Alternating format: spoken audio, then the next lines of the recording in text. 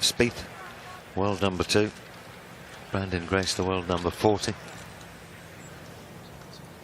What a run he's had. Youngest players to win 2 majors, you have to go back an awful long way. Jordan would be the 4th youngest, but it was all very different, of course, in these days. Remember the first Open I played in '73, Gene Sarazen popped one in at the postage stamp, Troon. I think it was about 125 yards that day, and I was on the 10th, which is behind the tee at the 8th, and he was playing with Max Faulkner, who had the +4s on, and Gene popped one in. Wonderful. Fred Daling was the man who made up the 3. You would know all about Fred from your part of the world. Yeah, indeed. Former Open champion.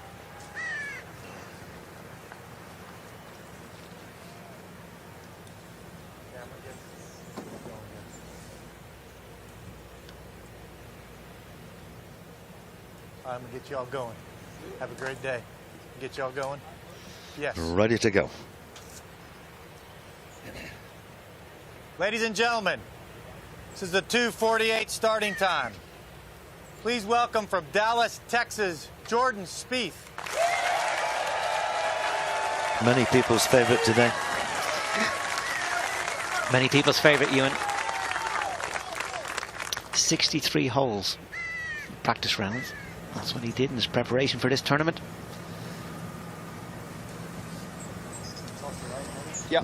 Man just going out of shot there, his caddy Michael Greller was married here. He was a caddy here just after the course was open, so they know their way around.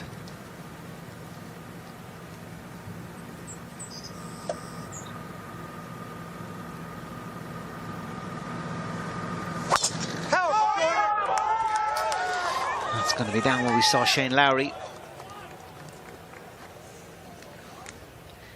And From again, South Africa, Brandon Grace. it's going to be difficult from there for Jordan. Now Brandon has won on links golf courses in the past. Could well be the dark horse here, Brandon Grace. He has a wonderful strike rate, being up in contention and then finishing the job off. 5 tournament victories in 1 season. Just about tells you all about them. 4 of them came on the European Tour, and 2 wins already this year. So confidence high, playing well, big day for him.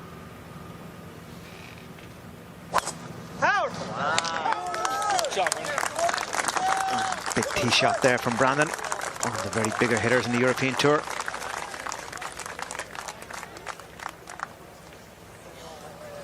His caddy will be very important today, Zach Wasego. He was alongside Oosthuizen when Oosthuizen won the Open Championship 5 years ago. So he's had a taste of that, and very important they converse out there at the right time, keep themselves on an even keel, and I suspect they'll manage to do that.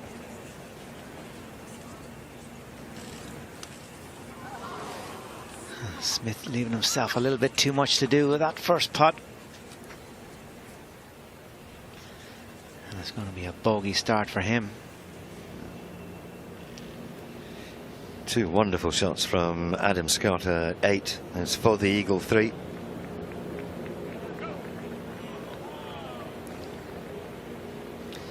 That shows you what can happen. He knocks that in, he goes under par. McIlroy with a birdie at 10, alongside Scott at level, and in good shape at 11. Yeah, a little bit of an upslope here will help Rory. He's going into the breeze. New direction of the breeze today is coming into his face, and as you can see on the right hand side, the green cambers right to left. So ideally for Rory, a high cutting shot will be the shape he'd be looking for to get close to this pin.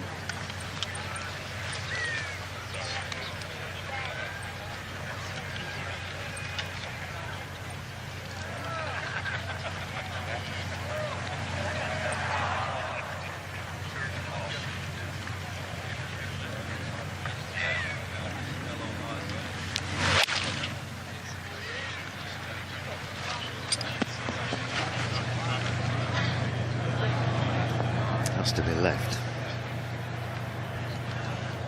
Looked like he just went with an extra waggle there. Might have thrown off his pre-shot routine, as that is a big miss there for Rory. Pitching up the hill, so he can get a four. This is going to be one of the toughest holes in the golf course this afternoon. A lot of players won't be able to do what he did and carry that rough mount. To the second, fine drive from Lowry. Oh, I've seen all day this pin is accessible if you get the right shape on it. Back left.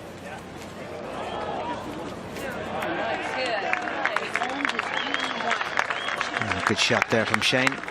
Putting up the hill from there, give himself a good chance. That's the key today. It's not just finding the greens, it's finding the right side. The last thing you want, the way the greens are now, and they are right on the edge, is to be above the hole. If you can keep the ball below the hole, it's easier said than done. But if you can do that, you can give yourself chances.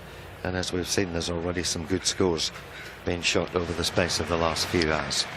Second consecutive day that Spieth has had a hook off the first. This time he seems to have found quite a reasonable lie. You like this club? I do. How much room do I have behind it right, like splitting the guy in blue and the pin? You got 20 yards behind it to the right. You got plenty of room there. That's the So I proper can go place. ahead and hit this. Yeah, you got to 91 minimum on that line. Straight in. Yep.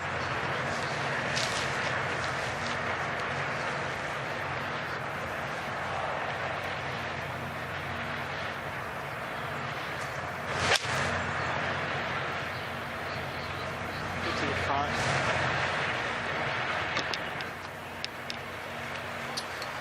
Okay, real nice. It's a fantastic shot there from Jordan Spieth.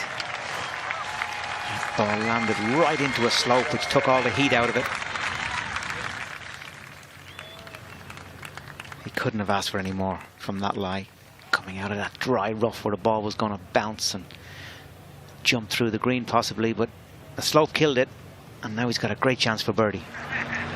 Yeah, your nearest point is actually Water hydrant down in the dell here, left centre of the first fairway. just a touch closer right there. Yeah.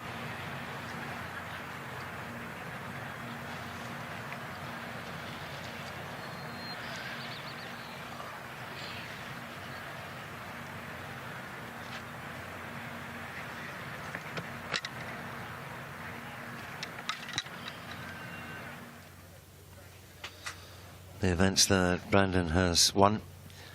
Qatar Masters, a course in some ways a little similar to this, quite dusty in the desert over in Doha. But a nice resume of victories for a young man of 27. A lot of good years ahead of him. We'll go quickly to the second while he sorts that out at the first.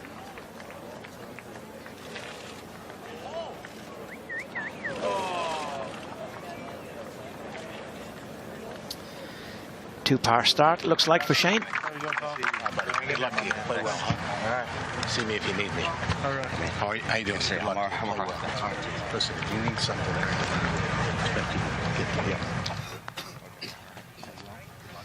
You can hear these final words. If you need somebody out there, we're ready to come straight over to you. If you're joining us for the first time, about a vertigo on the 36th hole on Friday. Looked like it was going to take him out of the championship. Here he is in the final twosome.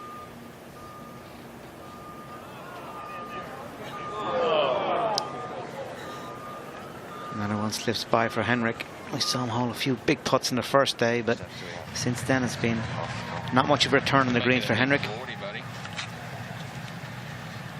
A few seconds before they tee off, our own Rich Beam will be following the final match today. Sorry. 95 everything.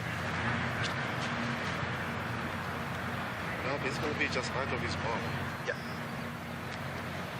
He's coming for us. Still not quite ready at the first, so out to 11th, third of McIlroy.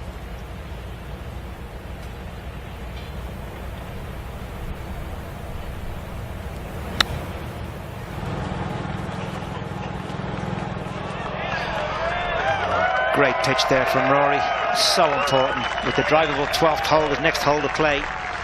So important he doesn't drop a shot on 11 if he's got any harbour intentions of winning this US Open. Another look. Turn that was matched on the way back and matched on the way through. Very quiet hands. All sorted out the first. Second of grace.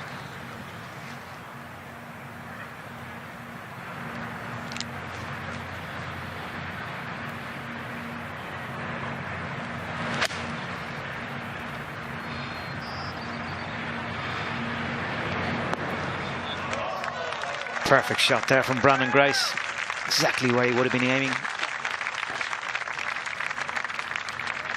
That was a short distance from the hole. It's quite a quick putt from his left coming down there. Just hasn't out of position. The second awkward stance. Trying to chase this forward, run it up the bank.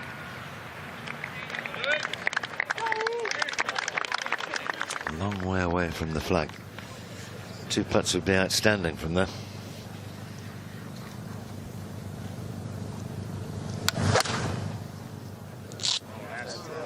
A little bit of the bank to the right there, the chain may use.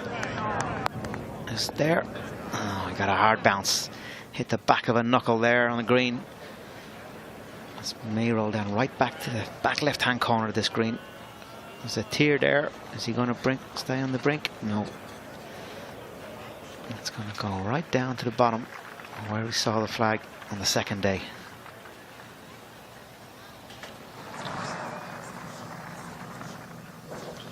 Some Jason Day fans in the gallery there behind the tee at the first.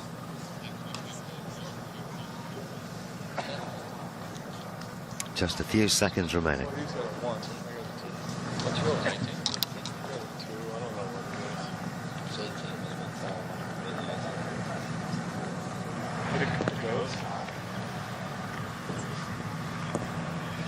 Very difficult to stay still in a situation like this. You just want to get that tee in the ground and pop the ball on it, have your practice swing and make your way into the final round.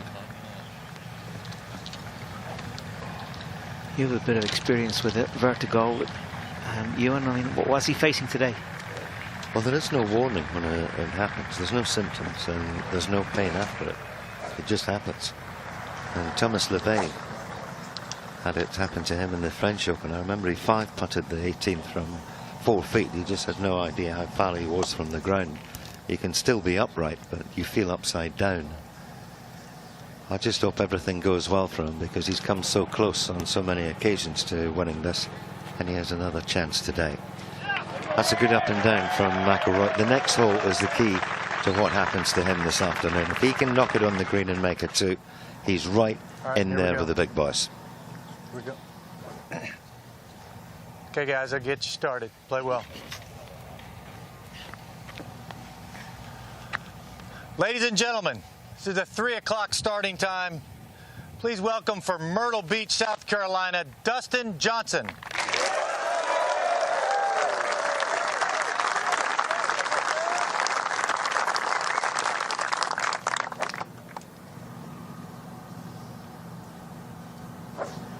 If he cuts loose here at the first, he could get this within 80, 85 yards of the green.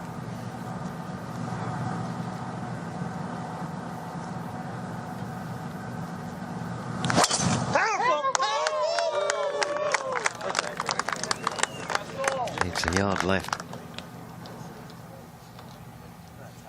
Got it. From Australia, Jason Day.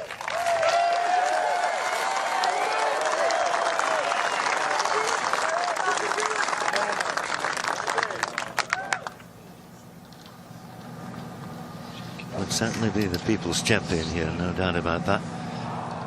But a long, arduous day ahead of him.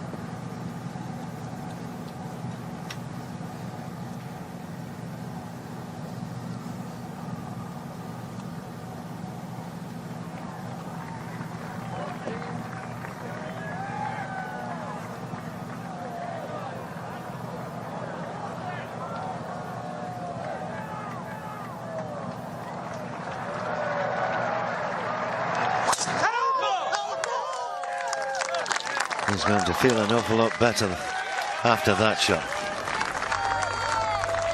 Thumping drive down the left, down the fast channel. and down to where Brandon Grace was a few moments ago. So everyone underway, the fourth and final round of the 115th U.S. Open Championship. There's a lot of contenders out there, and one or two beginning to break from the pack. It should be a marvelous 4 hours or so.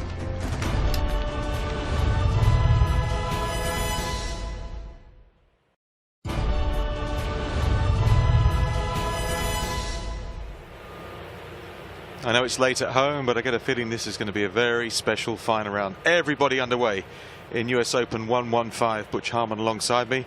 And Butch, Dustin Johnson looked good in the range. Yeah, he's very comfortable out there. Both he and his partner there just bombed it off the first tee as we go to the green. Jordan Spieth for birdie. I was impressed with the drive Jason Day hit. He still didn't look right. You know, he looks, poor guy. It's amazing what he's doing. No birdie for Spieth. 3 wood for Rory at 12. He can knock it on with this. Tell you what, he's made a good move today. 4 under par. Shows you that it's there. Go. Oh, he carried it over that mound. This could be a little unlucky, unfortunately. It's not finished yet. Where is it? And he's got some putt from there, Rory McIlroy. That's for an eagle too, though. And he's back to level for the championship. Back to Grace. This is a putt to get to 5 under. Oh my gosh, did that break quickly across that hole. Wow.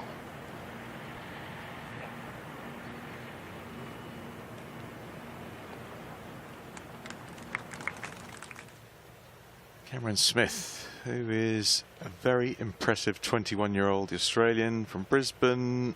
That's nice. He's under par as well. We're looking for a sort of sleeper, a dark horse, somebody to come from somewhere we're not expecting.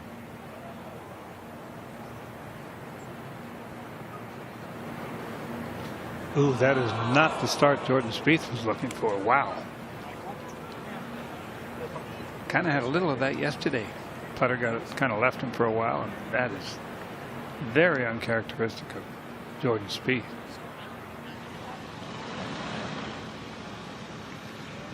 Shane Lowry. Par putt, an important one. Par 3 third. Well, the last round of a major, you do not want to leave yourself a lot of par putts. It's not a good recipe.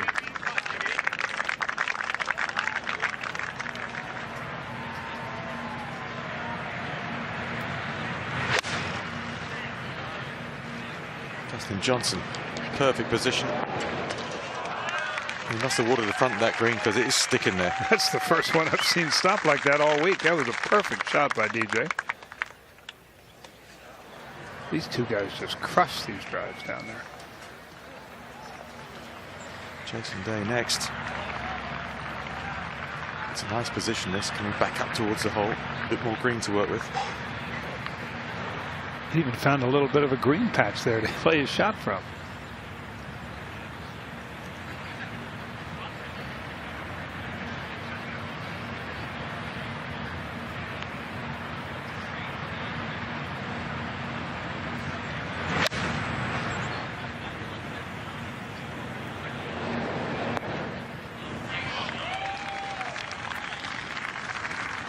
Trying to back it up there. That one sat very quickly as well. So 2 birdie putts coming up for the final 2 ball at the first. On the browned out Chambers Bay layout. Getting browner by the day. But the USJ have been mindful of that. They have been syringing the greens. So Brandon Grace level today. He is through 1 and still 4 under. Jordan Spieth, the surprise. 3 putts from nowhere to bogey the first. And Rory McIlroy making the big move.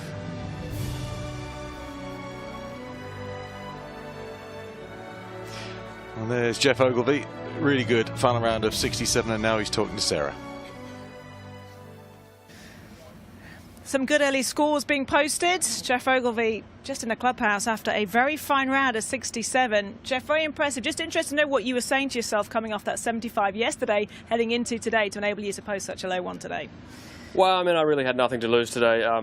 I played really well all week. I had like 5 or 6 holes. I was 5 over in 6 holes in the middle round yesterday, which without that, I would be 2 under for the tournament and right in there. So I felt like I was playing well enough to contend. So I thought getting out there a bit earlier than I had the last couple of days, and felt like if I could make a few birdies on the front nine, you never know, if we could get it back to even par, that might be a pretty good score. But I'm pretty happy with 3 under. I went back the right direction on a Sunday at the US Open, which is good. Absolutely, you know what it takes as well. Of course, former US Open winner back in 06. Let's have a look, Jeff, at this birdie at 13. Gives an insight as well into how the course is playing out there today. Well, obviously it's pretty gettable this morning. This was obviously a nice putt. It was moving a little bit, but that's probably the best surface on the course. I think everyone's talked about 13. If they were all like that, we would have not complained about the green so much. But you know what? It was fun to make a few birdies. I made a lot of birdies this morning, and I had a few shots that kind of went up banks and came back next to the hole. And it's, as I said, it's nice to shoot under par on the US Open and move the right direction on a Sunday. Absolutely right. And I know you guys you Aussies are very sociable with each other. You like to support each other. Do you think we're going to get an Australian winner today at the US Open? You know what, we all hope so, for Jason's sake. I mean, he's been knocking on the door. He's been knocking on the door for 3 or 4 years in these tournaments. It seems like every time a big tournament comes along, there's Jason on the leaderboard. So it's completely random and just not fair at all that he gets struck down with this vertigo, because he seems to be really unlucky with injuries anyway. So and yesterday was obviously amazing. So hopefully he can hang in there, and hopefully feels a little bit better today than he did yesterday. He knows he can do it. Feeling bad, obviously. We'd all just love to see him get it done. It'd be great. But there's a lot of good stories on the top of the leaderboard. Cameron Smith would be a cool story for us too, to finish a good week too. So fun for the Australians to have a couple in contention for sure. Would indeed. Lovely words as always. Great playing today. 67. Well done, Jeff. Thank you. Cheers. Yeah, fine effort from Jeff Ogilvy as we get back to Dustin Johnson. Birdie putt at 1.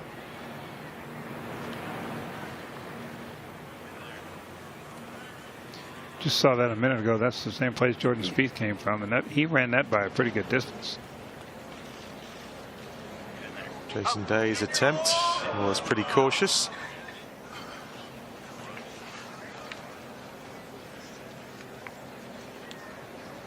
Everybody watching Jason's body language, see how he's feeling, or how we think he's feeling.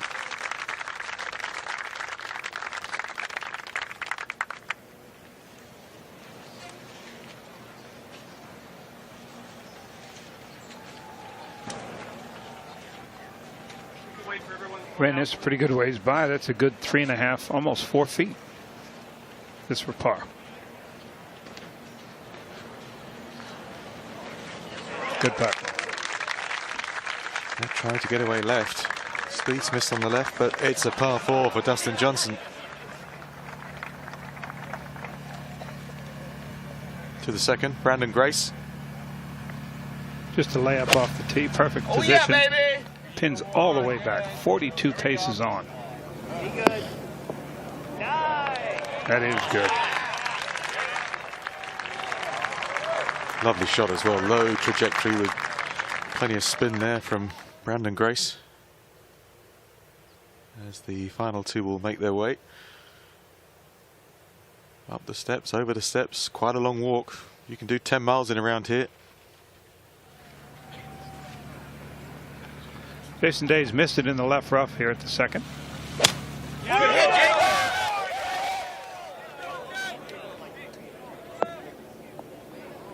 He's way out to the right. That's going to be a long way short. Not the ideal start for Jordan Spieth. I thought he did very well yesterday when things started to unravel around the turn, and he got it back, so under the cosh straight away.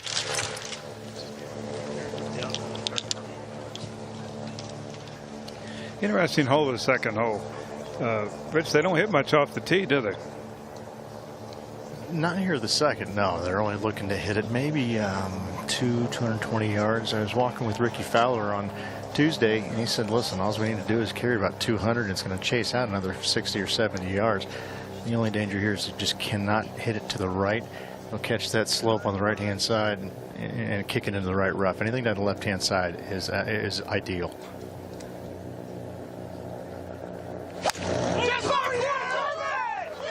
That starts down the left. That could be a little too far left, depending on the kick. That's okay now.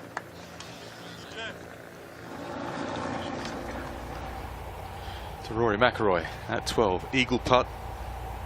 Across the hills and the dales, and the massive swing from the right at the end. Wish we had a pro tracer on this putt.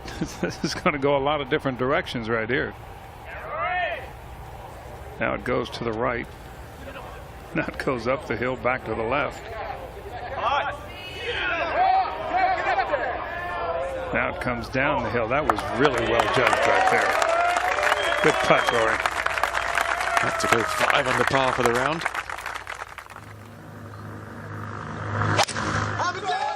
Jason, probably no more than a 5-iron here as well. Dustin's did find the fairway, as you said, Butch. And this one as well.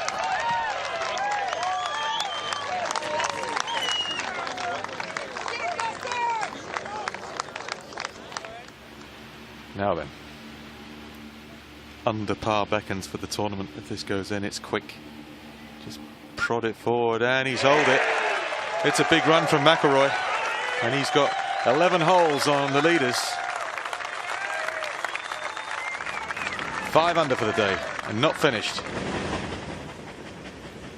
Just look at the move. The name of Rory McIlroy could put the spooks on Johnson, Day, Grace and Spieth.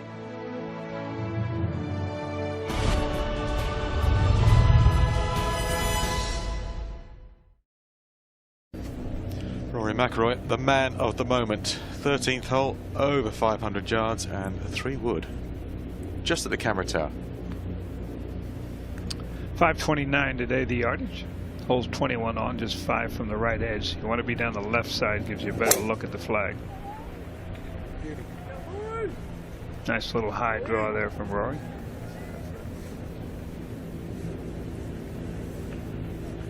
Split the camera tower in 2, that one. Right out the middle. You'll be getting excited now. Jason Day a little bit further back than I think he would have liked. 184 yards for a second. And coming back in and off his left, but it's starting to die down here. I'll tell you that both Spieth and Grace made their pars. And that needs to sit. Just.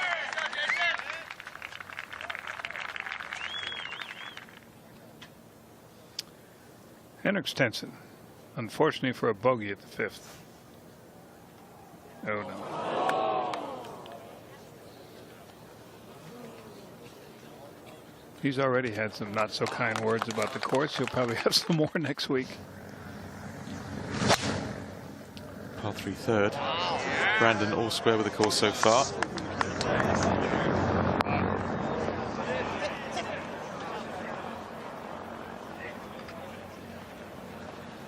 Just about hanging on that.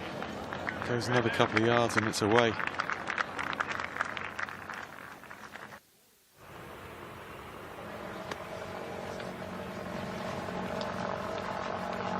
Yep.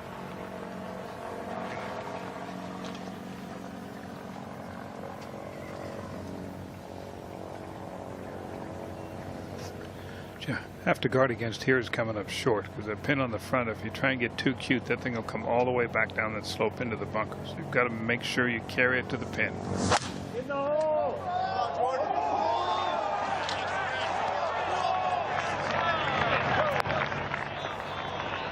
He was thinking the same thing.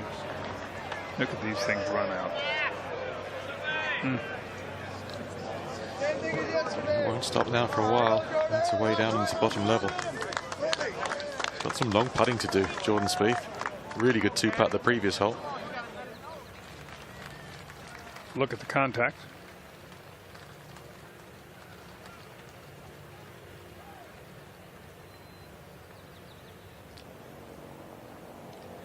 Back at the second, Dustin Johnson. 140, just a wedge for him.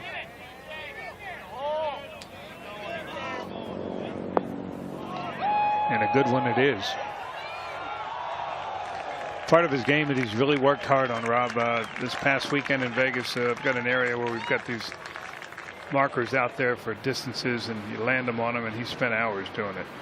Well, it's paying off. Forward to McIlroy at 13, second shot. 217.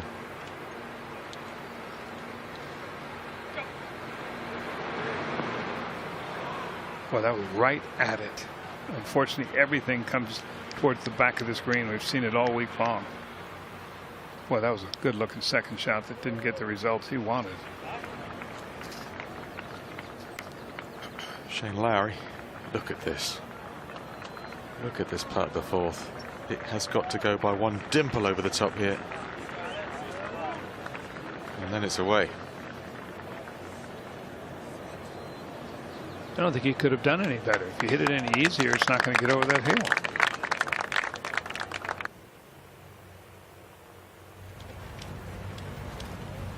Roy looking at his yardage book there saying, JP, did we get the right yardage? You see that? Both of them got their yardage books out. Yeah, he was asking that to go in the air, and you don't pitch pin high at 13. You can't do it. It won't hold on the hardest green on the whole golf course.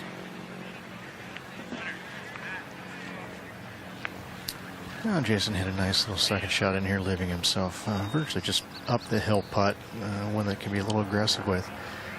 Butchie said earlier that he still looked out of sorts a little bit, speaking to his caddy Colin again before they teed off. I noticed that he seemed like he was very rigid and almost like he had a neck injury. Colin said basically what Jason's trying to do is just keep his head level, because anytime he takes his chin, looks down towards the ground and then comes back up, that kind of onsets the vertigo symptoms. So you'll see a lot of very stiff movements from Jason today, all just to keep from vertigo kicking back it in.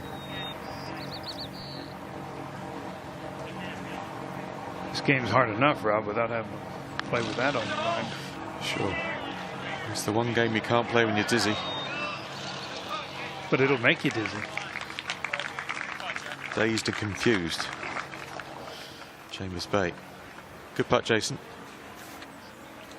And a good steady start. That'll do. I think if I was him, I'd have my caddy get the ball out of the hole for me.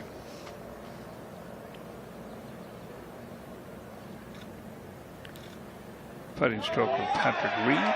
Oh, excuse me, J.B. Holmes. They both have the same outfit on today.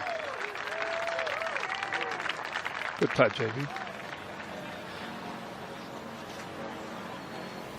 Really good look here for DJ. This one coming up the hill ever so slightly, and judging by what Jason's golf ball did, I gotta say it's trying to trickle a little bit from left to right, but certainly one that he ought to be aggressive with.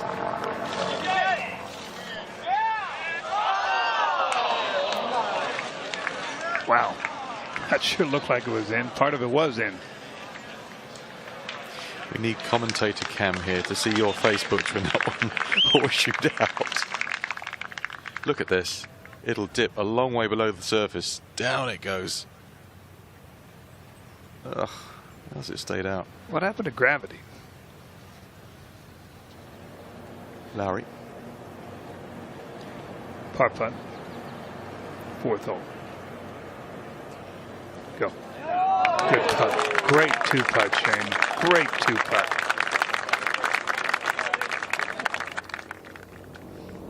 Jordan Spieth at the third. This one has to travel probably 90 feet minimum. He's done a marvelous job from there. That's a great putt.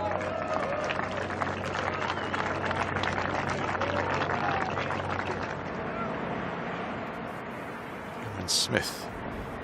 Lovely tee shot at 4, up the hill.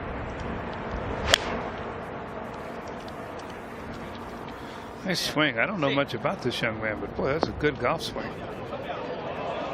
Don't stay there. Don't stay there. How can it stay there?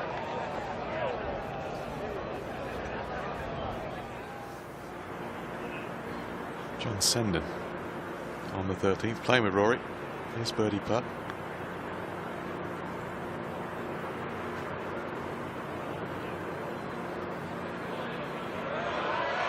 How about that? That never looked like it was going to get there, did it? That shows you how fast these greens are getting. Heck of a putt. 1 under for his round today, +3 for the championship. Rory from the other side of the green. Just try and stiff this if you can.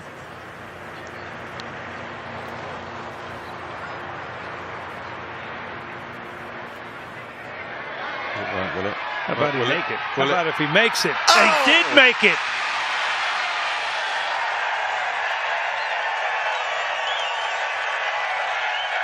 Is this any good? I tell you what, that noise is so loud. It's the loudest cheer of the week, and it is bouncing around Chambers Bay. He's put the shivers up the others. He's 2 under.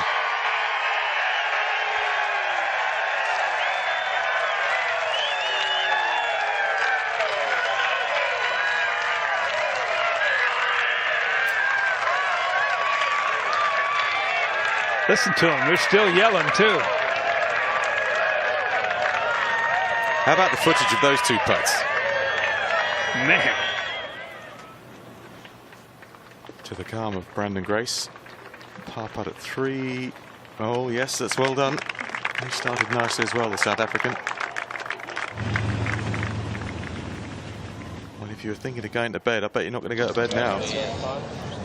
Stay up and watch this, folks. This is good stuff. These guys are just getting started.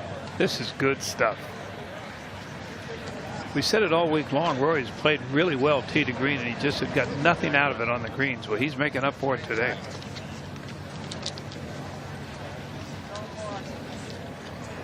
Crucial thing is that McIlroy has played 13 holes. And the greens get harder and bobblier.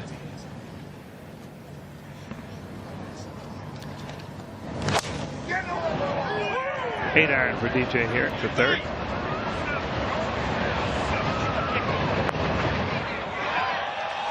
Another good shot. Another really good iron shot by Dustin Johnson.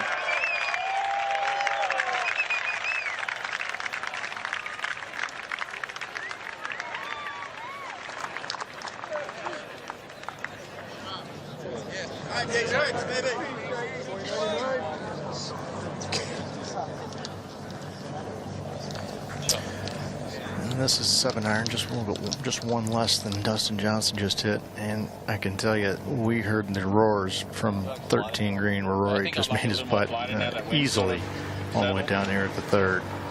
Probably a good 250, 300 yard or 300 feet drop. So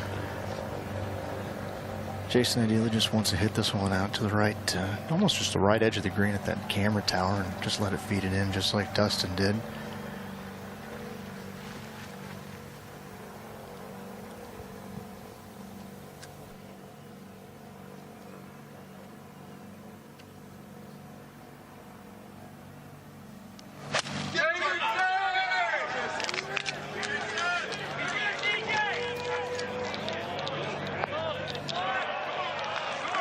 I'll tell you one thing, Butch, tempo-wise, I think the fact that Jason Day's a little under the weather, it's smoother.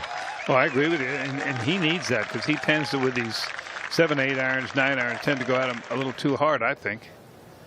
Talking about going at it hard, you're going to see one here at 14. This will be launched.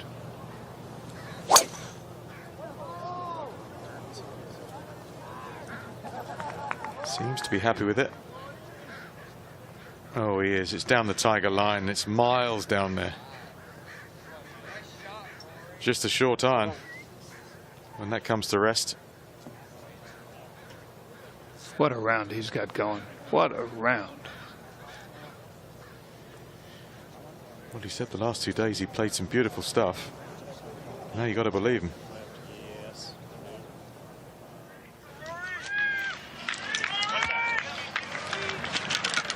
This is over at the 4th tee. Brandon Grace.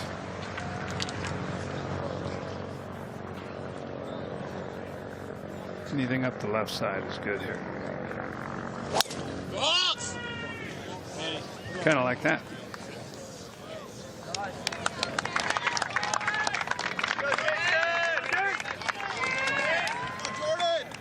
Jordan, good swing. Yesterday. Straight down right now. Yeah, I got a touch off the left. I'm telling you, I think the fairways are running faster than the greens. Some of them definitely are. Unbelievable. Bolder, yeah, they're quicker. Jordan Spieth, much the same, left half of the fairway.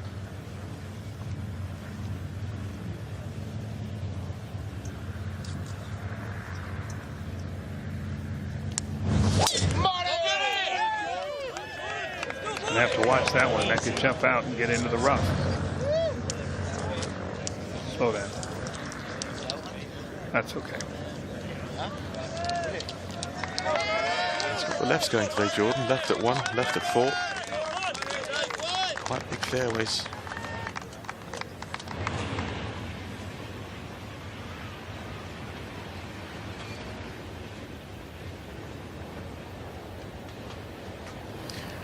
Jason Day just past the flagstick, almost dead on line from his tee shot.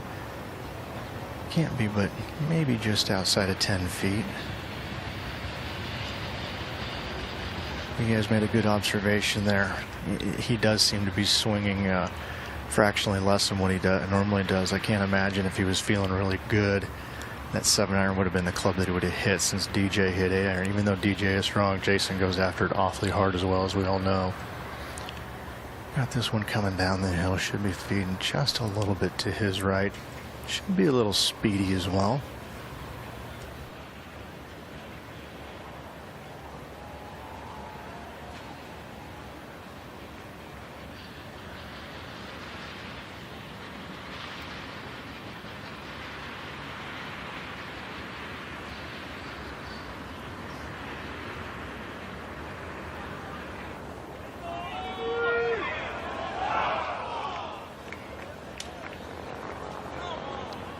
Another one of those. It's downhill, it's got curve on it, and you can't really give it any steam. Tough. Across the course at the 11th, Adam Scott. Just to get Adam Scott to 1 under. And that's where he's going to be, 1 under, just 3 back. This is heating up out here, and I don't just mean the temperature. Shane Lowry at 5. This is a really difficult flag to get anywhere near. See how Shane gets on. Just got to carry a bunker, but then it's a downslope. He was right at it. He was trying to do just what you say, hitting that flat part there just above the bunker.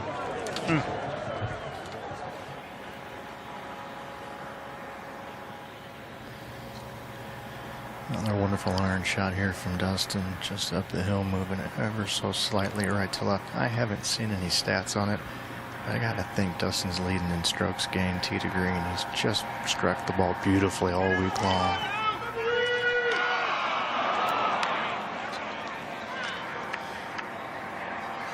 Just a little deceleration there with the putter. Going to win a major championship, you got to take advantage of those situations, that's for sure. He's playing well enough, he's going to give himself a lot of looks, but you got to make some of those. Jason Day just to get his part.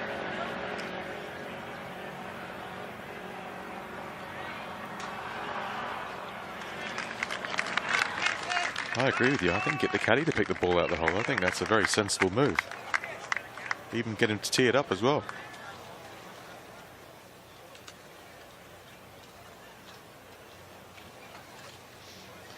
Jason taking on liquids. Quite right, stay hydrated. It is a route march around here. It's a long walk from this green to the 4th tee, too. You cross the 11th from behind the 11th as we go over to 5 and Shane Lowry.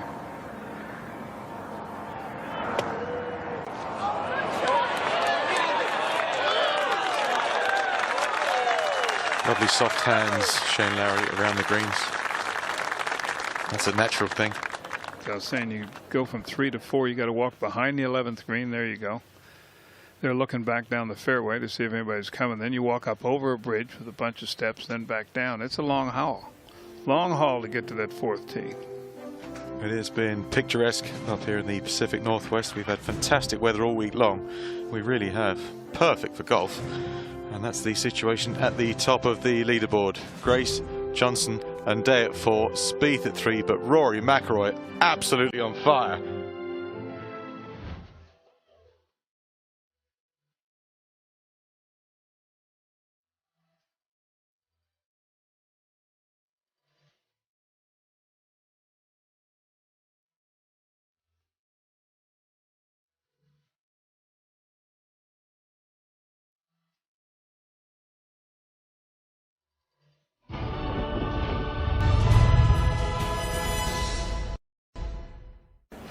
Rory McIlroy, monster drive at the 14th, and this is second shot, and the target beckons, to be honest.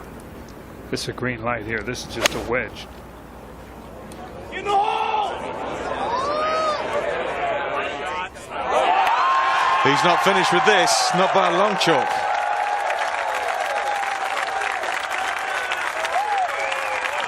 Good stuff, isn't it? Great stuff. Playing like a world number one.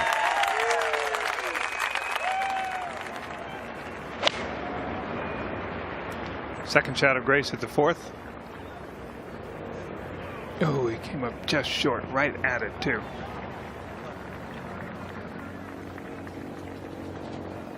You got 15 yards left of it.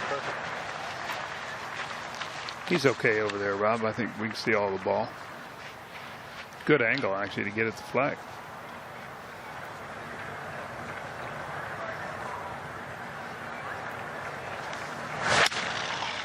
Get to the bunker up there. Get there. Get to the bunker up there. He hit that heavy and he knew okay. it. I didn't even know if it'd get 20 yards from there. Where do I hit it? Huh? Shane Lowry for a really good par save at the fifth after bunkering his second.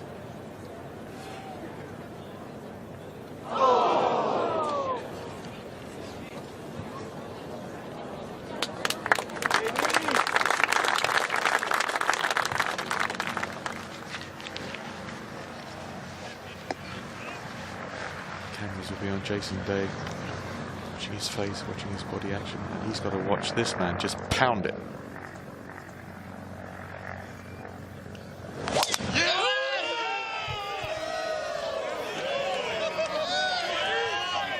He's not even looking at it. He's just going for his tee.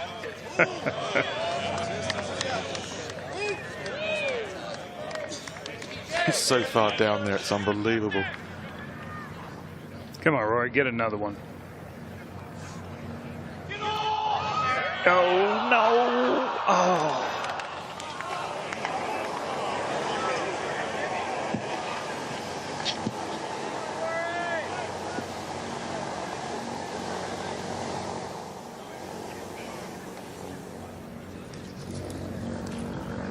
Jason's a guy who blinks a lot. He ordinarily, when he's okay, he blinks a lot. I don't know if that's because of what's going on. He also is one of those guys you see close his eyes to visualize the flight of the shot.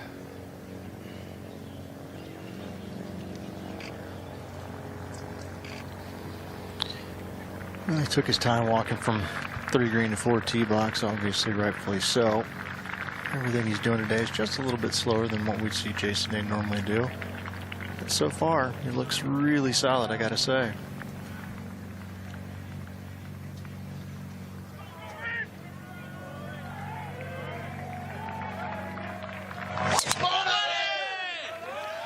Belter. Smoked it.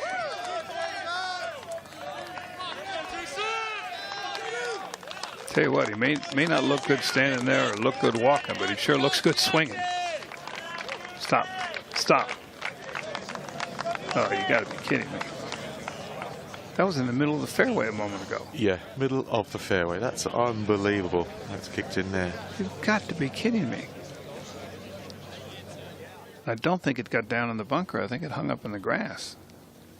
Rory for his par at the 14th. Well, he's got it. Chance gone though.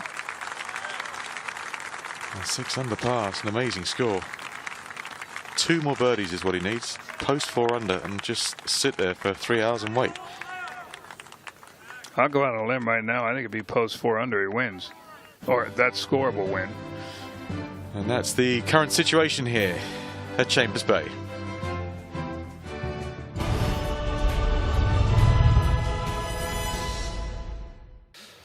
I think you'd best make the coffee a little bit stronger and keep these eyes open, because this US Open Championship has come alive in the last hour or so.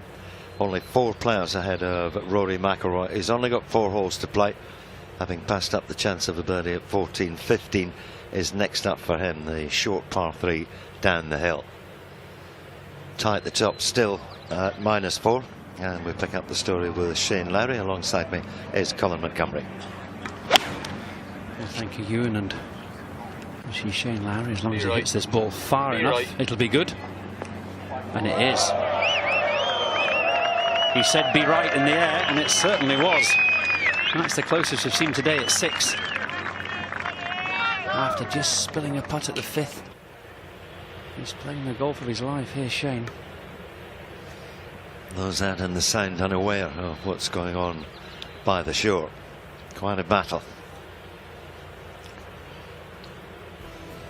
Almost a Paul Lawrie moment, I think, in the Open Championship of '99. This is the US Open, the big comebacks, and that great day at Cherry Hills, just over there by Denver. 1960, Palmer coming from 7 back. The Olympic Club down the coast from here. Lee Jansen winning his second one in 1998, having won at Baltusrol. But Paul Lawrie was about the same place in that final round at Carnoustie as McIlroy is now. If I remember, I think he finished 2 hours before the final group, so similar thing happening there. The other thing we need to look at, of course, is the major best score. 63, it's been forever and a day. He's got a chance to beat that. Tee shot at 15.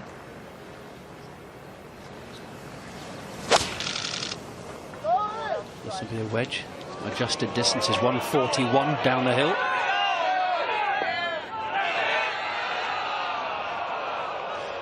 And that's the one place you can't go, I'm afraid.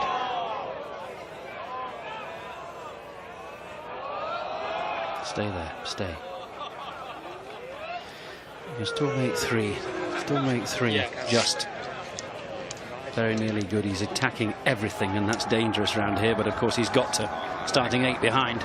He's making a hell of a fist of it so far. I think anything that finishes on the 4 or the second one has got the best chance of coming down.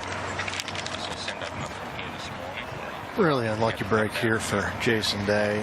Golf ball then pitched right in the middle of the fairway. Just took one of these massive slopes and trickled down in the rough. This ball's only maybe 2-3 feet in the rough, and it's sitting almost in between 2 clumps of grass. So I don't know how good of how clean of a contact he's going to be able to get on this golf ball. And I certainly think he's got to be thinking, trying to hit it up the center of the green and somehow run it back down the hill a little bit, but virtually no way to go with this flagstick.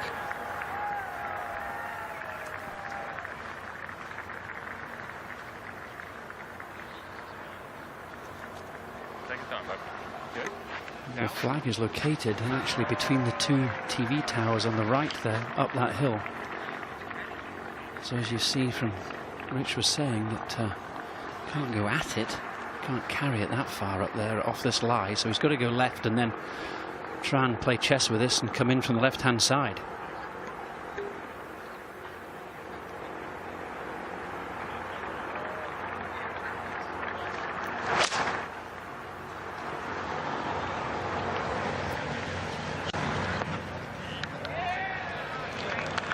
Amazing shot was hit there.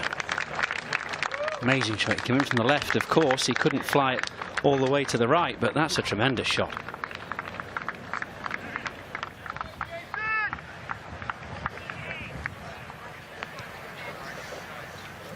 And just your average, ordinary 360-yard drive up a hill. 120 yards left for Dustin. He can attack this one. See, that's the advantage. This is why I feel this guy's favourite today. He didn't miss a fairway yesterday, and he hasn't today either. And if he doesn't miss fairways, he's got chances in every hole. Not so nice for Grace.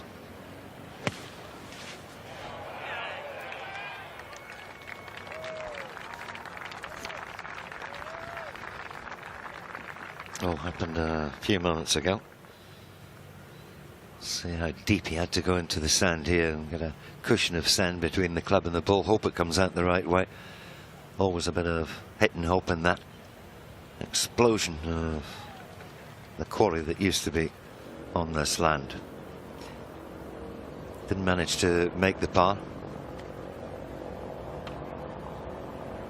It managed to minimise the damage. So drop shot for Brandon Grace. He goes back to 3. There's now just 2 at -4, and this man is 2 shots further back.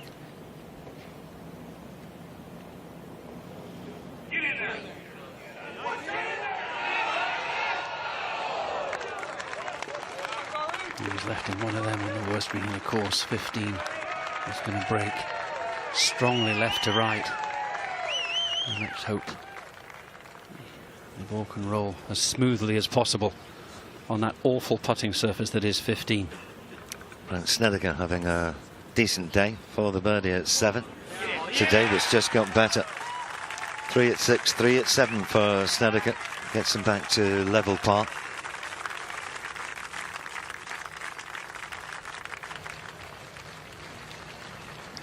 It is scoreable today. It is scoreable. The pins are located in bowls today. There is a position where you can put the ball in and the ball will go back and roll back to the pins today. This is why the scoring today has been the best. The USGA have set this up for somebody to attack.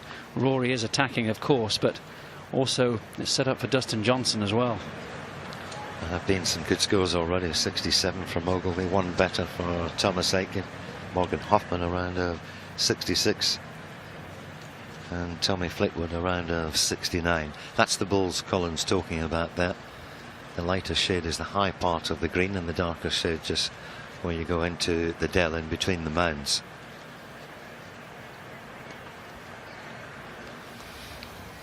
Well, for somebody who's battling vertigo issues, balance issues, that was a pretty sporty shot there from Jason. And this one's going to be kicking right. And where he's looking is completely different than where I was. He's looking to go up almost to the back edge of the green and then use the spine from there to feed it on down to the right hands, to this right hand hole location. And I mean, there's just so many different ways he could go ahead and putt this. If he goes high, which is where he's looking, I don't know if he can slow the golf ball down enough to keep it within maybe 5-6 feet beyond it.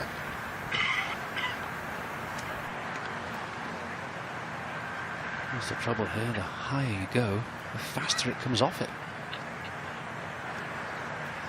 Yes, and the route you'll have to take means that that's a lot longer than 57 foot 10 inches, because that's from ball to hole.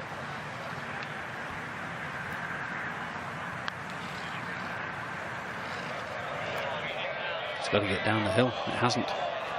It hasn't gone down the hill. Oh dear.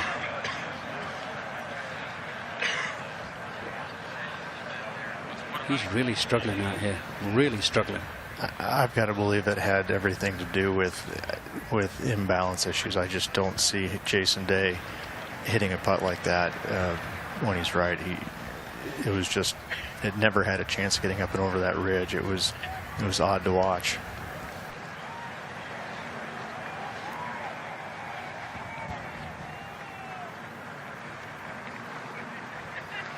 The job now is to get down in 2 from here, and it's not an easy task.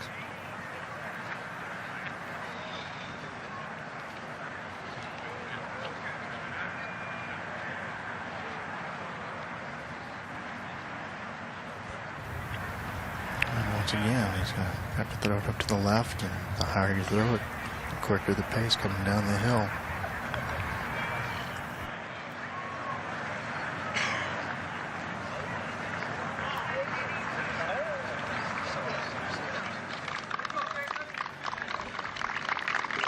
As good as you do. Shane Rowley, you saw earlier on, did the same thing, and he's now left with a 6-footer for a bogey. Bit less for the part of McIlroy at 15. He just felt when he missed the one on the previous green, the wind was taken out of his sails. On a magic carpet ride, he's been all the way around. Still nothing higher than a 4 in his card, but mentally 2 shots gone. He needs 3 birdies.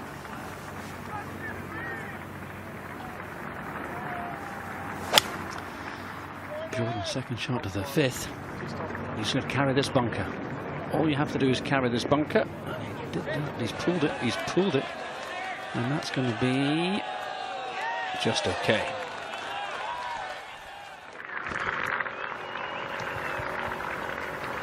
Just a couple of good looks the last 2 holes, and this is a 3rd one in a row. Got to get something going. Got to get some momentum. Thank you very much.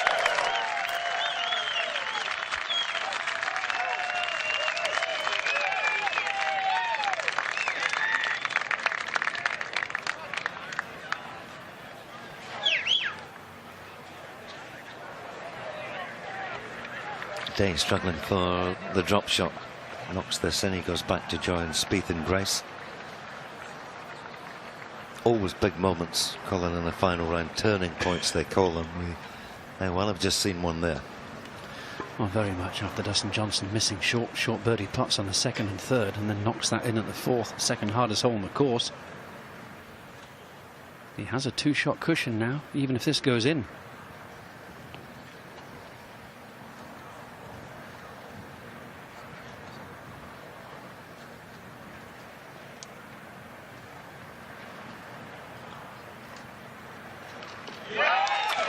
Did well in the end to get a 5, but he drops back to -3. Dustin Johnson opens up a lead at the top.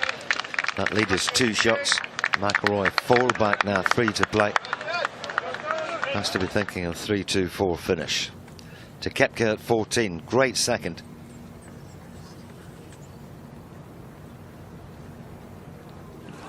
What a run he was on. He eagled the 12th, he birdied 13, and that was for another one.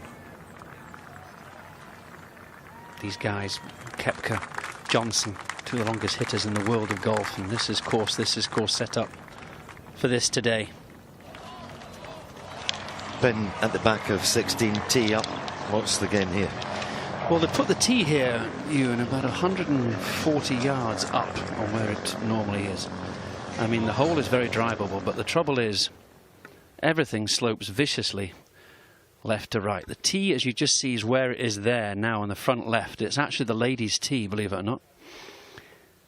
And you hit the ball up on the left-hand side here, and it kicks all the way down into the greenside bunker on the right. The best place, really, to hit it is just a 4-iron up here on the left and let it swing down to the right where all the divots are there, and then at least you've got a shot up the angle from the right-hand side. Anything on the left-hand side here is absolutely dead. You can't see the slope here viewing from left to right, but it is vicious.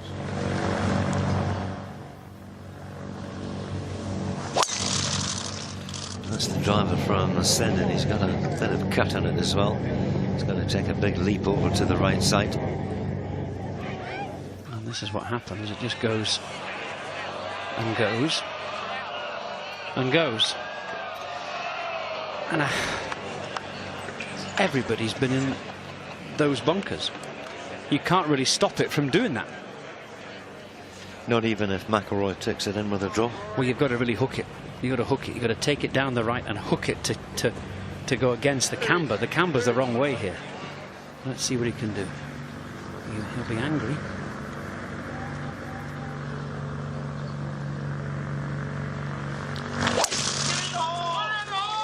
You see the shot tracer, that's what he's tried to do, to hold it up. He has drawn it.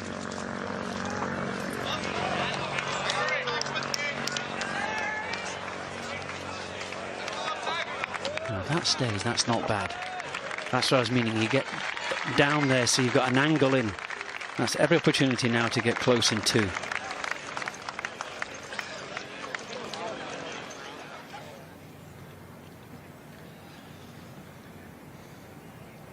.45 feet for Spieth at 5. Just hang on to the back edge. Good pace.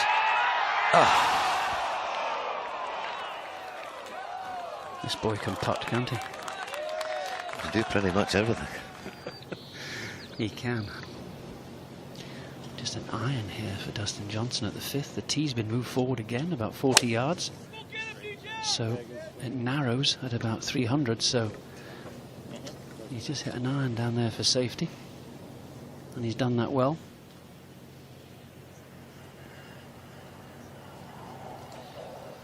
Talked about the maturity of Dustin Johnson. I think maybe 5 years ago when he was leading this championship, the driver would have been out there and then thought, in the end, why did I do that?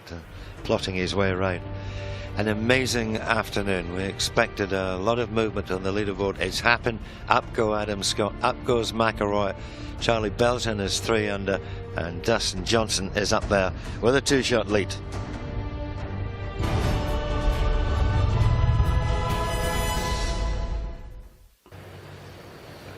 Brendan Grace Trying to bounce back from the drop shot at the last. That's going to be a cast iron 4 at 5, no change. Sergio coming to finish his US Open. An unfortunate. Although 68 today, give him some confidence, but it's not what Sergio's looking for. 16, trying to work this in from the left. Died on the second bats. Surprised he played it so high. I was. I'm surprised that was a sand wedge in his hand. I thought that might have been a wedge and 9-iron, get the ball going forward, but as we turn to Johnson's second shot here, 166. This will just be a 9-iron. Talk about somebody overpowering a golf course. We've spoken about this many times, but this guy can and is currently overpowering this golf course.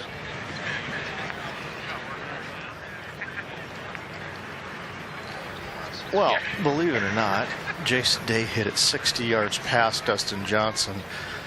He did hit 3-wood, but still, where this 3-wood ended up, split right down the heart of the fairway. Could not be any better. In a crosswalk, slight upslope, just 106 yards. Wind coming back into him ever so slightly. It's got to be just a perfect 52 degrees gap wedge for him. Hoist it up in the air, put some spin on it. Pretty impressed with that tee shot there. Yeah, I love the number. You can see just how far he's hit it down here. In the sense they always put the spectator walkways in a place that shouldn't be in play. He's just about on it.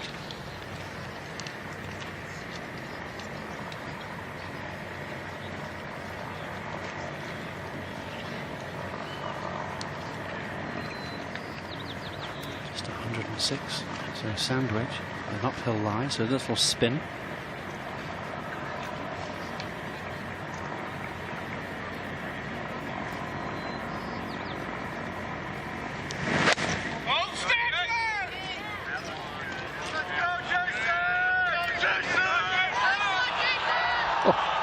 She spun back.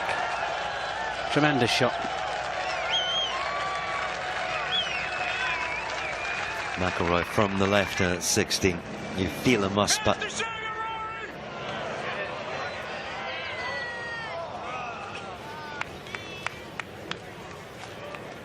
think the putt he missed at 14 there. Ewan was the one. If that had gone in.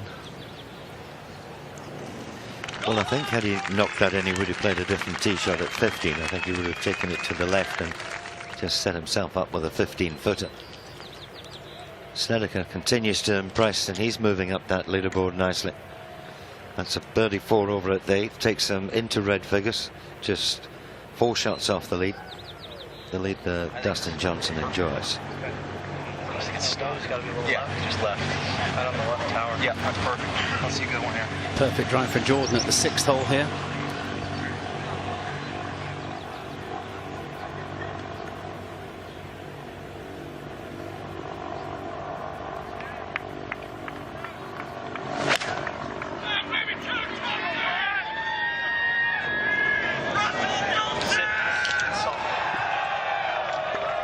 Good shot in too as well, but you've got to carry that first ridge there just in front of the pin, and of course it goes forward from there, so probably disappointing being 25 feet away, but it's about as good as you do.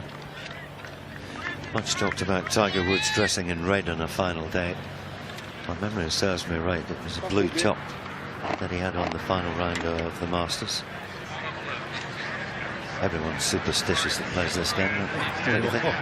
Tremendously so, aren't we? We all are. Brandon Grace. Perfect drive. You can see the whole thing. Doesn't like it. It's okay. It's all right. It's pin high. Yes, final day of the major. These are absolutely okay. Just knock the ball in the green. Hope that you manage to knock in 1 or 2 long putts as a bonus.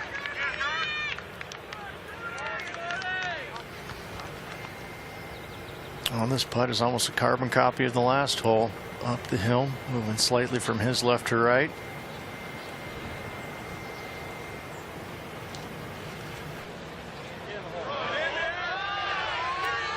For all the world, he must have thought he'd hold that.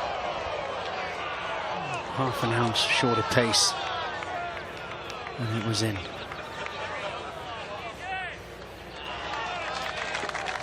If he drives the ball in the fairway, he's got that length of putt on most holes.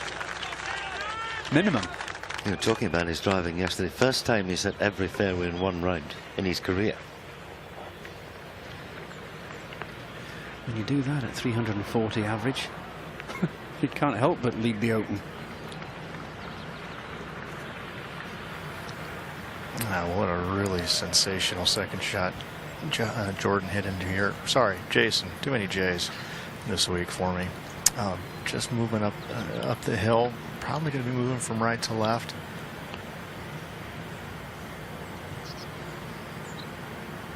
See if he can't stay balanced and focused enough to hit it solid. He certainly can, and he's bounced back right away after the drop shot at the previous hole. Closes the gap to just one. Brilliant three.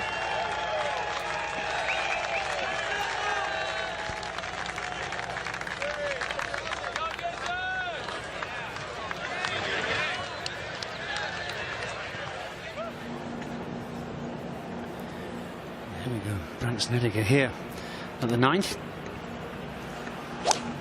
Oh. Just carry it. It'll be fine. Go. Just carry it. That's not bad now, you know. That's going to feed back very, very well. He didn't like it when he hit it. He'll like the result.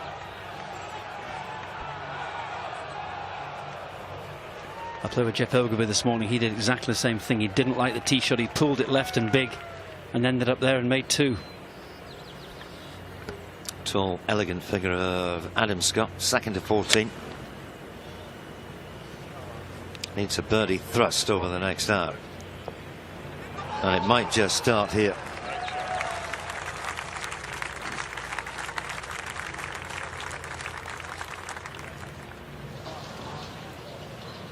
Two to go for McIlroy, the last of the par threes. 219 today, the 17th.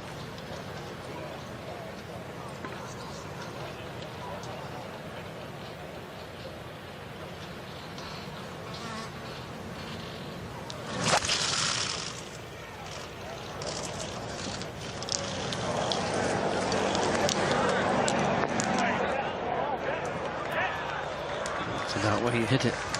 You can't really do anything better than that at 17 where the pin's located today. It's not a bad leave there. Just left himself so much to do, but he was chipping away at these difficult holes that you've talked about all week. The likes of 13. Brilliant birdie from the back edge. A very fine three from this man a few moments ago. Gives him the honour at the 6th. See, he's got his one iron out, it says there on the bottom of that club, to avoid going into this bank on the right. It runs out at 310 yards today on the right side, so he doesn't want to do that with his driver, so that's why he's got the one iron out.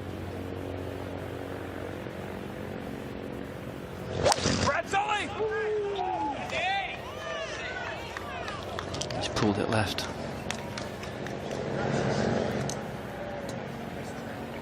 Doesn't look good in there. Does not look good. Spieth. Good approach at the 6th over the top of the flag for the birdie. I swear that was never going to get there. In the end, it just about did.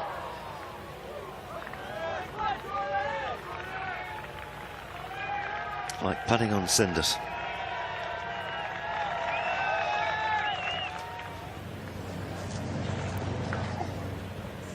And this has got to stay left for Dustin. The length he hits it.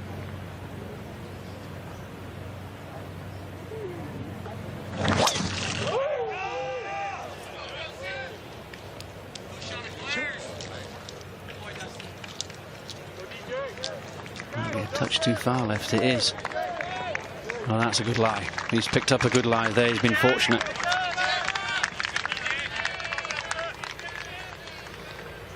A real battleground out there.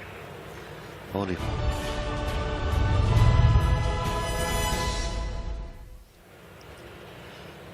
little bit of breeze out there this afternoon.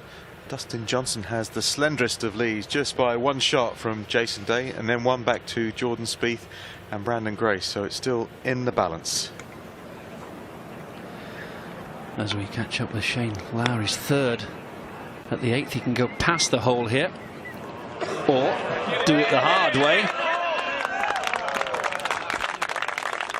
As we've been saying all week, great hands, Shane Lowry. Not a very good lie there from Jason Day. Didn't see that golf ball take off. And that front bunker short, which is a very difficult bunker shot. He's got to come over that ridge. This was earlier. We saw the tee shot of Van Snedeker. He doesn't mind holding the putt either, does he? Pops them in. Not much follow through. That's a some run. 4 in a row. Not seen too much of Justin Rose for a birdie at the last. Nicely done. So his US Open comes to a finish. And very warm applause for the defending champion.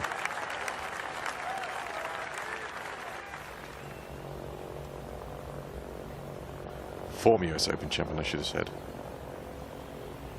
McIlroy, if he's got any chance over the hill, it's a difficult putt. See, it bounced early on there and lost its pace.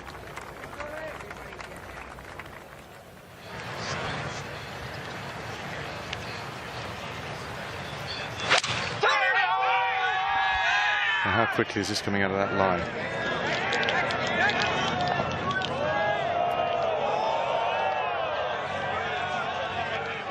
Nasty, isn't it? It's just flowing out of there. Big left and nasty up and down now. Above the hole.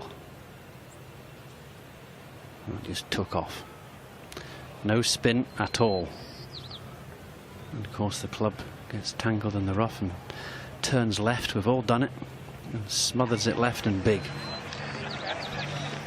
Jordan Spieth, not for the first time, playing from the left-hand rough. Second at 7, and it's a treacherous hole. And he's done very well to get that ball up on top there.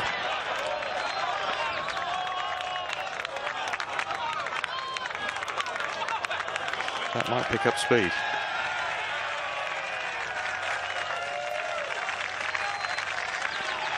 It's amazing, you know, I mean, he can hold that now, and yet where he was 30 seconds ago, he couldn't. Game of not inches, we're talking millimeters here.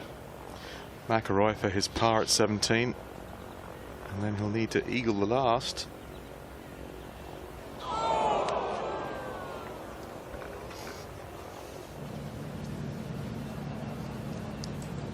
Snedeker, big move today, 4 birdies and a bounce, starting for home. And he's going dangerously close to the trouble on the left. They've moved the tee up on 10 today, and that's up the face as well.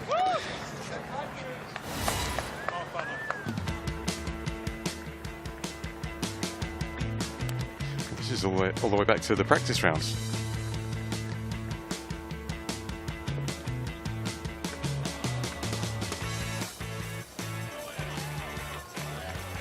Only happens on a Tuesday. Yeah. Yeah, and a Sunday, he's in the left-hand bunker up the face. Yeah. It's a much more dangerous drive now, the 10th hole today, because, of course, they've moved the tee up. It's narrowed the fairway considerably. Clean lie here in the bunker for Jason. Pin is sitting on a slight little small plateau up there. Wants to land at about maybe 3 or 4 yards short of that. Will it get up? It's got to stay. Yeah.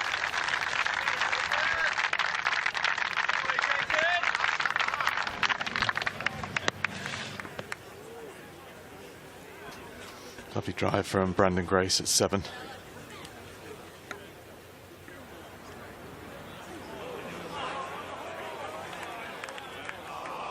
See, that one stayed.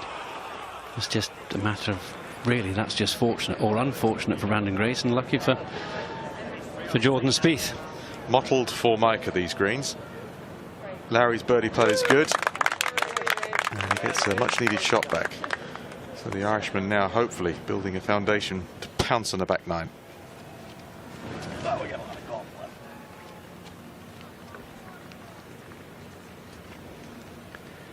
As we see Matt Kuchar playing the 12th, they've moved the tee forward again here, another 20 yards forward, and this could be very good. It gets over this one now, which it has. That'll feed down for a 4-footer for an eagle.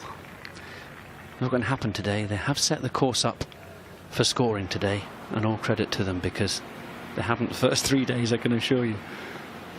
Well, that was a moment ago. Now the putt, which he makes no mistake with. So from +1 to -1 for Matt Kuchar. Mr. Top 10. 3-2 at 11 and 12. And he's only 4 behind.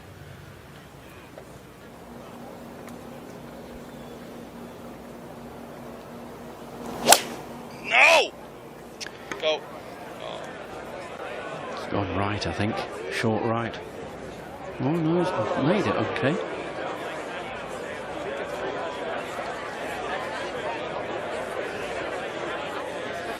I hate to say, yours truly was there this morning and made a horrible double bogey, so let's hope he can beat me from where he is. Dustin Johnson getting a deft touch from that bank that was long and left, and that's not going to make it. So trouble at 6 for the leader. It's all about the change. Coming through the tall grass and the fescues, grabbing the shaft. It's all guesswork.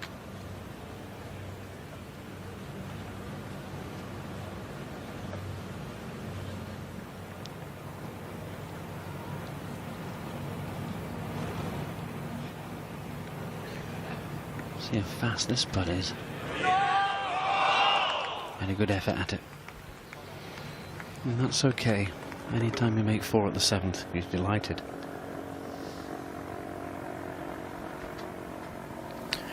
Well, the second shot wasn't very good, but I think he missed club. 7-iron from just 176, so well out of position. This would be huge. This would be huge. And he knows it. He knows it. That's a massive 4. Whoa. He goes on to win. He'll look back at that. It was looking a bogey all day long, and he produces a masterful putt. Dustin Johnson. Felt like an eagle. Couldn't really hit it very hard. Outside the left and turning, and take that.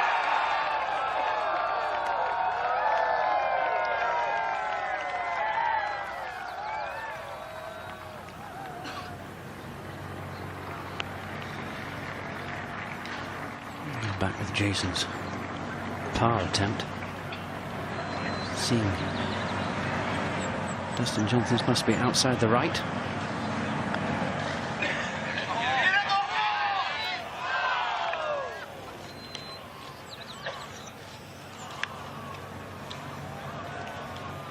Knocked off course by a little bobble, that one. Still picking the ball out the hole. I agree with you, Robert. I think that's a strange thing. The caddy should be doing that, and possibly teeing up the ball as well. You see him with his yardage book. His yardage book is at eye level. You see, look how high he's. See how high he's doing that, because he doesn't want to look down. If he looks down, he loses balance.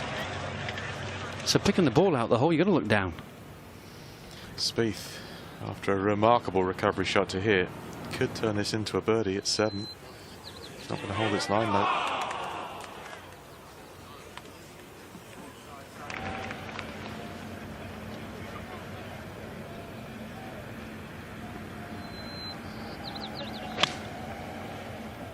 Pin back right today at 10. Did he make enough contact? Don't tell me it's up in that bank. Well, I hope the camera works wrong, because Cameron Smith. Keep talking about this kid. Just 21. And he has just birdied the 8th to get to 1 under par. be an Australian victory, maybe not the one you're thinking.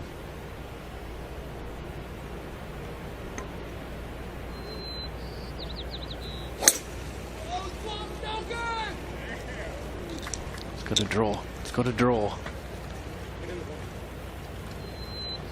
Not enough. Shame, Rory. I'm convinced that the putt at 14 was the one. I think when he looks back, if we speak to him afterwards, we'll talk about that. That was the moment he was 6 under with a, 5-footer to get to 7 under par and really put the squeeze on. Didn't happen. Mistake at the next. And another mistake at 17.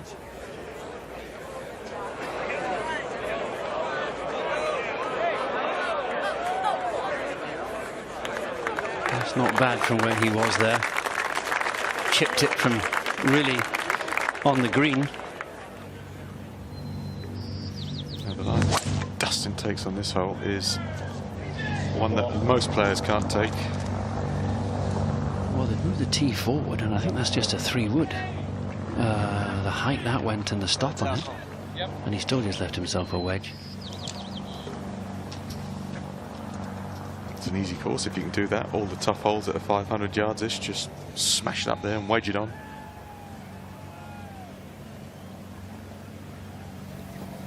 That was a 3-wood that Dustin hit.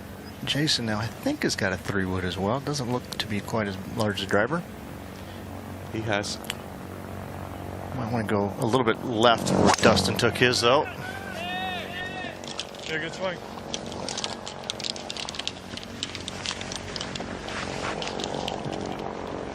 That was perfect. Longer than Dustin Johnson.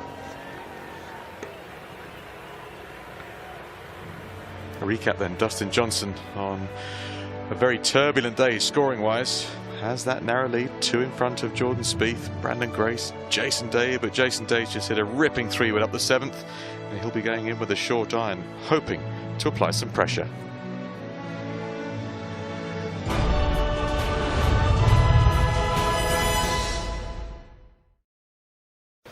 Top day here at Chambers Bay, and it's a fantastic final round in the offing. Now, it's been a very good weekend for Dornoch's Jimmy Gunn, 2 70s to finish with, and he's with Sarah.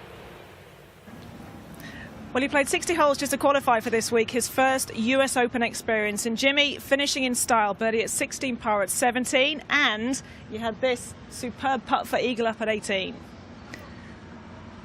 Yeah, my caddy told me just to keep it as far left as you can and get it right up there. He says it'll come back, no problem. And I thought it was going to stop short about right there. And it just kept going and going. And from my angle, I thought I made it, but it was a pretty tough shot, so I'll take birdie from there. Lovely way to finish. Jimmy, what do you take from this week? First start in a major championship. It's been a great week. You made the cut and you finished with a round of 70. How much of a big confidence boost is this for you? Yeah, I mean, it's, you know, I'm obviously going to take huge positives out of this week. Even if I didn't play as good as I did, you know, getting to a major, you know, is pretty hard to do, especially in my boots. You know, you got a couple of qualifiers, as you said, 60 holes. But no, I'm going to take a big boost from this. So what's next for you? I understand you're hoping to get a sponsor's invite for the Scottish, and then will you be back stateside after that? Well, we'll see what happens. But yeah, I'm actually supposed to play in New Mexico next week in the San Juan Open, but my family are in town. They're here till July 3rd, so I may take the week off. Okay, but the Scottish, fingers crossed, back on home soil for that week? Well, we'll see what happens. You know, I can't say I'm in because I haven't qualified. No, so.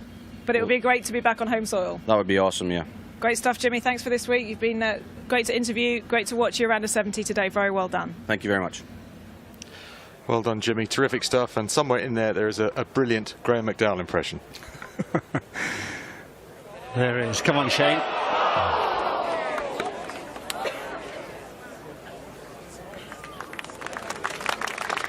That was for his par at 9, unfortunately. Too far right.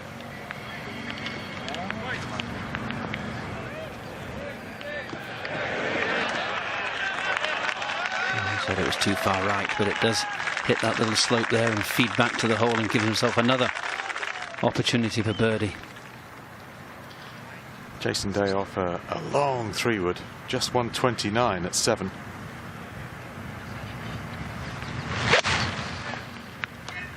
Stay right. Stay right. Get up. Oh dear. Well, this could be This could go 70 yards now, because it could miss. If it misses the bank here now, if it misses there, it'll reappear. Could be in the bunker. You could see it again coming down the hill here. He's lucky. He's hit the bank.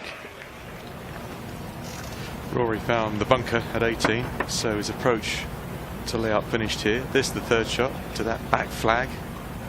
Finishing style.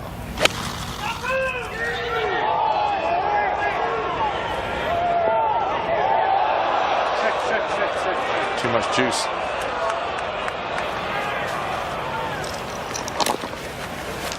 He's really let it go towards the end here.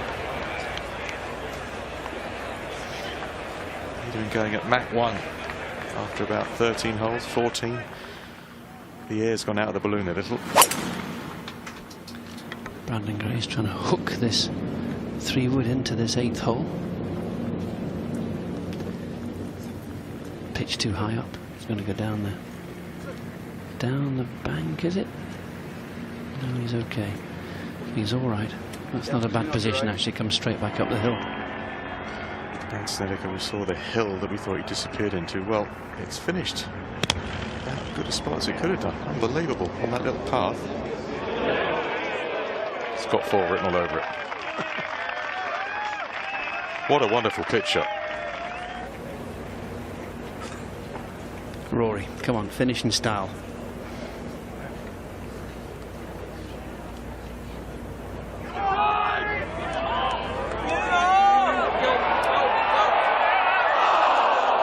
Superb putt from Rory McIlroy and a superb final round charge. It really was a thrust from the world number 1. In the end, he's come up a little bit shy, but his game's in fine fettle.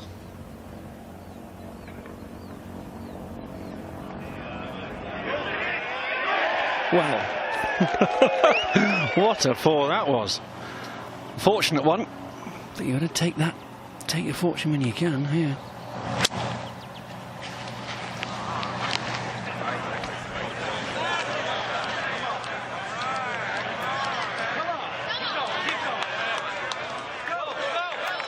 It's the fastest green on the course today. It's one of the highest on the course, and it's certainly the quickest. He's played that very well.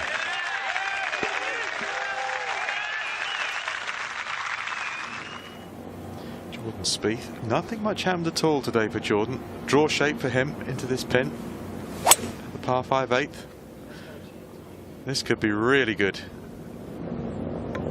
Oh, he's hooked that, hasn't he? Never mind draw it, and you have to keep it there. No, stay there. Don't go too far. Stay. Well done. Eagle opportunity for Jordan Spieth at the 8th to tie the lead. Rory for his par at 18 and a marvellous final round that promised so much more. Well done, Rory McIlroy. 66 to close and a level par total, which some people at the start of the week said would win this. Good days around the corner, I fancy. Yes, he'll be looking forward to St Andrews already. Coming down the hill, Dustin's going to play a little bit more break than normal. Oh, just did not carry enough speed. Whew.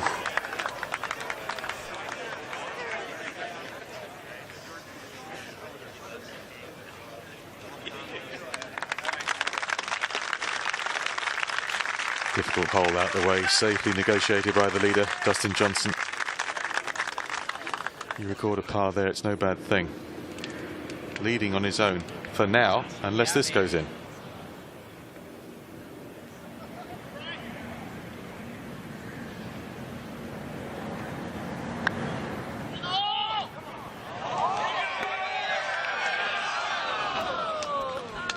Not one of his more aggressive ones, but tap-in birdies are handy at this place.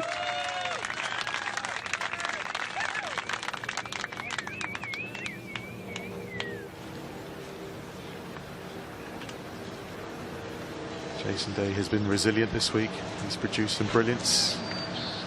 Now he's grinding. Par putt, 7. Look at the swing on this. Hasn't hit it, has he? You can see that as soon as it started. You had to be positive with it, and you know that it's quickest green in the course by a mile. Very difficult. Grace, not so close in 3 at the 8th. He hasn't converted. It's not a gift birdie, but these players expect to make 4 at 8 today. Well, it's so reachable. As long as you can draw that second shot the way Jordan Spieth did in there, leave yourself this for birdie.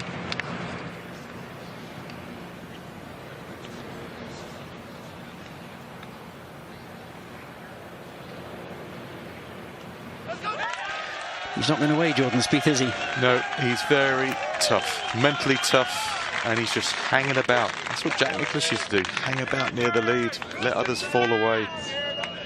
21, you forget he's only 21. Adam Scott. Really good day for Adam.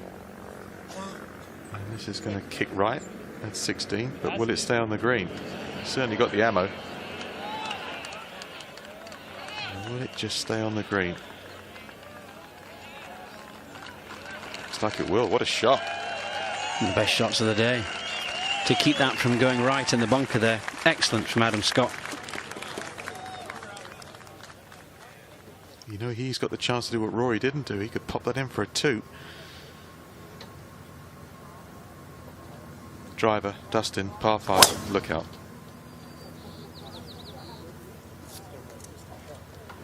There's a hair left. Oh, it's a lot left. 6 iron from there, on the green. 2 putts. Let's get ahead to the 11th and Brandt Snedeker. Put his tee shot in a good spot. Doesn't like this. It's left. It's left. You can't go left. Oh.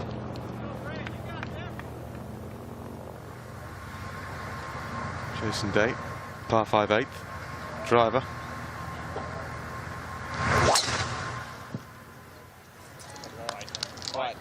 Needs a soft bounce. Get lucky.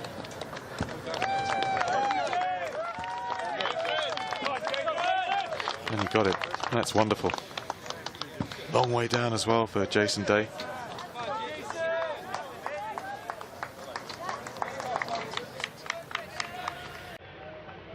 What a picture that is. What a setting for a major tournament. Amazing place in many ways, Chambers Bay.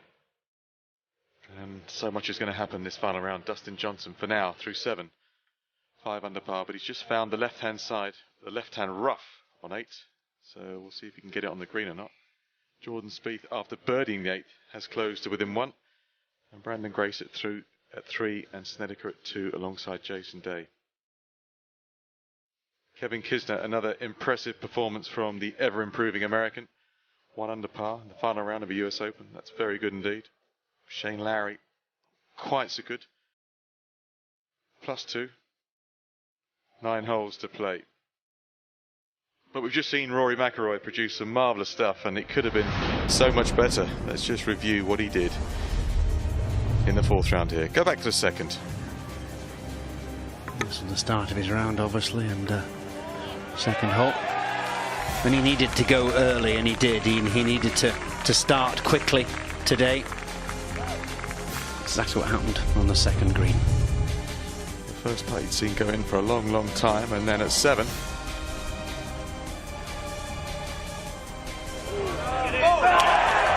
Perfect to birdie that hole. That's a real bonus. So by now the sails were going up. He had a fair wind behind him, and he was starting to produce some magical golf. Long eagle putt at the 8th.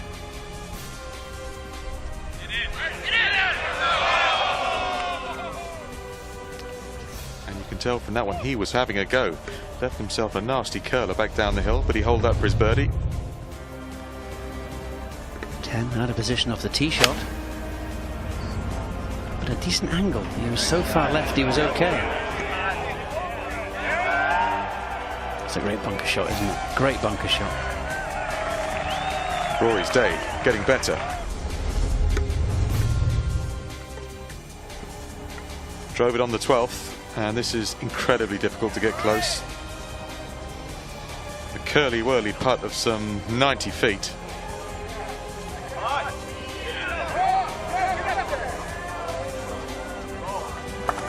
Good effort to get it that close from where he was.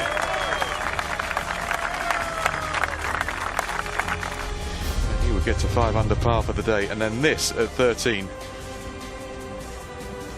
Talk about bonuses. Watch this.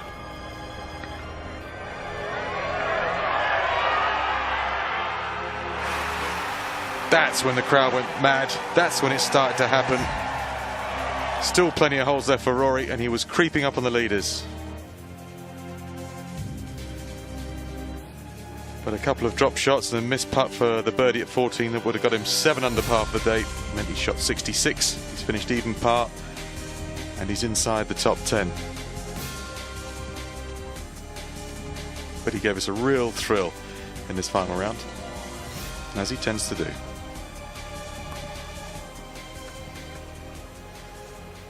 So it's all very picturesque out there. Lots of people enjoying a nautical afternoon on the Puget Sound. 500 feet of water underneath those boats, and jellyfish. I wouldn't go in there swimming, that's for sure. Here's Shane having another glorious iron shot into the 10th. This for birdie. See, he's aiming about a foot left of the hole here.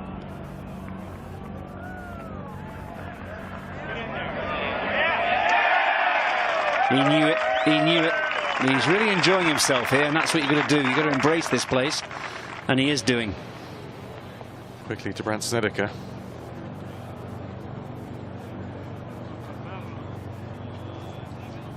Now this is all on purpose, of course.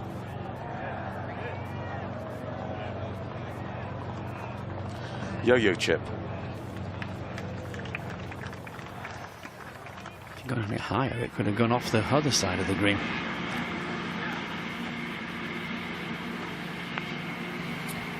Very nice tee shot down the right side, Jason Day. 269 yards left. Wind is helping the golf ball go from right to left.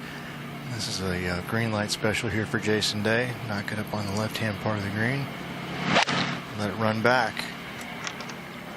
Pretty good, honey. He couldn't hit that any better. Pretty good line here.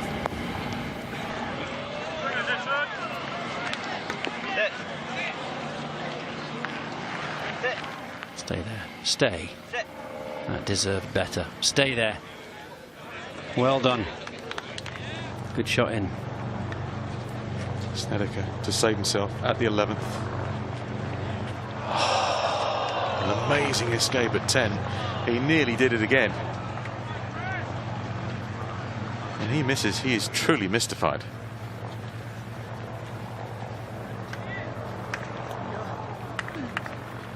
As opposed to some of us mystified when it goes in. Oh.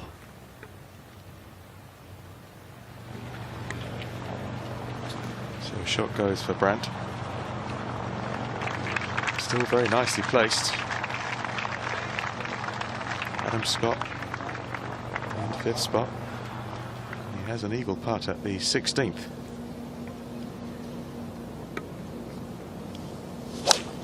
Jordan here. Trying a high 4-iron here at the 9th. There's some feedback. We've seen it before.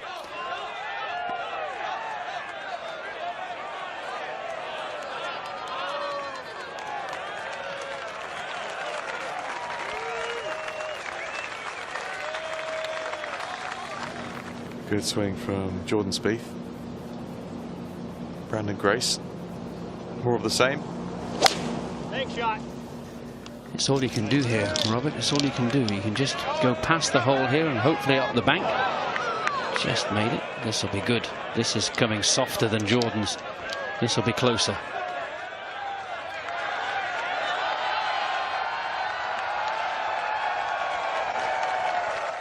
Not sure if he pulled that or pushed that.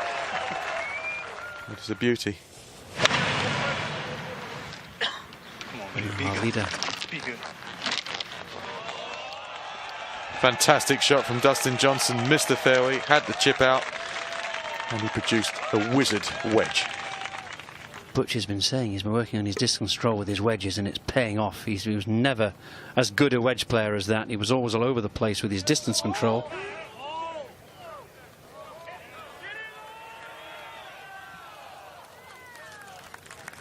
That was an eagle attempt for Adam Scott. There, he nearly holed it. Good effort. And surely the Australian will get to 2 under par with 17 and 18 to come. 18 being a par 5. He's long enough to reach. And he's way ahead of the leading players. He can post a score.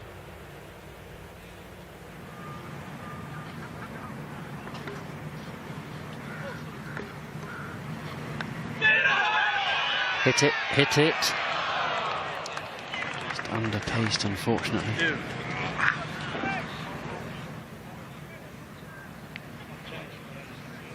Yes, you're right. Adam Scott finishing birdie here could post a score at 4 under. And then getting Steve Williams back in the bag would have worked a treat. It was always going to work because they got on so well before. It was Steve that wanted to retire, and Adam coaxed him back out of his retirement and his lazy slumber down there in New Zealand. And they could still have a very big summer. Scott and Williams, par for Spieth.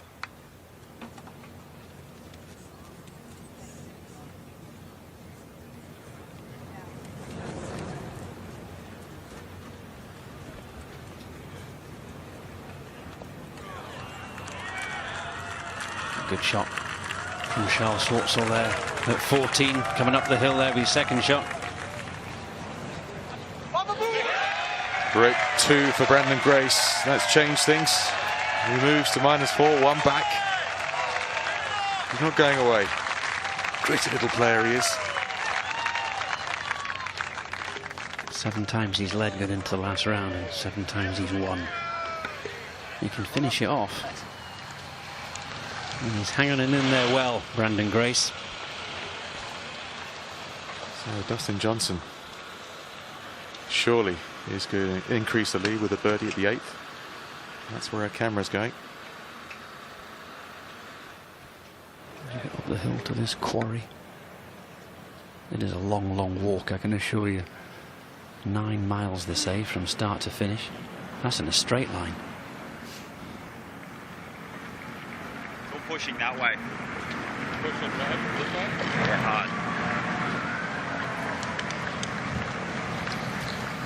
Jason Day has got almost an impossible putt here. The further out right that he throws it, he's going to go further up the hill, chase further away. If he takes it and plays it just out to the right, the swale is going to kick it to the left. It might try and kick it back to the right, but you know, from here, if he can keep it within about 4 feet, I'd say that's an excellent putt.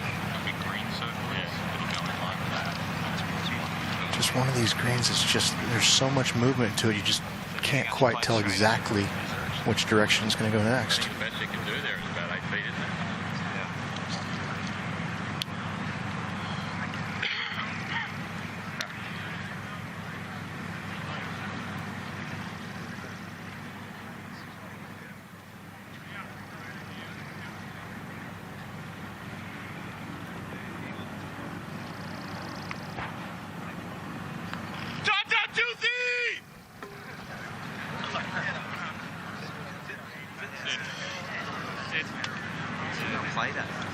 I think that's all he was trying to do, really, was coax it down there to about 8 or 10 foot and below the hole, so at least it gives himself an uphill birdie putt.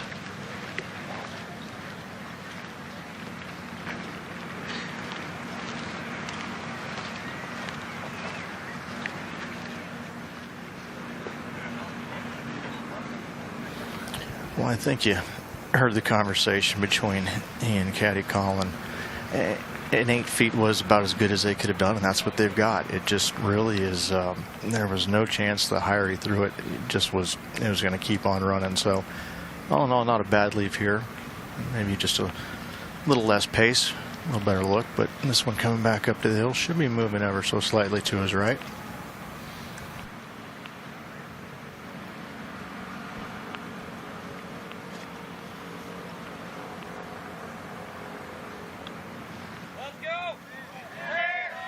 Well done, Jason Day. That's a really good 2-putt in the end, an important one. Back to -3.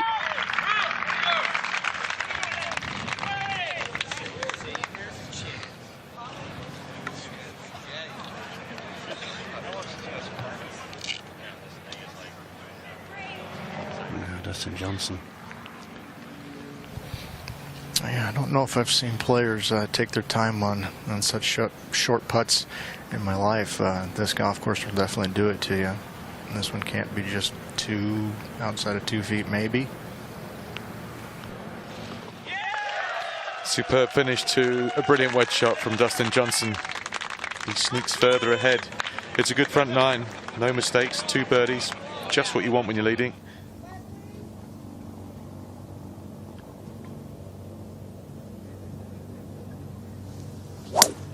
As we go back to Snedeker on the drivable par 4-12. Just using a 3-wood, you see, today. Look how far that's gone. The tee has been moved up another 25 yards. Yeah. And that is going to be a horrendous attempt for Eagle. He's on the green, but that's half the story. Just look what he's got there. Heading for home, Jordan Spieth. 10th, 3-wood, must find the fairway. Lovely swing, down the right, bit of draw, that's perfect.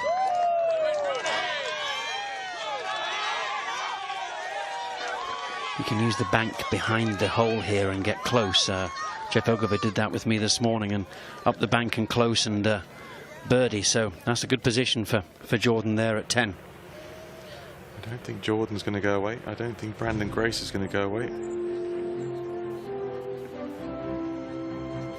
I can tell you that Adam Scott has just parred the 17th, remains 5 under par for this round, and he is playing the par 5 18th. I would think he would have to make an eagle to have an effect on this. We shall see.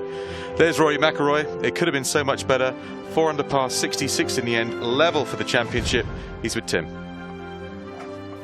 Rory, you started the day on 4 over par, 8 behind the leaders, out in 32. By the time you hit this approach and converted it at the 10th, you're within 4. What are you thinking at that stage? Yeah, you know, I was trying to get back to even par for the tournament as quickly as I possibly could. Played a great front 9. You know, got lucky with the tee shot on 10, but to play a shot like that and get the 4 under and get even, I thought, you know, if I could, you know, maybe make 2 or 3 on the way in. I knew 12, 16, and 18 were the 3 birdie chances. So. I was trying to do that, but once I birdied 12 and 13, then you know, I felt like something was really on here. You know, to birdie 12 and describe this one. Yeah, I know. Yeah, I was just trying to get it close. You know, I felt like I had a really good second shot in there, but it must have landed very, very hard. And once this went in, you can see, you know, I felt like this was the point where I had a chance getting the 2 under par for the tournament. With 16 and 18 coming in, I felt if I could get the 4 under par. You know, I had a real shot, at least post a number that the guys had to think about. And how much did this at 14 halt the momentum? Yeah, I mean, I hit a good putt there. I just hit it too firm. It halted the momentum a little bit, but you know, really the 2 par 3s cost me those 2 putts on 15 and 17, and not making birdie on 16 from. You know, from the front of the green, they were the real momentum stoppers, and you know, the last 4 holes of this golf course haven't been friendly to me this week, and you know, it was the same case again today. Obviously not to be this week, but you're off to St Andrews for the Open, the next major championship. You've played very well there in the past. How much are you looking forward to that? I mean, I think where my game is at the minute, you know, I'm excited about the summer. I feel like I've got a great chance at the next 2 majors if I can. You know, keep the long game where it is and just roll a few more putts in. I mean, you know, the way I putted this week, you know, to even have a chance on the back 9 today to win, you know, it just shows how good my ball striking has been. So if I can keep that part of the game, you know, similar and just start to roll in a few more putts, then, you know, hopefully I'll do even better at St Andrews and Whistling Straits. Thanks for your time today. Great playing. Thank you. Well done, Rory McIlroy. Certainly was a thrilling final round. He really did get it going there at one point. We were all pumped. Dustin Johnson is here with a 6-iron.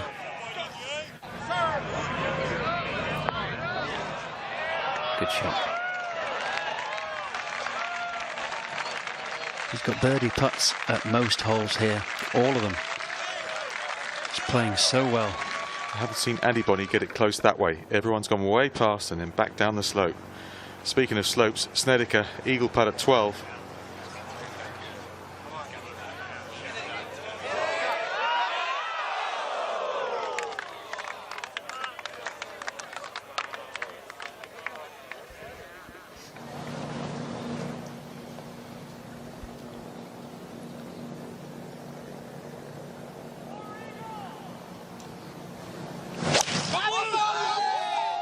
Jason Day hitting a 5-iron here, so possibly this is playing for the bank at the back.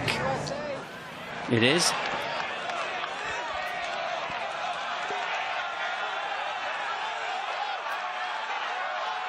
Two ways of doing it. What a shot from Jason Day. He's just trying to stay in the moment and breathe and keep the body working as it should. And with that, he's doing a fantastic job. Jordan here on the upslope. You see, this will cause the ball to draw more than normal. Yeah, I think, yeah, just solid one. He's got to aim at that camera tower. See the guy with the umbrella? Back right there, that's where he's aiming. That's where the pin is.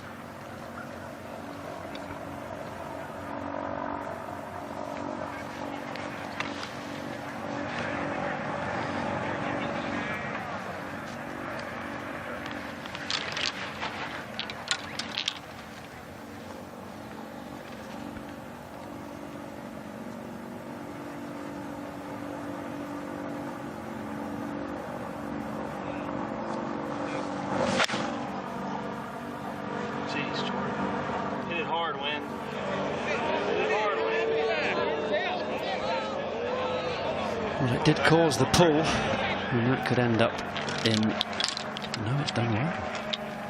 Has it missed the bunker? Just.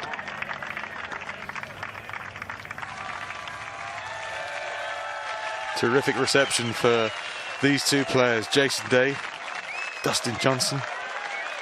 Johnson with the longer putt for the two.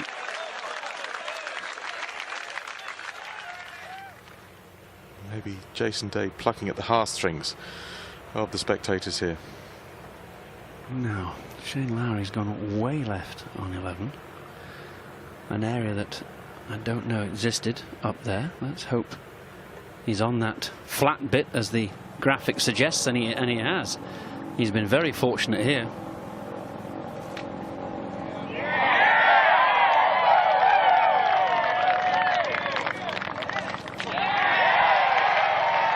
Steady. Steady. That's good work for him.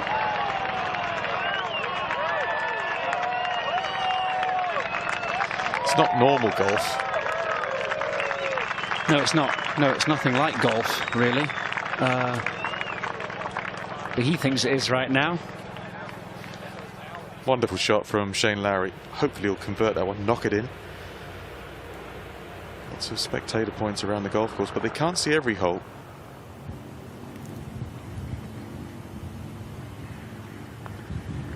There's the return putt. Couldn't believe that went right to left. It shouldn't have done either. That's a left to right putt. This green isn't good though. This is a very, very poor quality surface of green. It's a 3-putt par for Brandt Snedeker. Lovely tee shot, unfortunate.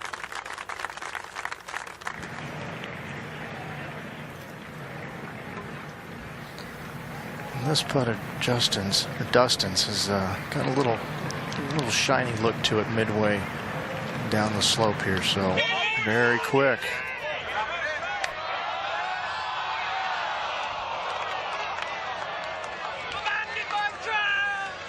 I had to hit it so soft it just meandered its way down there, taking every little deflection off the indentations.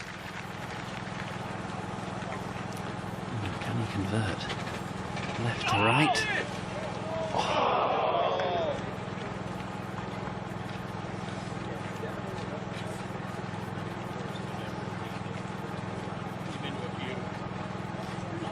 People are holding their breath in County Offaly, willing their man on.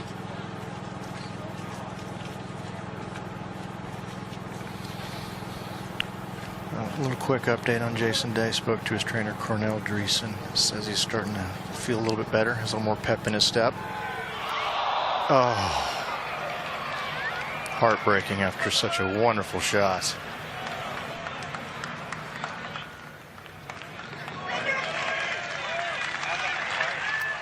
Painful for Jason Day. 3-footers on these par 3s around here for birdies. You've got to knock them in. So his position remains the same, +1 for the day, but 3 back from Dustin Johnson. Jordan Spieth and Brandon Grace both 2 back, but it's Dustin Johnson laying down the law here in the final round of the US Open Championship.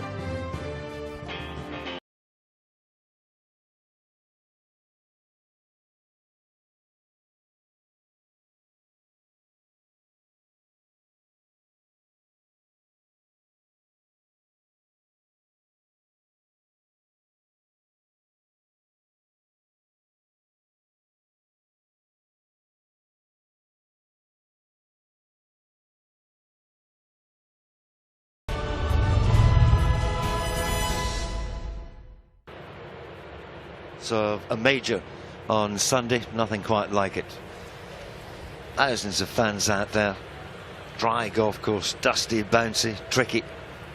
But Dustin Johnson making the best of it so far. Out in 33, 6 under. He enjoys a 2-shot lead. It's going to get exciting now, Ewan. Back 9 of a major, nothing like it. Bunched up leaderboard. Dustin Johnson, yes, he's got a 2-shot lead, but a lot of golf left to play. Let's go to 12 and Shane Larry. Only 270 today. He's got an iron now.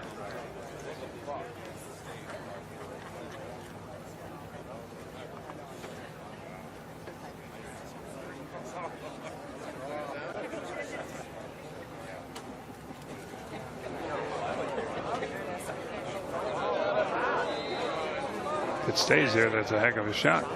And it did. Well done. And also for Dustin Johnson to begin his back 9.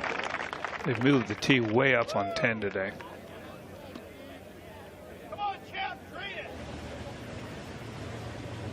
You gotta look out, DJ. You gotta look out. Okay.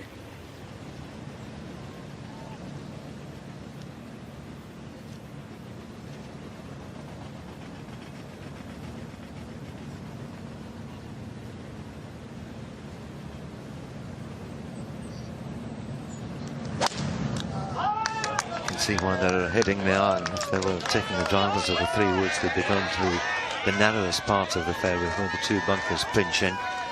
So quite happy to lay back and aim for the widest part of the fairway. Up at the green, Jordan Spieth, long putt for birdie.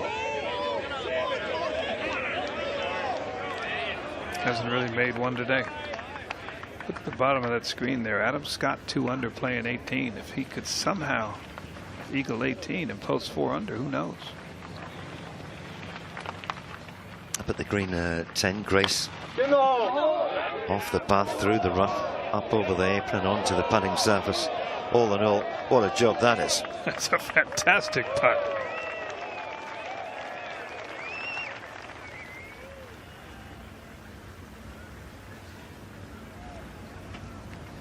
Adam Scott with 3 consecutive 3s.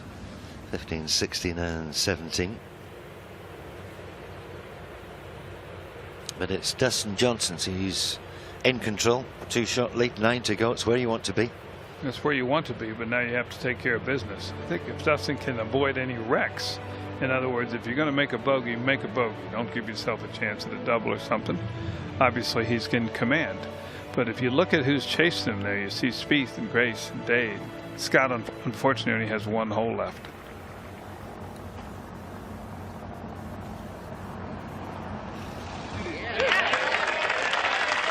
Efficiently done by Spieth.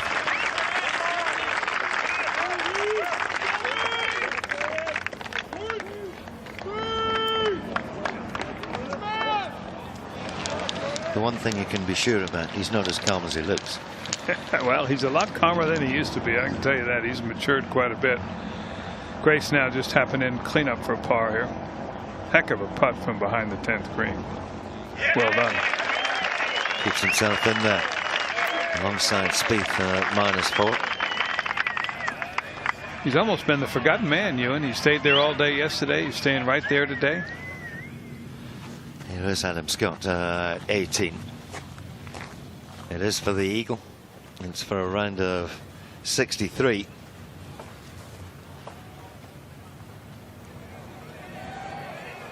Yeah, there's a backstop here. This should come back.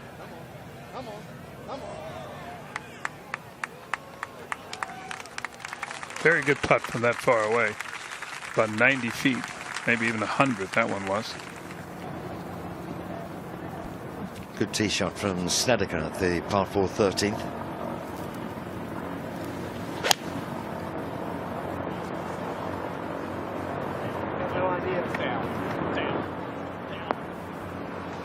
Not such a bad second shot. You can see the swing changes you made now. His arms seem a lot closer to his body. He's done good work, Brent. Worked hard this week, too. That's going to have to slow down. He's felt like he's played well all week and has not putted well. He has putted well today and has given himself a chance. 40 plus 35 and 75, correct?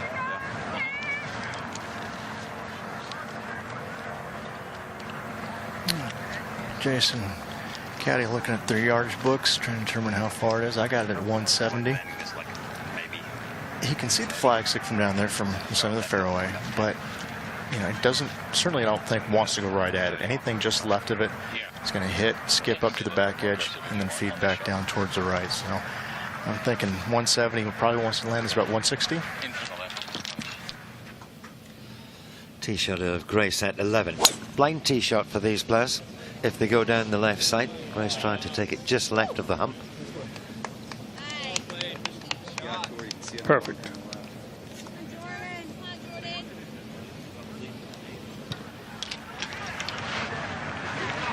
That's enough to get to the hole with no wind. Okay, the tower there. Yep, that's a good line. Yeah, that is a good line. That tower, that's a good 15 feet. Just left of the flagstick. This is an 8-iron here. You know, it's coming back uphill. There's virtually no wind right now. This basically a huge amphitheater, this 10th green. I don't believe the wind will affect this golf ball whatsoever.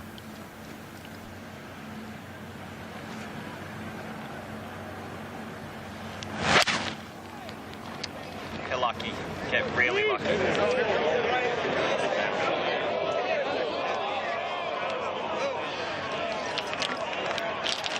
Sounded a little heavy. I may be wrong. I thought it was too. It looked like, to me, he got a lot of turf. You could see the size of the divot. He said get lucky. The cameraman lost it. I've got to believe it's in that front right bunker.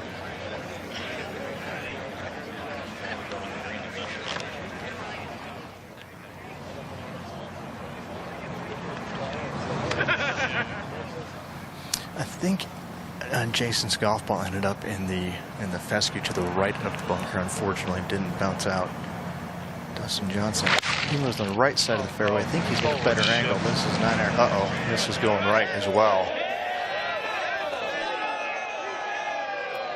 Boy, that is two terrible shots by those guys.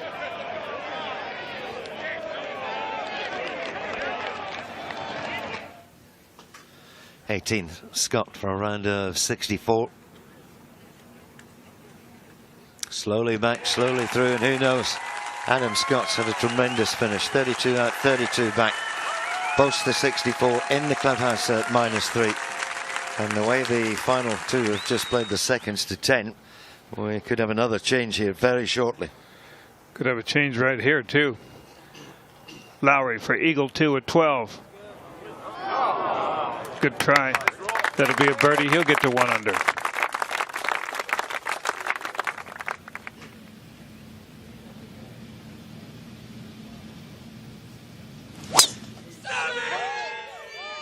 That's a powerful hit from Spieth, going over to the left-hand side of the tee. Two very good tee shots, the difficult 11th.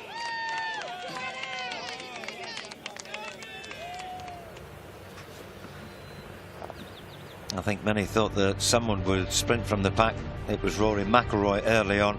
Didn't quite put the finishing touches to what would have been an amazing round, but Adam Scott has. Birdie at 16, birdie at 18, 64. Is it good enough? -3. Johnson, Spieth and Grace probably don't think so.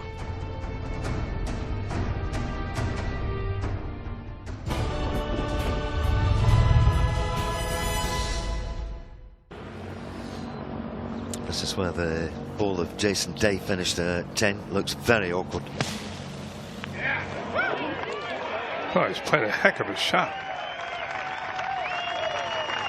Heck of a shot by Jason Day from that line. Now how's he going to get out of there?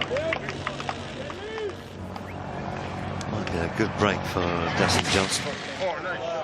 Could have been a lot worse. Long way offline the second shot. Especially with a 9-iron, yeah.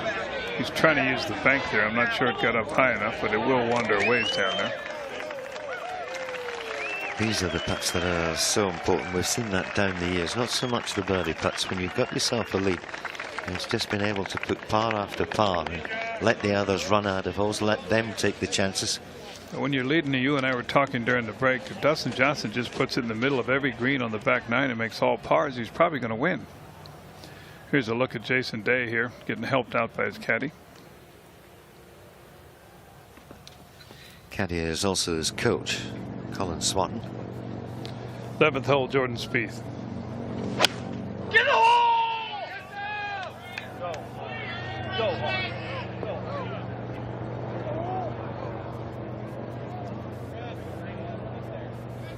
It's not bad. Lovely line from Spieth. Took the ball flight down, back to 10 for the par day. Gotta believe this is a must make here for Jason. Missed that short one in the last. Knocked this one in. Boy, he's run it over the edge of the hole so many times today. Go, Dustin! Just a loose second happens to the best, but it cost him a 5. Grace at the 11th.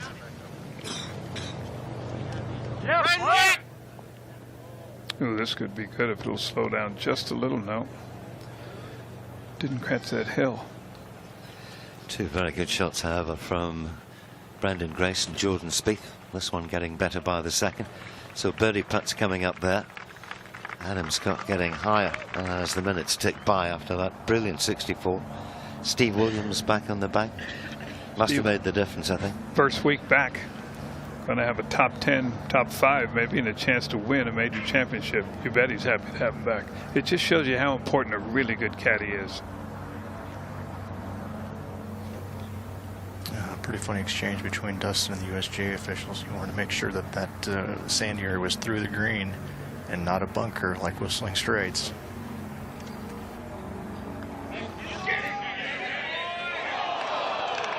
Get a good putt, just a little firm. Adam Scott has a 2-hour wait, and with that bogey at 10, the Australian just 2 back of Dustin Johnson. Spieth gets ever closer, as does Grace. They've got birdie putts coming up at 10. Still only one of half a dozen players out there. That's what Rich was talking about a few moments ago. 2010 PGA Championship, when he grounded his club, and you can see why he didn't think it was a bunker there. There were spectators all on the bank, almost as if they were in that bunker. They were in the bunker, there's no doubt about it. That was the ruling there when they were talking about the penalty. Martin Keimer was the last man standing there. To 13, Lowry with the driver.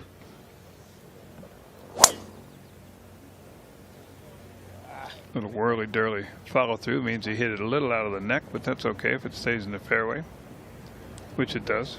Yes.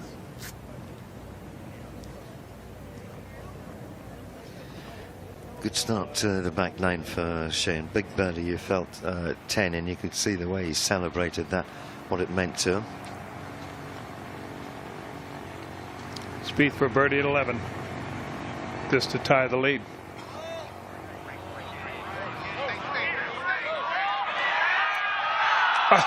I can't believe that didn't go in. Nor can he. Oh.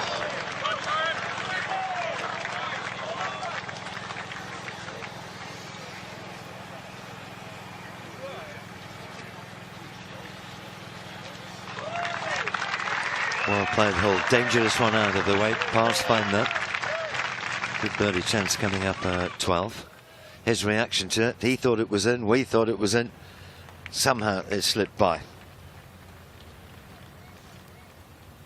Now back at the tee. I'd say that one's probably pretty safe, Greg. You think? Not sure it's round still, but that was just blistered. 541 yards today, but he's not going to have much more. Brandon Grace now for a share of the lead from 17 feet. Big swinger to the right.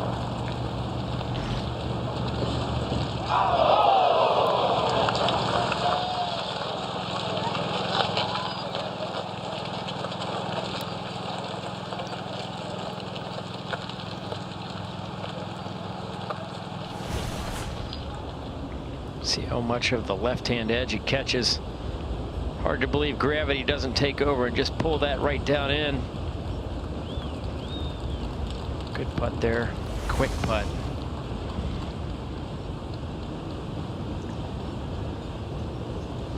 Steve, I'll tell you what, the greens are starting to really speed up. You can just see the golf course changing from the morning to the late afternoon. Jason Day back on the tee.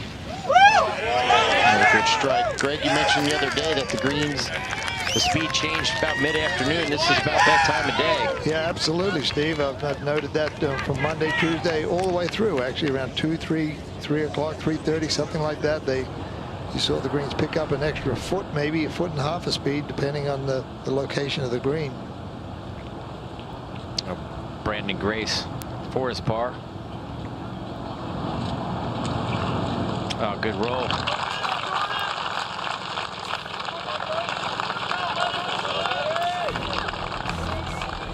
So we go to a break. Down to the final 9 of the U.S. Open.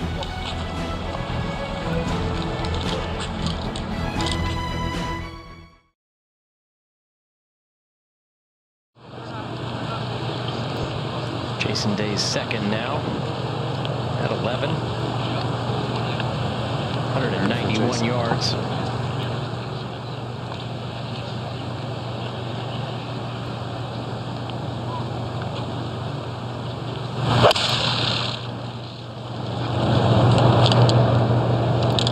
Way up in the air. Come on, come on, come on. Settle down a little bit. Slow.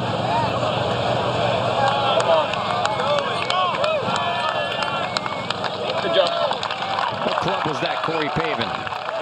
That was a 7-iron for Jason. Good swing, nice aggressive play. Now Dustin Johnson. With one less, he has an 8-iron. 183 yards there. Swinging in such control today. Hang on. Needs to hang on a little bit. And to hear the crowd's anticipation of where it's going to go. Greg, this will filter all the way down to the bottom, most likely. It's gonna hang up. You know, very lucky. We've seen that ball earlier in the week go all the way down. You know, just little things around the golf that may help you get over the edge, right?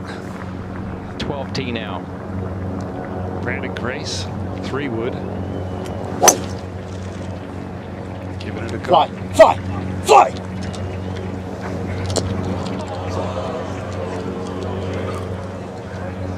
Landed right by the hole. This is back where Snedeker had his long eagle putt from. This may be a little closer to Brand's. Tough to negotiate, too.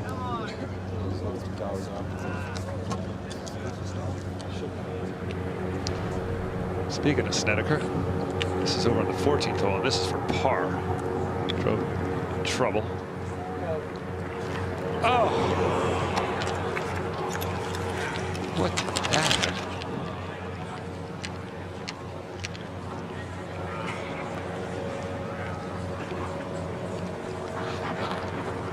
seen anything like that on the green. Back on the 12th, Jordan Spieth. Good shape for his right to left. Sit down, ball. Down. Down flat. Easy. Easy.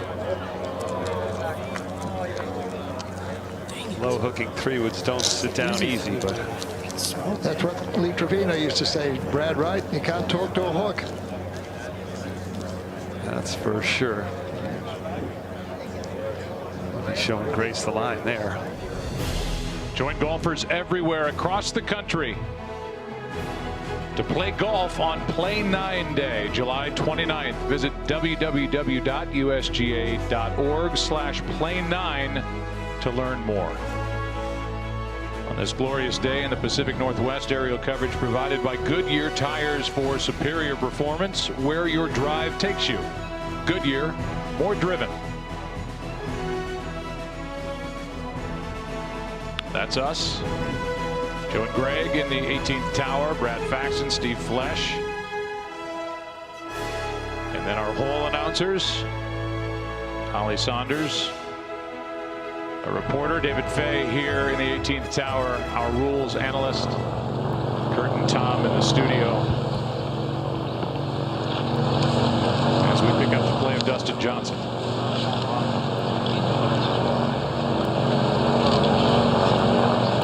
What kind of shot do you anticipate DJ is going to use here, Corey? Well, I'm anticipating the putter. He's got it in his hand. He pulled it out right away. There was no indecision, which I love to see. So just make a decision when you're under a little bit of pressure and stick with it. Corey, that sprinkler head there on the right under his bill cap's not affecting this putt. No, it should go right of it. It should be no problem.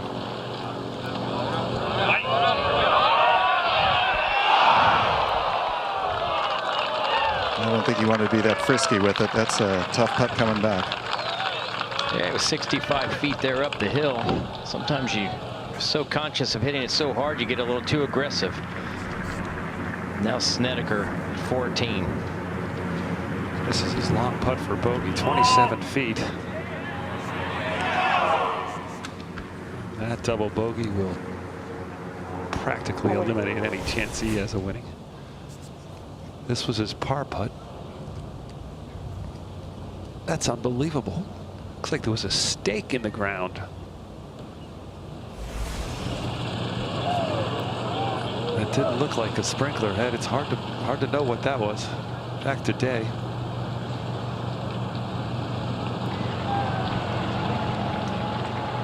Now Jason Day from just under 11 feet back up the hill.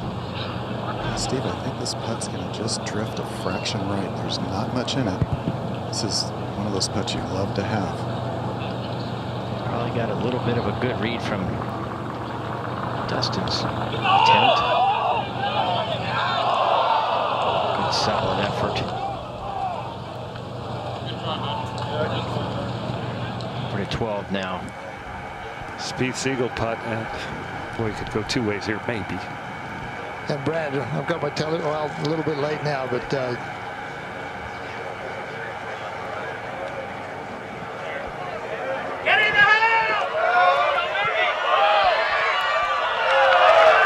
That's unbelievable touch. That may be the best putt you've seen all day from back there. Well, you know, Snedeker, who may be one of the best putters in the world, had the same putt, and he hit it 20 feet by. Spieth will tap that in for birdie to tie for the lead. Maybe go ahead now. Well, I'm going to go out on a limb here and say, listen, that putt on 10, this may be the most important putt Dustin's hit all week. This now from 6 feet. Tough one to hit hard enough again.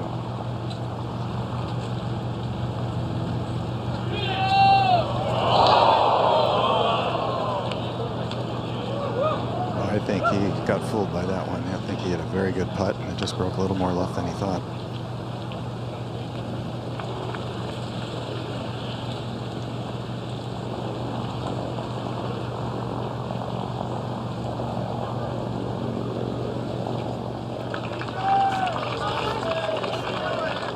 see there, Brandon Grace has just jumped up to 5 under par for a share of the lead. This was for Eagle. Well, he was on a similar line.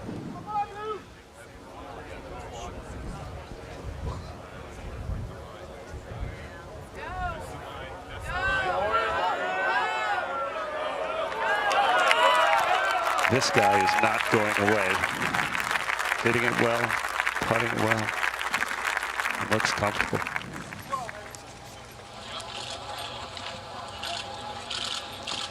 Now here's the walk up and over the hill for Dustin and Jason. 12 holes been the easiest hole all week and a chance to gain the most strokes on the field. And these two players will easily reach it.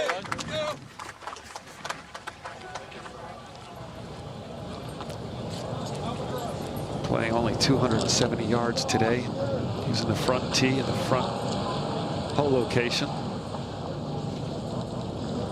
Great look, Greg, at that bunker on the left. There's no question about it. I'm just wondering, Brad, 3 wood's got to be too much for Dustin. Obviously, a driver is, but I wonder if he's got a 5 wood or a 4 wood in his bag.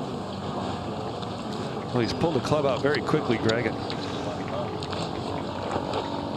I think 3 wood's going to get him back in the same place that we just saw Grace and Spieth putt from. And you can see Jason pulling out his driving iron, which is a long hitting 1-iron that he says he hits 280. Yeah, 3 holes ago, Dustin had a 2-shot lead. Now he's 1 shot back. Yeah, definitely. Yeah, Brad, this is a 1-iron for Jason. He has a 1-iron and a 4 wood in his bag. I don't think he feels like he can get the 4 wood all the way up there. So he can maybe hit this 1-iron off to the right there and use the slope.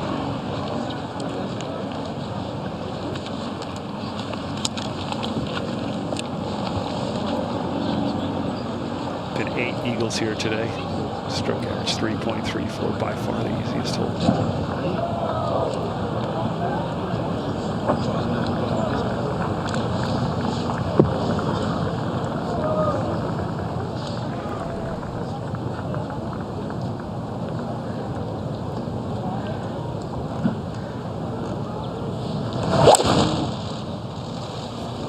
Yeah, good ball. Trace from the right. It's on a good line if it's far enough. Can get it.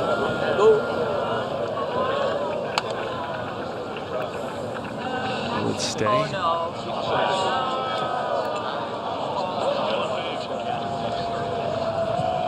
Heard that one woman in the gallery go, oh no, they've probably seen this happen too many times. Can go all the way back down to the drain, about 30 or 40 yards. But nope, he got lucky.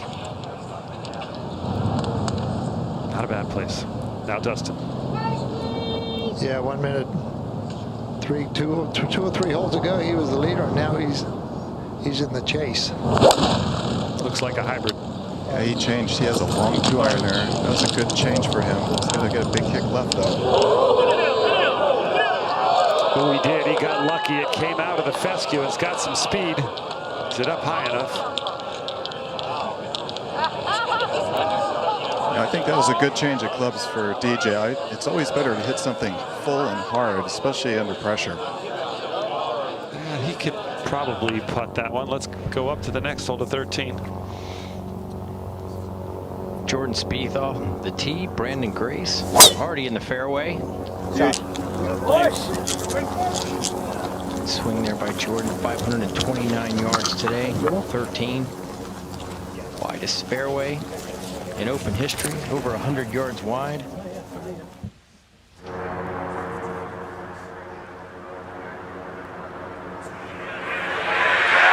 At the moment, the guys in that group, Spieth and Grace leading at 5 under par. Johnson right behind.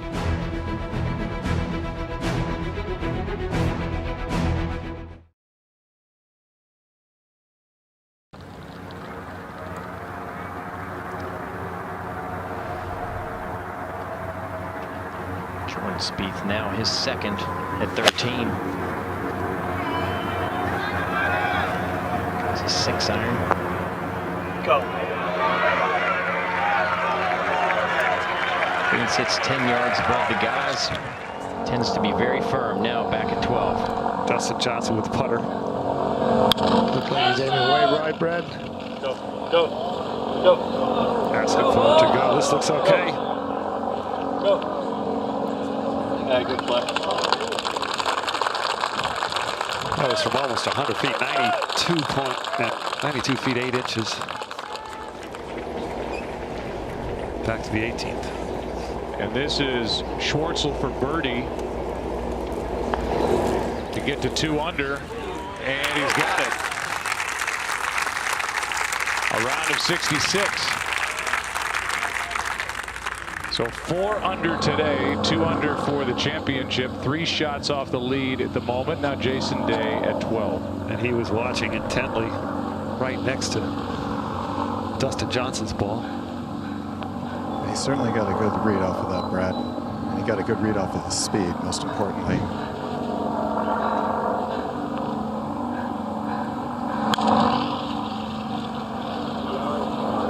Go.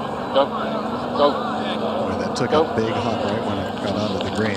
Slowed it up a lot. You can see from that picture, he's now inside of Dustin's ball, back to the 13th. Earlier at 13, this was Brandon Grace's second shot. Ooh, it looked like he got way stuck on that one. Yeah, big miss to the right, Greg.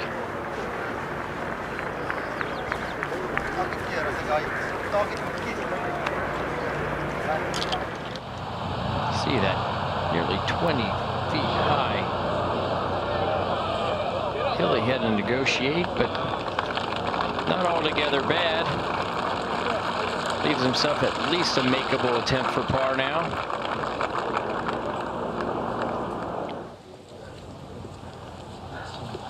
The Johnson brothers surveying this birdie putt, get Dustin back in a share of the lead. A long time to look at this one, Brad. They want to be sure. After the last 2 holes, he needs to make this putt, get back on track here. Corey, a couple chinks in the armor with his wayward shot in the 10. Missed putt, well, wayward iron on 11, really. And they were short irons, too. It was a 8-iron and 9-iron, I believe. And haven't seen that in the front 9 from him. This is 6 feet 8 inches up the hill, just where you want to be putting from.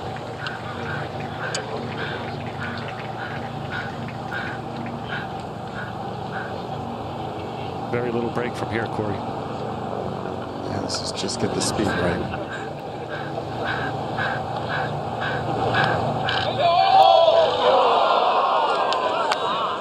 Like you said it right, Corey, a little more speed that would have held its line.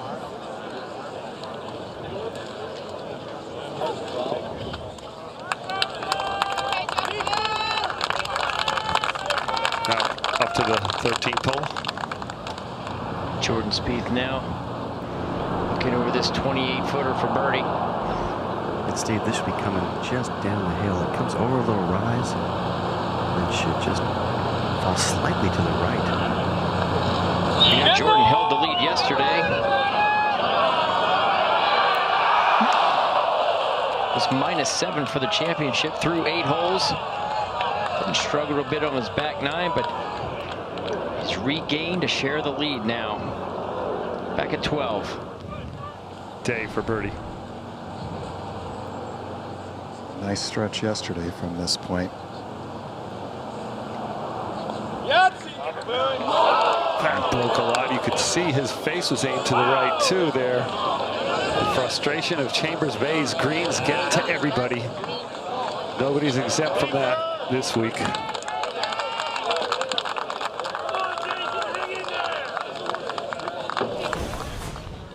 Again, look, you can see that face is aimed out to the right. Looked like a good stroke. More players brush the grass in frustration afterwards. Put their hands up like, how did it do that? Brad, when you putted on greens, you know, they were a little bit inconsistent. Did you use the loftier putter, or did you try to de-loft it and hit it into the ground and get it going? I know what I did. I got it up. I used loft. Yeah, I was the same way. I used a 3.5 degree loft at my putter, and I used every bit of it. Corey? Steve? Yeah, getting the ball up in the air is definitely the way you want to do it. You got to get that ball up and rolling. If you hit down on it, it'll start really bouncing high, especially off Moana. So a good save there by Brandon Grace. That was phenomenal from down there below the green on 13.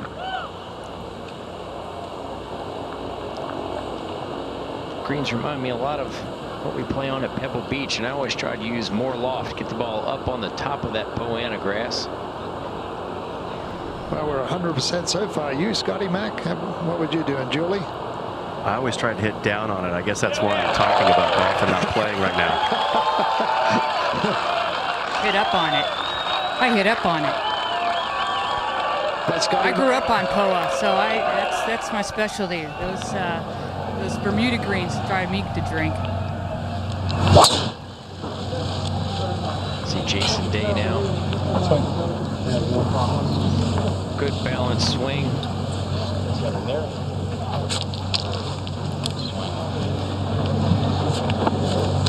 Please stop walking from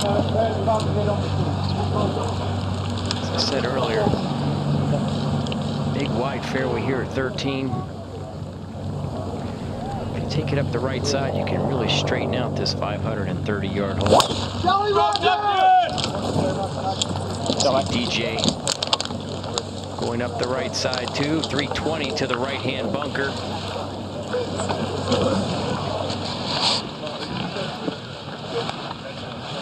A lot of divots down there, big collection area.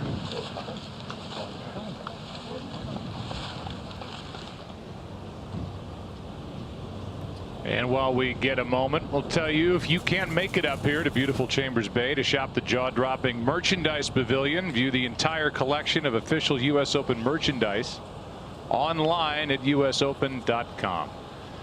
Well, it's getting harder and harder to putt out here as this championship comes to an end potentially here today. Or will it continue on to tomorrow? Which way is this thing going to bounce? Not the ball. This championship. We're about to find out.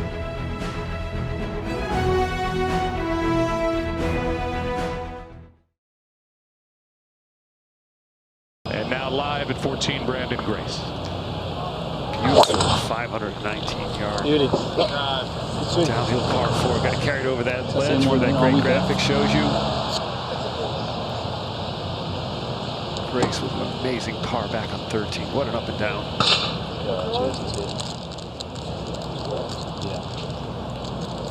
Played practice rounds this week with Ernie Els, the South African. He went to his foundation school where you learn to play golf.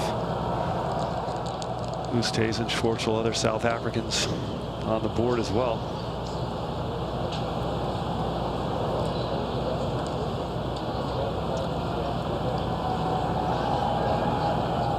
Go. Yep, just like yesterday.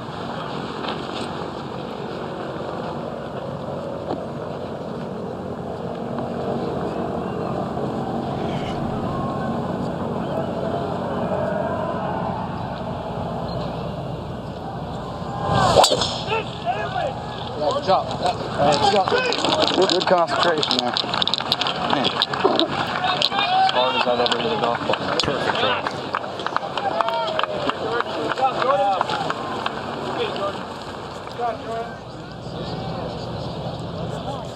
Look at that thing roll. A moment ago, right in front of these guys. Ooh, Oosthuizen. Drove in the bunker. Oh, just a beautiful looking pitch. What a swing there.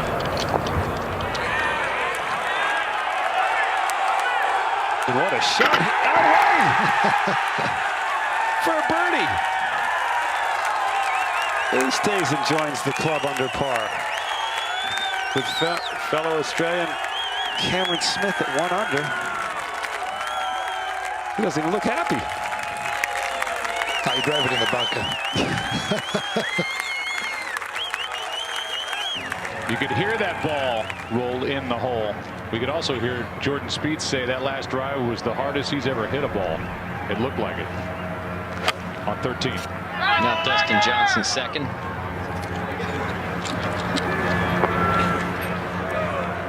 It's 72 yards up the hill.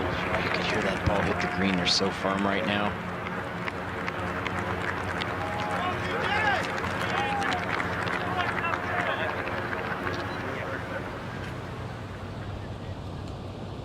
Aerial coverage provided by Goodyear, consistently atop the leaderboard of superior performing tires. Goodyear, more driven.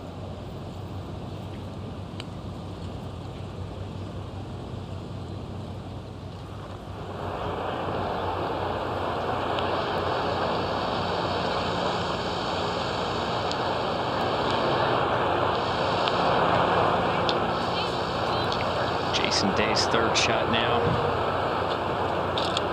A big problem here. He had a 9-iron for a second shot, left it short. It came down this big hill and then rolled into the rough. He's got to choose here to either hit it against the hill, which is very steep, and try to kill it that way. If he hits a high one, there's no way he can stop it near the hole. So he's got to make a choice here. It looks like he's going to try to hit it into the hill here. Well, we saw Brandon Grace just in the group ahead, putted up this slope, but he's forced to chip it since he's in that fescue rough. He's going to hit this pretty hard into the slope. So steep. Doesn't sound like he caught all of it. Not going to make it.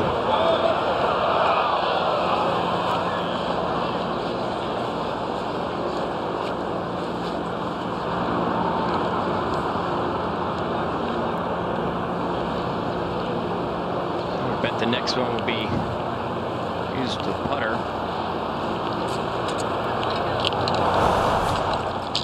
Yeah, I would think so. I think he'd go with putter now, which he does have out. Yeah, and you can see in that slow motion action there, he just caught the grass maybe 3 or 4 inches behind the ball, and then the ball a little bit high on the blade. Yeah, Greg, those are shots that you've got to hit steeply down on, drive them into that hill.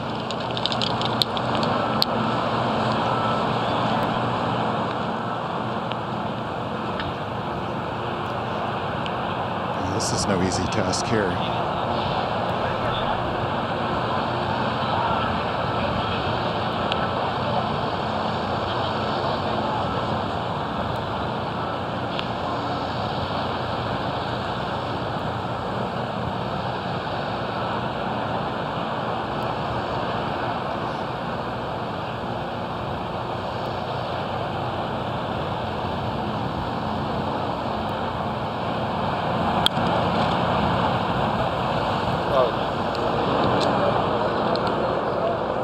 Just not a shot that players on the PGA Tour face very often.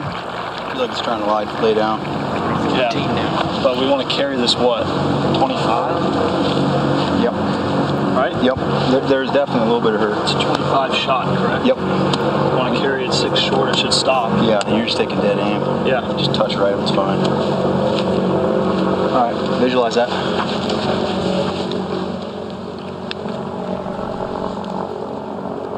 129 yards. I love Greller's affirmations for him. So good. Give him positive thoughts. Brad, this is just a pitching one. It's just a little bit back into the breeze.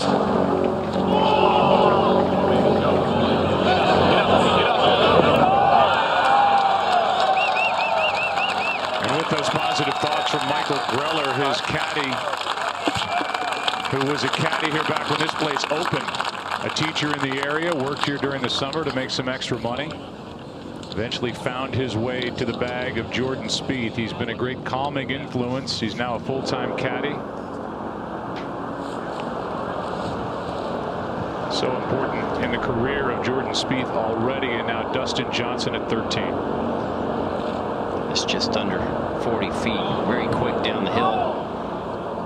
Oh, he's left himself significantly short of the hole there.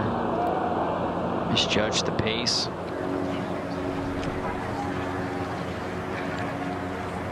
Great second shot from 115. I just want to take back Oosthuizen, South Africa. All my neighbors at Old Palm would get mad at me because they're sitting there watching him and Brandon.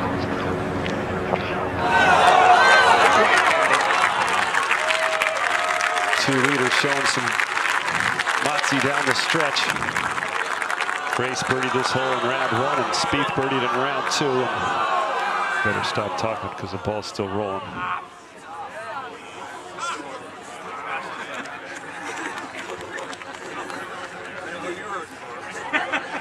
Got a chance though. Back to the 13th. Big putt now for Jason Day.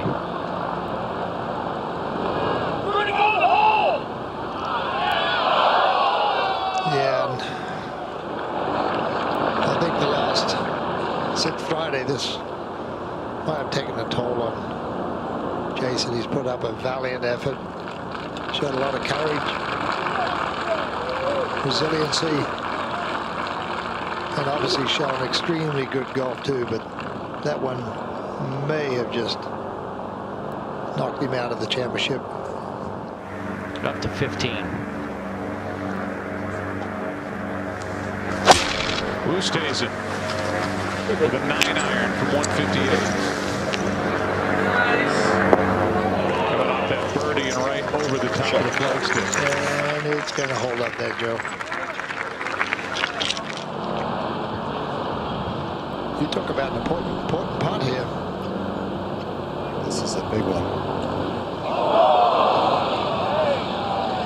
It's a little bit of that stroke we've seen a couple times this week, Greg. Just kind of a wipe, holds the face open. It's just a big push. He's got to regroup now. 3 birdies the last 4 holes. He's got the firepower. You know, the last 4 holes he can do a lot of damage with that firepower. So he's got to just shrug that off as we go to 15 and watch Cameron Smith. The 21-year-old hanging in there well too.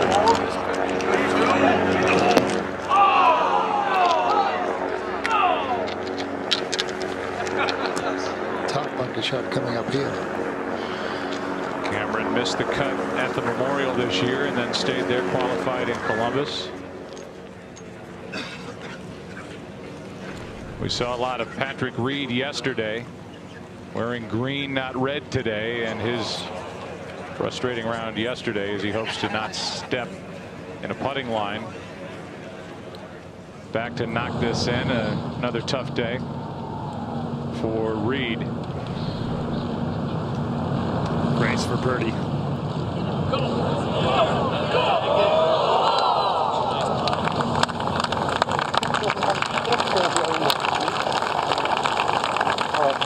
Patrick Reed officially in for a 71. 2 over for the championship. Joe, Brandon Grace, steady scorecard. You know, bogey that 4th hole early on, and then birdie 9 and 12.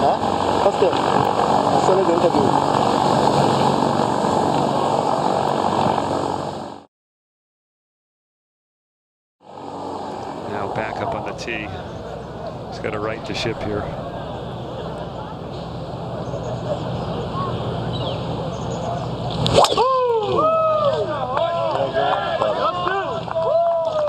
I guess the shadow of the Goodyear blimp didn't bother him at all.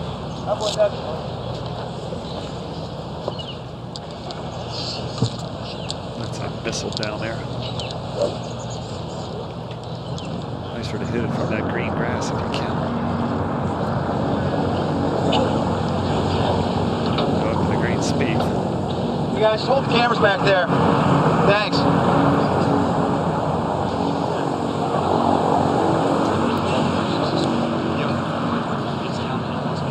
Yep, exactly. For the lead. Right, this putt just comes up the hill. I'm just trying to kick it right off this high point. The last 2 feet should go a little left.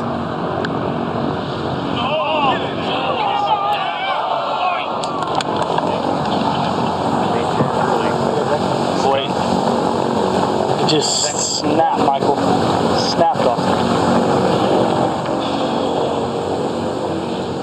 Hard to say whether those are misreads or whether they hit something, there's a little lack of trust there because you don't believe what you see.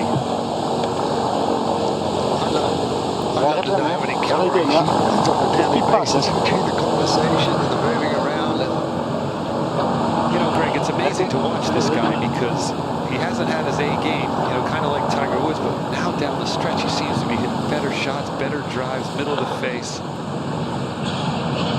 I do think it's just a communication between the two. You know, if he feels a little bit out, he can just go talk about it. You know, that was the best, hardest drive I've ever hit, or look where I hit that on my club face, I mishit it. Or so he really gets rid of it very, very quickly through his just talk.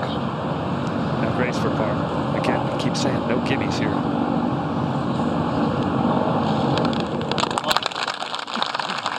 You guys talk about Spieth not really finding his rhythm this week that he had at Augusta, where he had a record 28 birdies. This has been more of a grind. He's got 16 birdies this week, 9 bogeys, 2 doubles, and he needs this next putt for par to stay tied with Brandon Grace on top here at the U.S. Open. Let's listen. Not seeing much. Yeah, if anything. Yep. Come on, keep going in. So we'll change your routine there just to make sure. All right.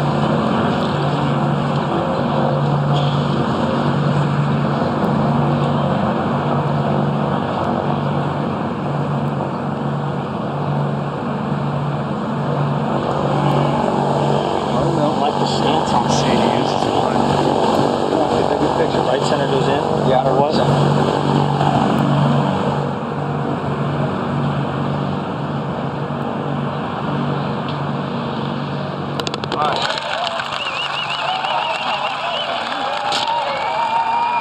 Good for.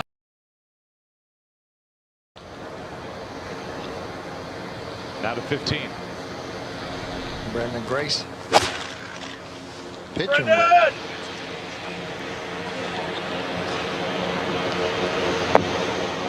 Shot.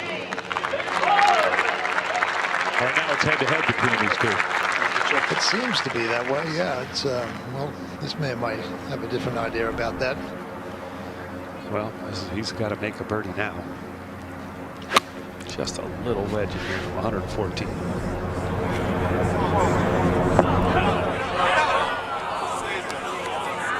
It's going to run down to where Grace had his birdie putt from. Not a good shot. Up to 15. We will be commercial free the rest of the way. Follow these guys in. Took his stance there, Joe, and his left toe touched the tee marker. As long as the ball's inside the tee marker, he's okay. All right, too close to the thing. Paint that picture.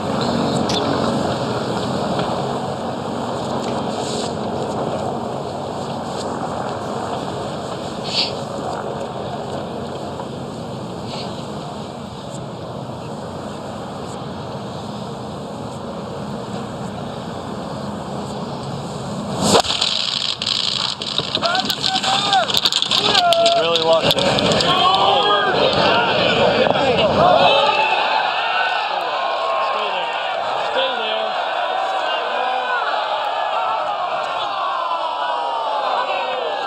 No luck for Spieth,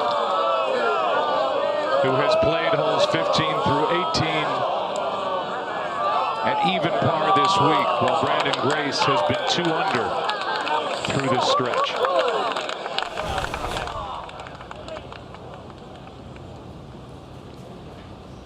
Wasn't too bad a shot either. He was like, there he says, that was only 10 inches away from being absolutely stoning. 16 tee now. For Oosthuizen. Easily reachable for Louis today.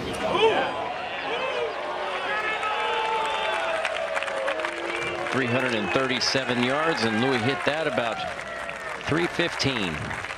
Right in the center of the green.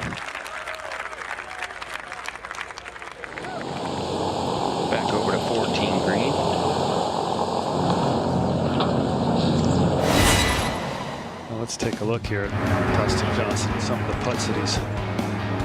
This is the 10th hole. Good effort. 11 for par after missing the green to the left. Another lip out. 12 for birdie, 6 feet.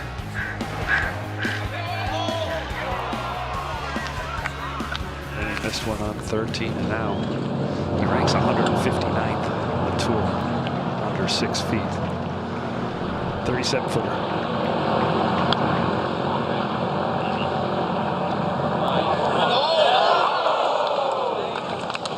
Now he's got another one. Yeah.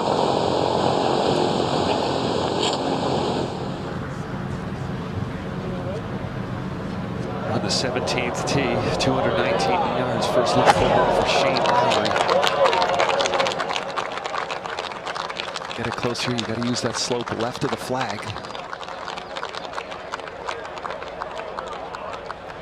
That putt to get him to 2 under.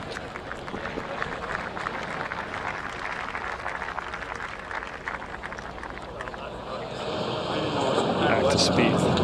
Boy, this is a really tough one to judge. He's going to come up that right shoulder.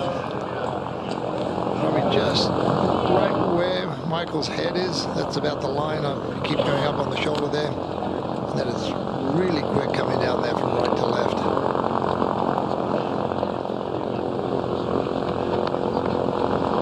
It's got to come up over here, doesn't it?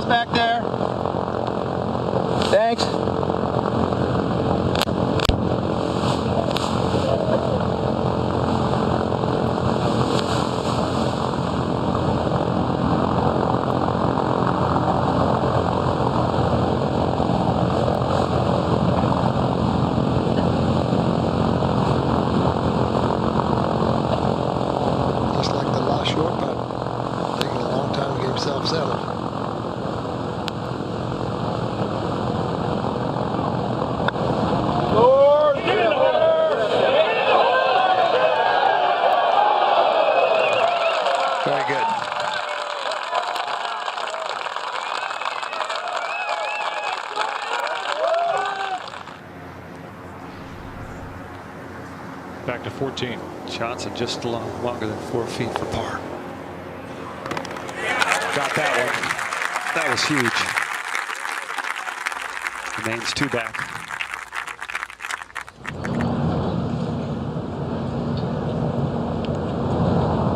Now Day 4 over on his round. Stay at even par.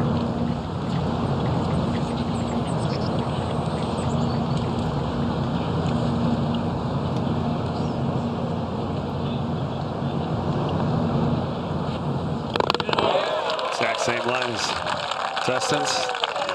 Catches the edge. 2 good 2 putts. Back up to 15. And this for the lead. As you look at the caddy for Brandon Grace, Zach Rosego.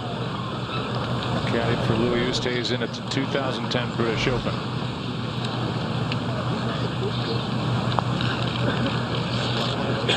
Go.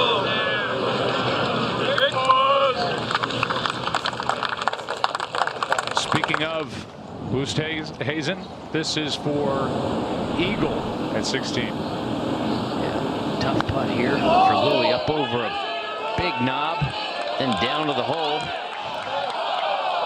You see it gather speed there around the hole. Now he's got 5 feet left for his birdie, but on a good run. In a big bid for the championship.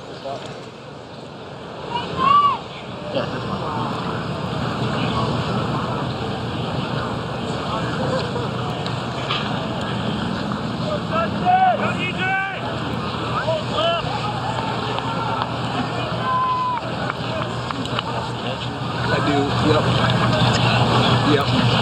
Keep going on the high side.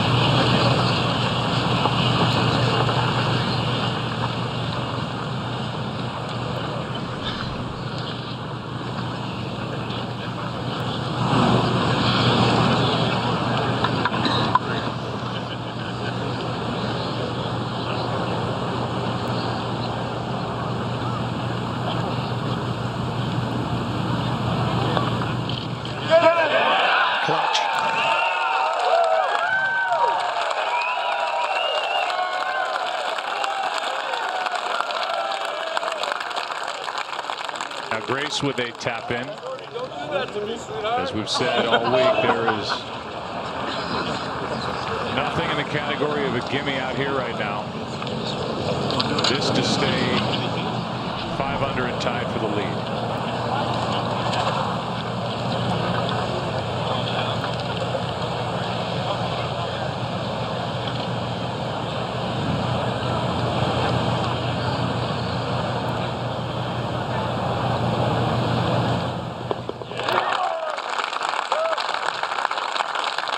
To the par 4 16th. The drivable par 4 16th. There you go.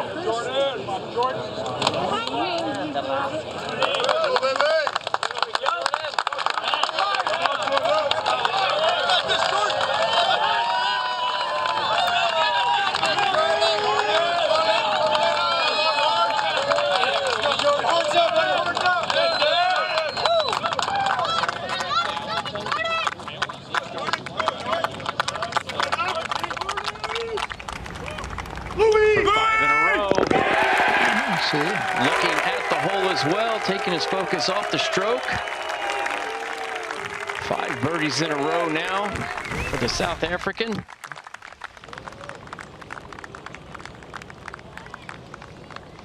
Good way to putt. It's like looking at the rim when you shoot free throws.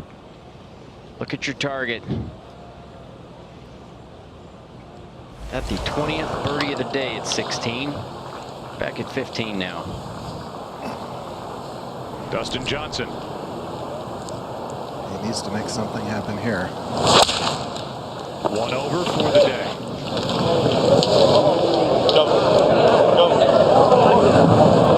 Short. Sounded really heavy. Where'd that go? From the bunker? Let's go up to 16. Yeah.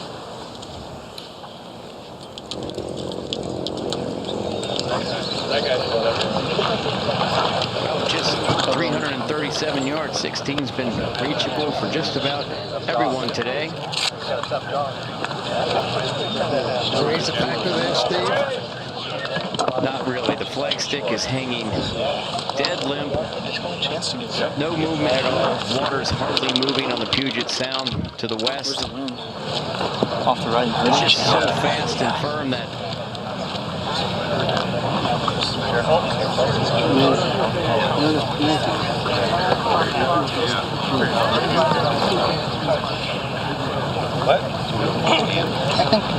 Ik denk dat is een driver slaan. Nee, dat is niet een banken recht. Dat is wel right. Dat is een driehoek niet. Is het een driehoek niet? see they set it on a 3. Would you really only have to carry the ball about 260 yards, and it, depending on the bounce, will easily get to the green.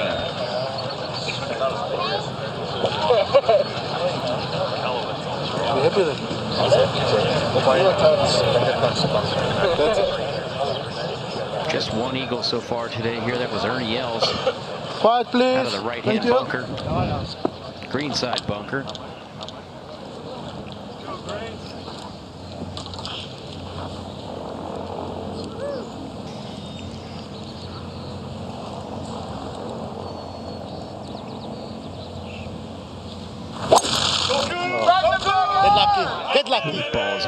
like it might be out of bounds. That's gone, Zach. Go, Jordan!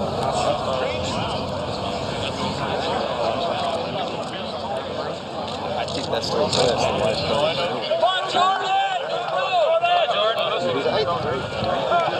See it up against that fence. Have not seen a ball that far right all week here at 16.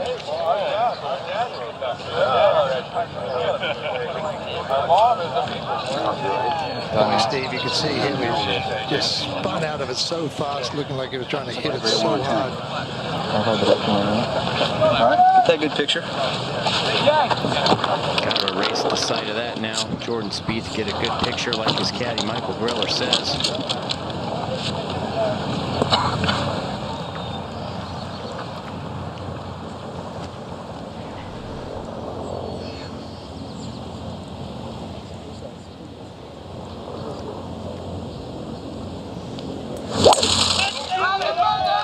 Good swing there. Hoping for a good kick now.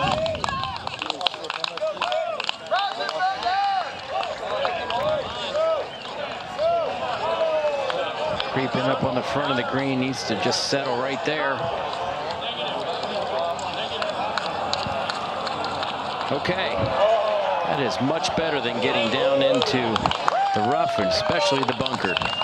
David Fay is our rules expert up here in the 18th tower with us. Talk to us about that tee shot from Brandon Grace. It's out of bounds. The black chain link fence is the boundary. It's well beyond it. So puts another ball in play, hitting 3.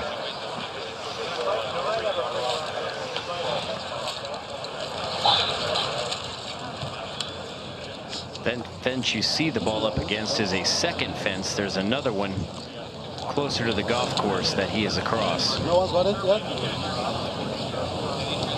They're just past the black fence and that's out of bounds.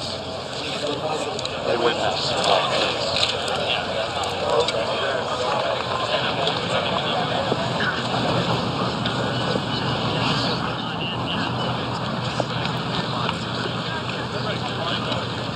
His golf ball up against that chain link fence.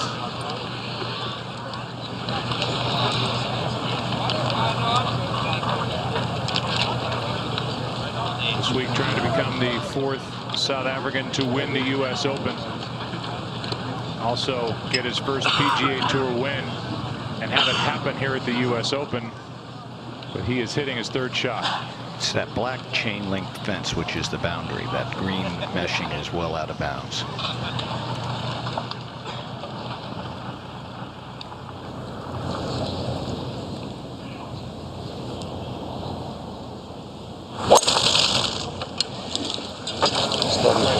Get lucky. This one much better. The left-hand side.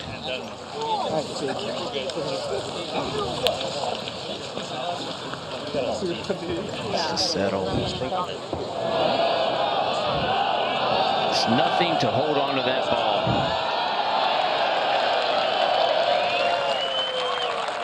Okay. Lies 3. While that was happening at 16, here's Dustin Johnson at the par 3, 15th out of the bunker.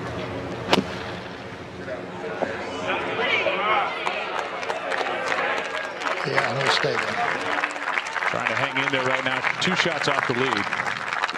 Jordan Spieth in decent position at 16. This was earlier. Oosthuizen.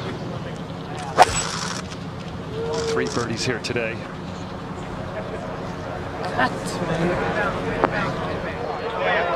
It's a good play using that bank to bring it over. Chance to get 4 under.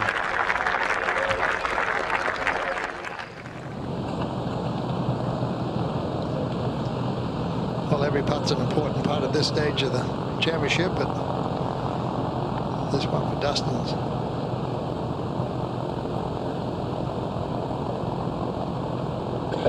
a must.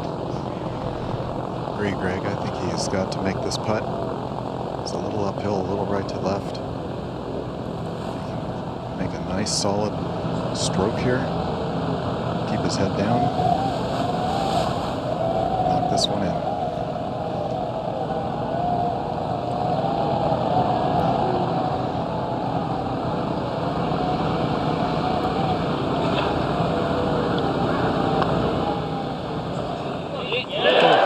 Beautifully done.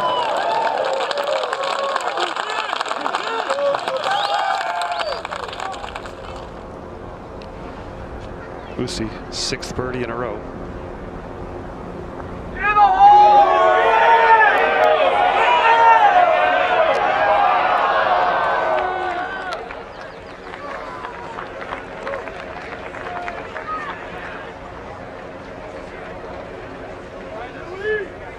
They need to birdie the last.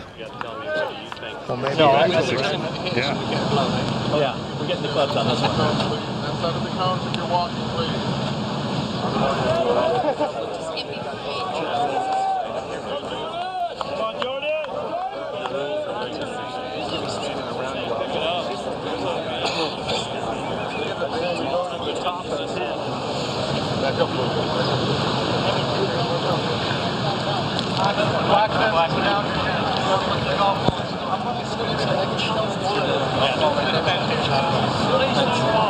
What ball is it? What's the ball? Galloway 1. Okay. Just leave it there.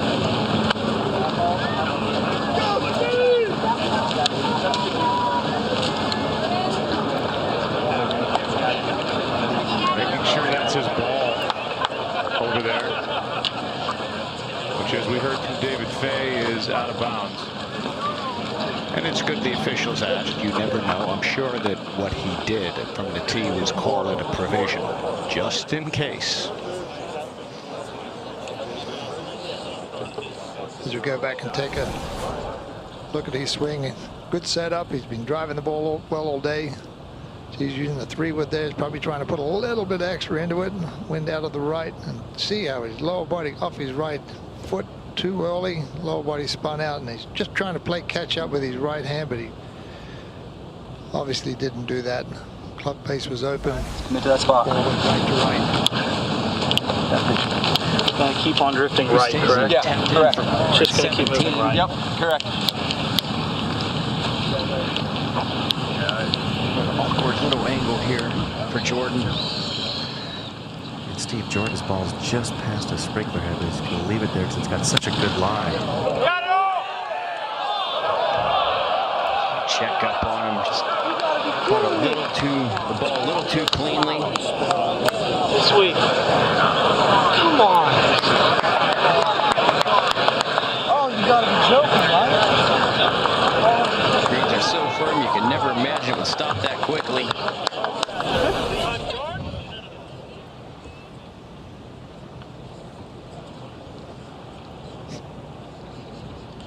Not much grass between the club and the ball there, and that's why it checked up.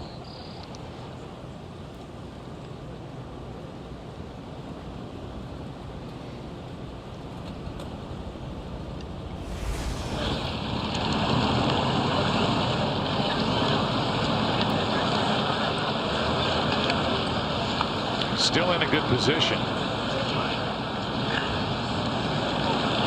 Talking about Spieth, he can 2-putt for par. Long birdie try. Here's Grace. This long putt for par. You know, and Joe, not the end of the world if he could just salvage a bogey out of this. Only be maybe one back going in to 17, but tall order now. 18T. A string of 5 birdies in a row ended at 17. And now the par 5, 18th. Sit down. Sit. Come on, bunker. And Oosthuizen will indeed find the bunker. And have to make 4 the hard way. Up at the green here at 18. Here's Snedeker for birdie.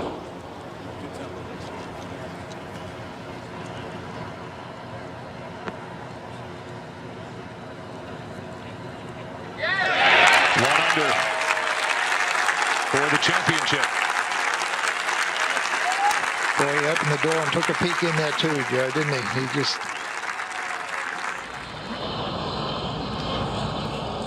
had his chances.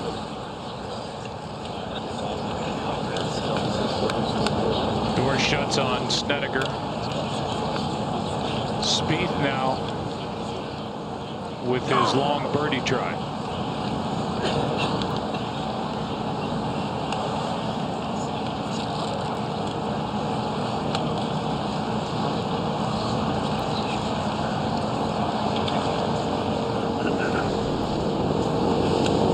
About 19 feet now for Jordan.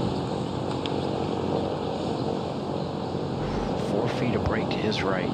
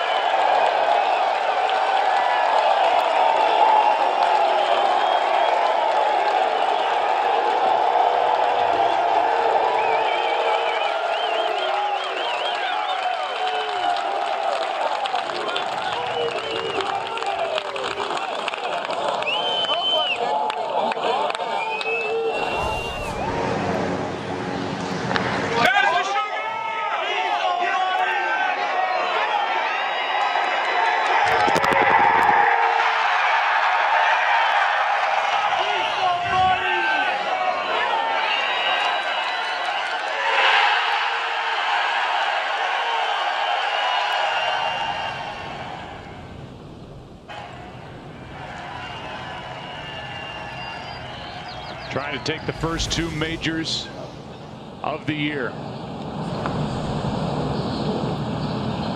Brandon Grace now must make.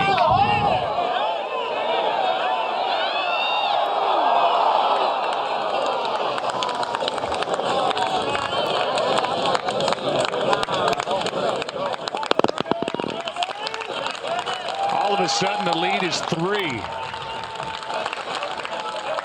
How about that putt, Greg? I'm actually speechless. You know, I'm sitting here thinking about he hasn't made a putt all day, and yet when the pressure's on at the biggest moment, he steps up and just absolutely beautiful. You watch Dustin needing a big finish now. 337 with a driving iron, Greg.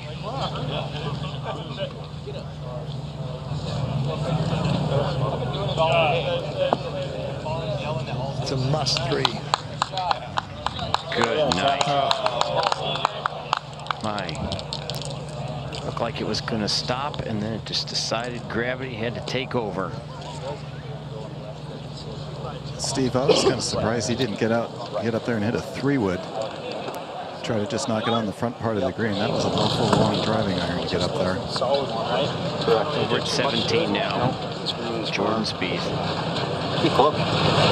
That picture.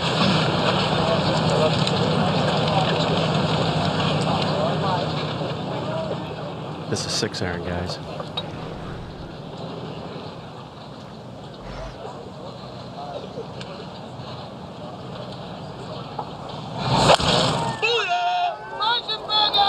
This is headed well right.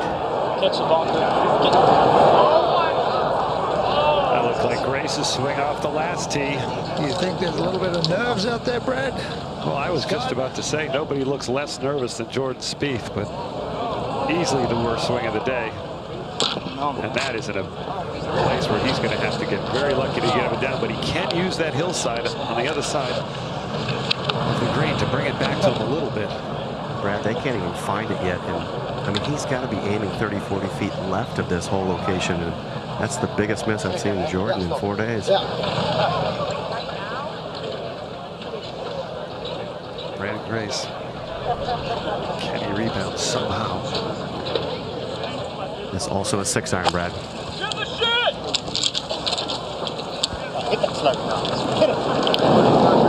Say hit that slope. Watch this now. No, it stayed on the level. Jordan Spieth will make his way down 17 as they try to find that golf ball. as he leads by 3 with a win, looking to become the youngest to win 2 career majors since Gene Sarazen in 1922.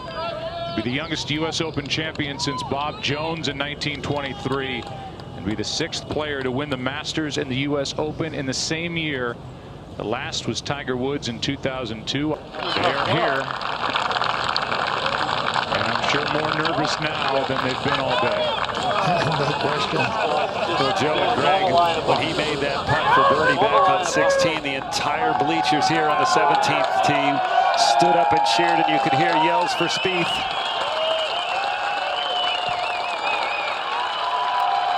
You also heard the USA chant. International players have won 8 of the last 11 U.S. Opens. But they are firmly behind the 21-year-old Texan, who at the moment leads by 3.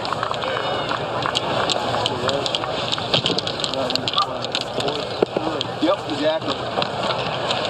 Go over to 18. Oosthuizen, second shot from out of the bunker. Picked it clean. Just a layup, Joe. Where's the break? Right now, 3 under par for the championship. Desperately needing a birdie. Nice birdie. Hey, you're gonna have to watch the shadow. Can we move this? The shadow's right here. Thank you. Michael Griller asking marshals to move some of the shadows away from where Jordan's ball is like. Scotty, did you get a chance to look at the lie? I did. I went right up to it, and it is a nasty lie. He really can't go at this flagstick, Brad, because it's all a downslope going that way. I think he's going to be looking out to the left, maybe, almost where Brandon Grace is standing right now and trying to use the backstop. There's just no way to go at this. Is it a grassy lie, or is it sandy underneath it? No, it's not sandy underneath it, but he's got some weeds right in front of him. It's going to be very difficult to control the speed.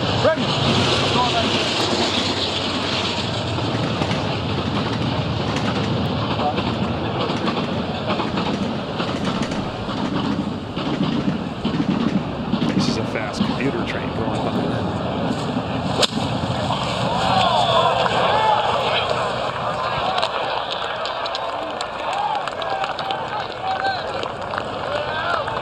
His only option. Smart play. It's amazing how quickly he hit that shot. Let's go back to the 16th now. Dustin Johnson out of that right-hand bunker, short of the green. Caught it cleanly. What a fantastic golf shot here. Needs to make a putt. Number 18 now. Third shot for Louis Oosthuizen. How about a 3?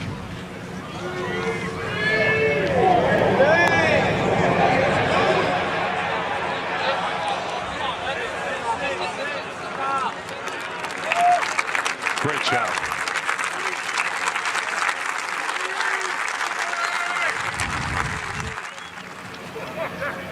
This is earlier Cameron Smith. His second shot.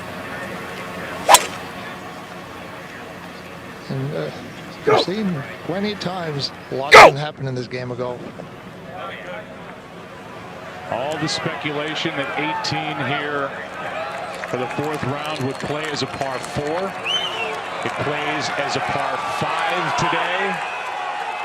And how's that shot? It'll be an eagle for Cameron Smith to move him to 3 under. How about that finish for the 21-year-old? That finish.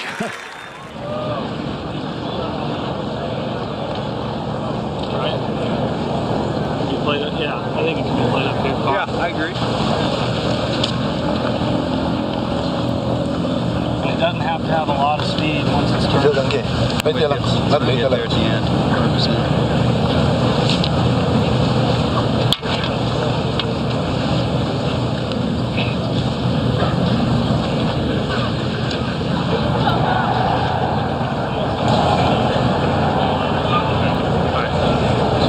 It's definitely a little slower.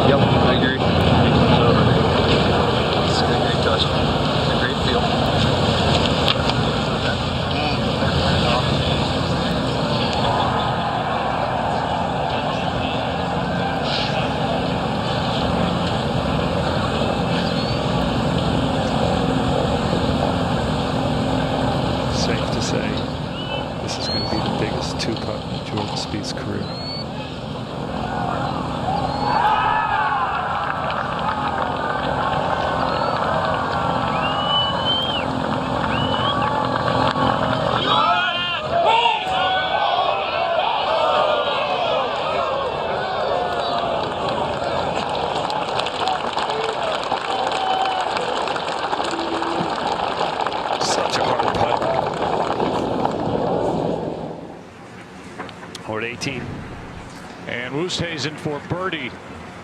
Just a moment ago, we heard a roar.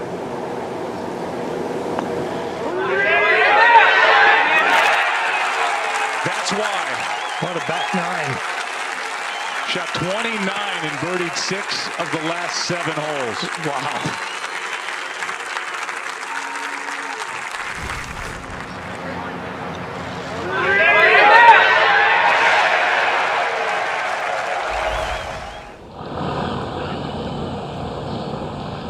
Now Grace for birdie.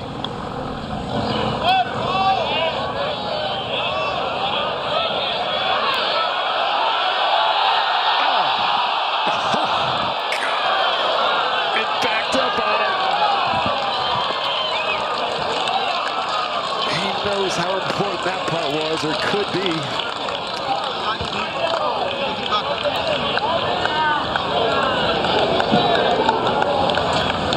Talk about some drama. Well, Greg, this is going to be drama. Spieth's putt here. If he makes this, he can try and play 18 with a par for a par. Shot some great though. It's off the edge. Yeah, I would agree with that.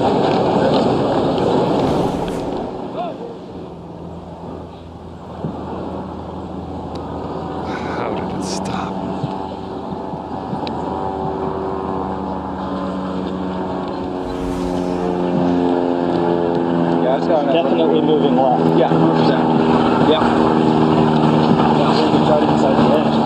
Yeah, I love that. Okay. 20. We just stay one ahead of Oosthuizen.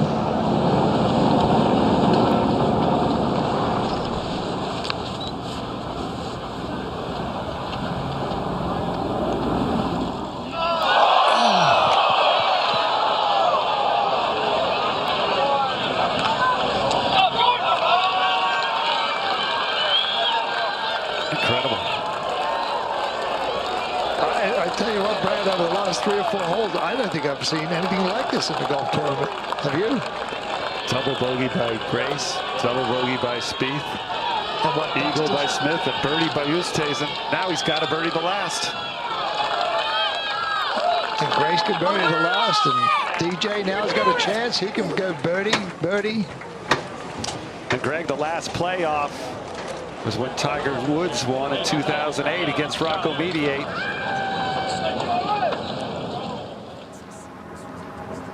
Back to 16. Dustin Johnson now, after that great bunker shot. This an absolute must. Louis already in at 4 under. Oh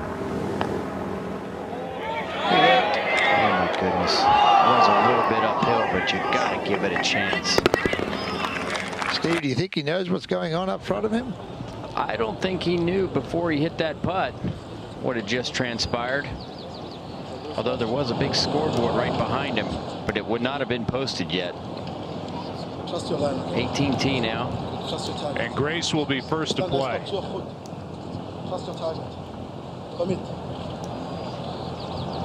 Brandon Grace is right there, just 1 shot back. Really important tee shots.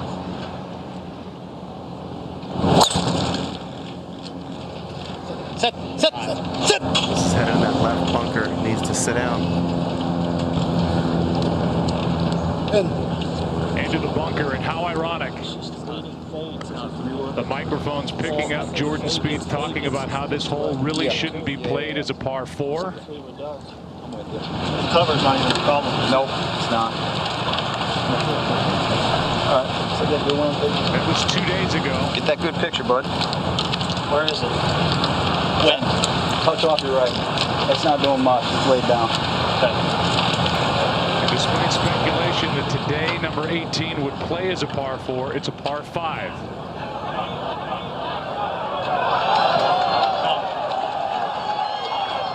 With that reaction behind him, Spieth had to back off.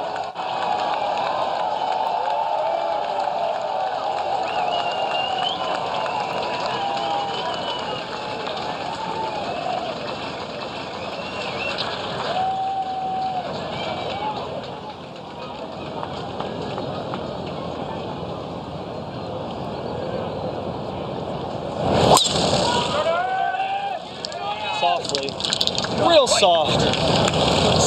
It's not soft. That was might stay short.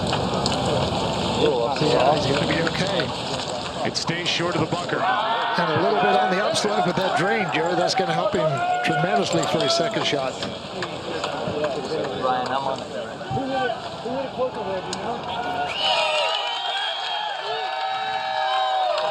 While that was going on, Dustin Johnson, one back. And that was a 6-iron right there. Corey Hogan's got close to this hole. Right top of the shoulder of that bunker.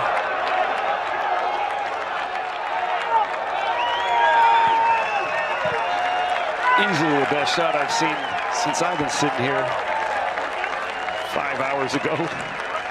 Oh, Brad, the ebbs and flows. I'm going to keep saying it.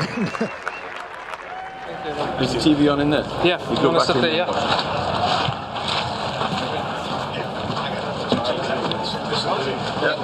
Getting Elmery? We're trying to talk to Louis in a moment. Mind Games brought to you by American Express.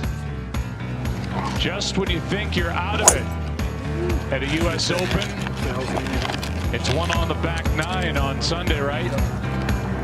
Here he is at the 12th tee. That's a great example of just keep doing what you need to do. We've seen it so many times in the past, and we're going to see it so many times in the future. And here's a great example. Hitting the perfect shot at the right time, and your mind game going to get you going. Third shot here at 14. Had to play out of the bunker, and then this for a birdie. And maybe that was a sign of things to come for Louis. 15. Gets up here, a really aggressive putt. Ball is tracking dead center, right in the back of the hole. Probably would have gone 7 feet by, but who cares? It's in there for 2. And now the birdie at 18, tying the lowest score for 9 holes with a 29 on the last 9 here at Chambers Bay. That's in the history, the 115-year history of the U.S. Open, and it's put him in a tie for the lead. Well, Joe, we said right from the top of the show that 16, 15, 16, 17, 18, and here we got Jason Day at the 17th. Maybe it's the green short right, trying to pitch it down that hill. Could be showing a line to Dustin, maybe.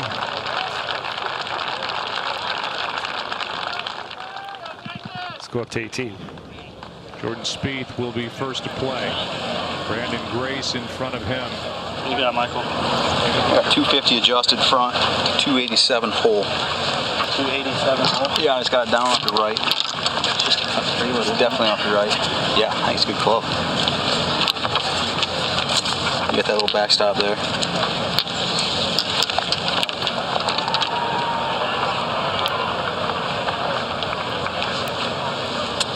Yeah, I love it. It's not going to be too much, right, as long as I cut it? Yeah, it's just got to be cut. Because it's an upslope, I like this club. Yep, I agree. It's just got to get there, too, you know? Yep.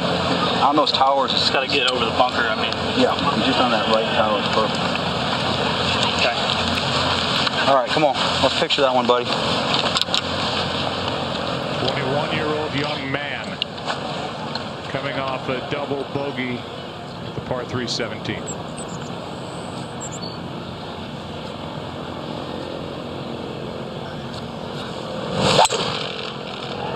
Hit it, wind. Hit it, wind. Any wind up there, hit it a little bit.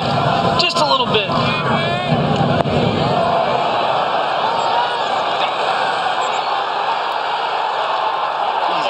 Easy. What a shot. Awesome shot. Yeah, you're right. Awesome shots.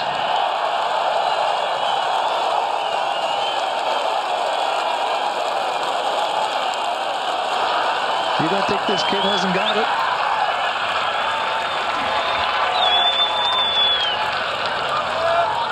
proved it at the Masters.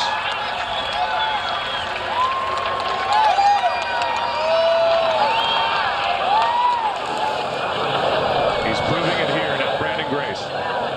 It's a 4-iron. He can actually get to the front edge of this green with that 4-iron. He's just got to get up over this lip of the bunker.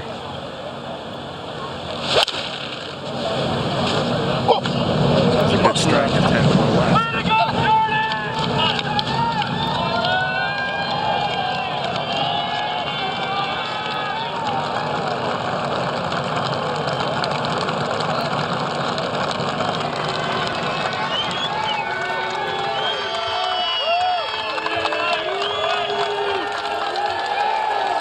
We'll be right back to 18. We go backward to 17.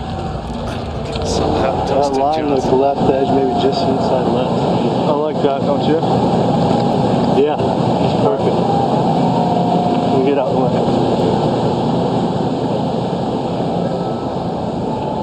Can you forget all the other misses?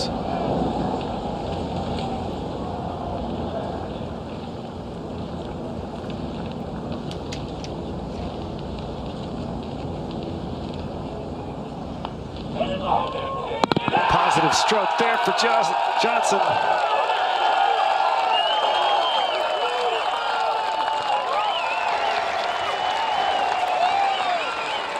And here comes Spieth at 18. With an eagle putt coming. And I wouldn't think there's anybody sitting down. Any 6,000 people are sitting down.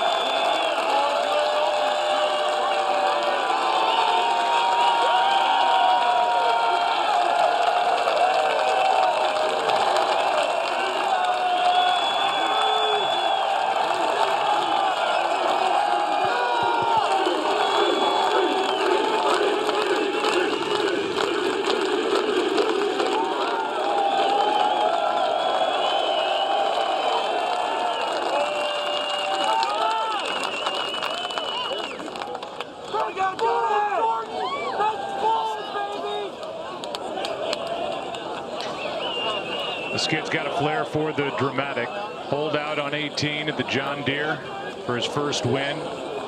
Made the bomb at the Valspar Championship in the playoff. That was this year, and then ran away with the Masters. A birdie record there at Augusta. Back on the tee, Dustin. He knows he's got to avoid the left-hand bunkers. The two there, one at 280, 320. Yeah, Greg, he has to hit this right of the second bunker out there with his distance. He can hit a drive and an iron if he hits this in the fairway.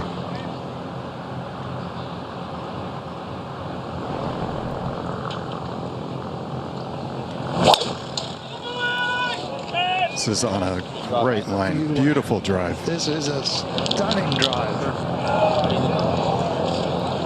Not stunning, it's massive. Right up into that neck.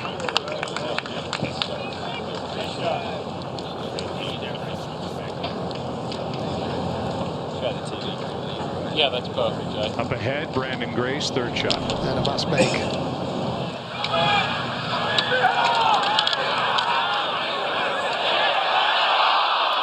This will come back.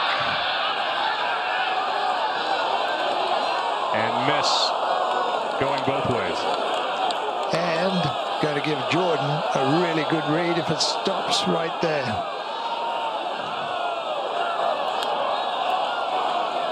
And it won't.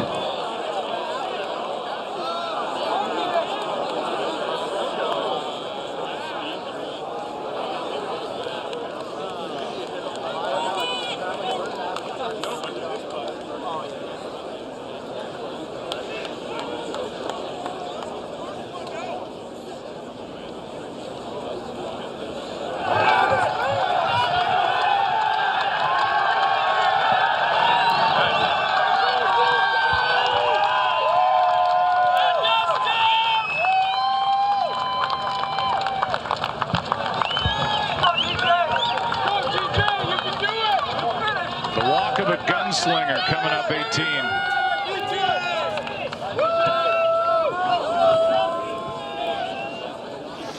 He has a lot of work to do. With Spieth owning a great look at eagle.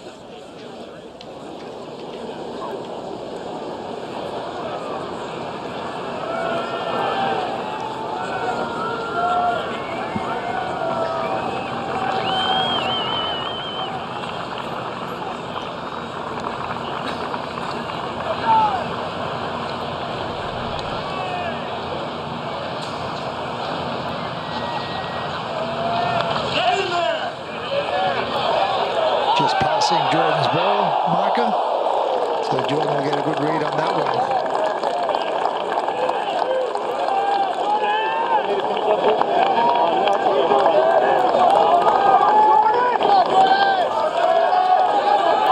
Brandon asked him if he, meaning Spieth, wanted Grace to finish that ball and put in. Now it's on the 21-year-old Texan. Already saw this putt 3 times now. Good point there, Scott.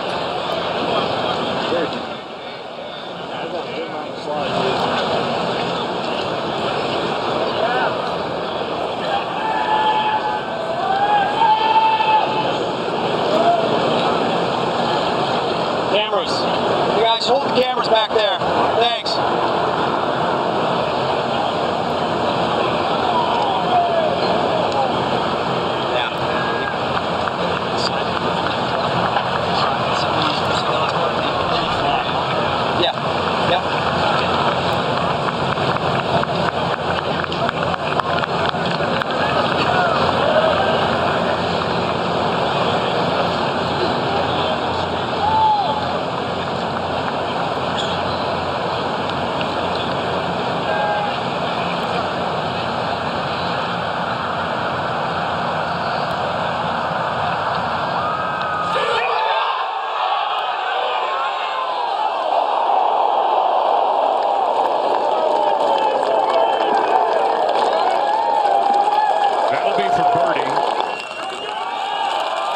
One-shot lead at the moment, but the door is open for Dustin Johnson.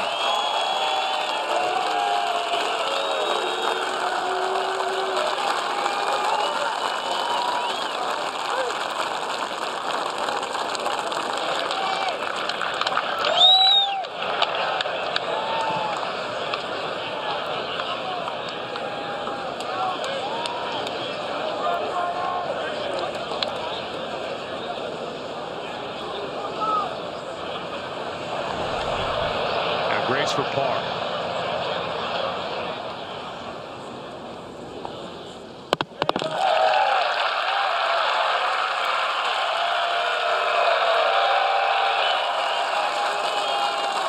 Brandon Grace showed a lot. Jordan Spieth showed a lot after the double at 17 to put himself in position for that eagle try at 18. He leads by 1. We'll go down to Holly Saunders. Louis, you birdied 6 of the last 7 holes. What else could you do here? You shot a 29 of the back 9. Yeah, rough start. I mean, I had really a tough first 4 holes. Couldn't find the fairway, couldn't find a green, and they had to make long putts for pars and end up 3 over through 4. So sort of knew it was going to have to be a really big comeback to do something. And you know. Too many mistakes the first round, I guess. I think I can definitely find 1 or 2 shots out of that 77 that I could have done less. But yeah, I just kept on going, doing my thing, and a bit more aggressive on the putts the last 9 holes, and decided to, you know, go for it or just if I make a balls up of it, that's one of those things.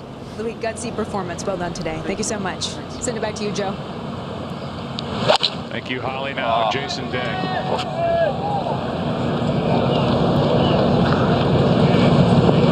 The needle about on empty for Jason Day.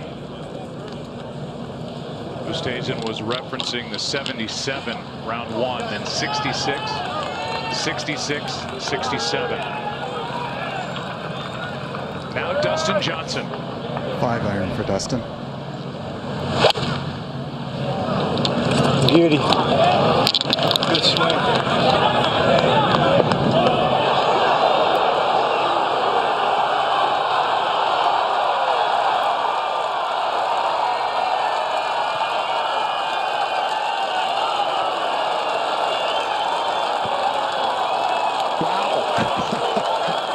He'll have that putt to win it.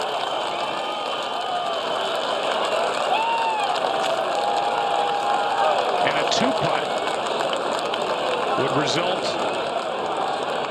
in an 18-hole playoff tomorrow. But it's right there for Dustin Johnson, who has come so close 3 times to winning a major. If he makes the putt, he'll win the U.S. Open.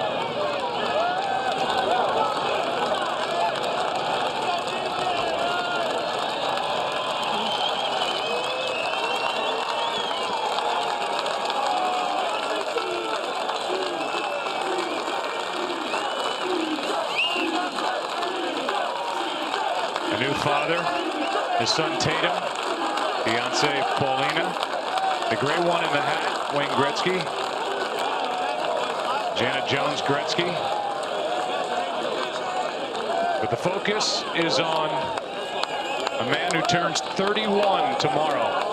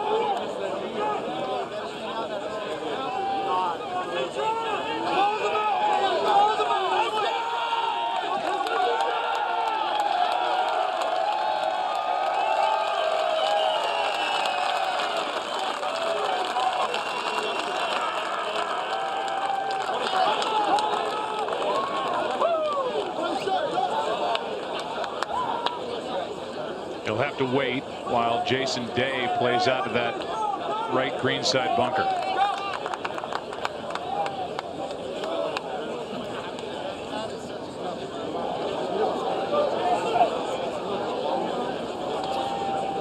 What a fight put up by Jason Day, who lost his father Alvin at the age of 12.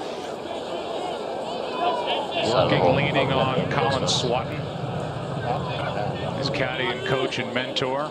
That's what Dustin Johnson can win and hoist with a made putt. Jason battling vertigo since it hit him on Friday.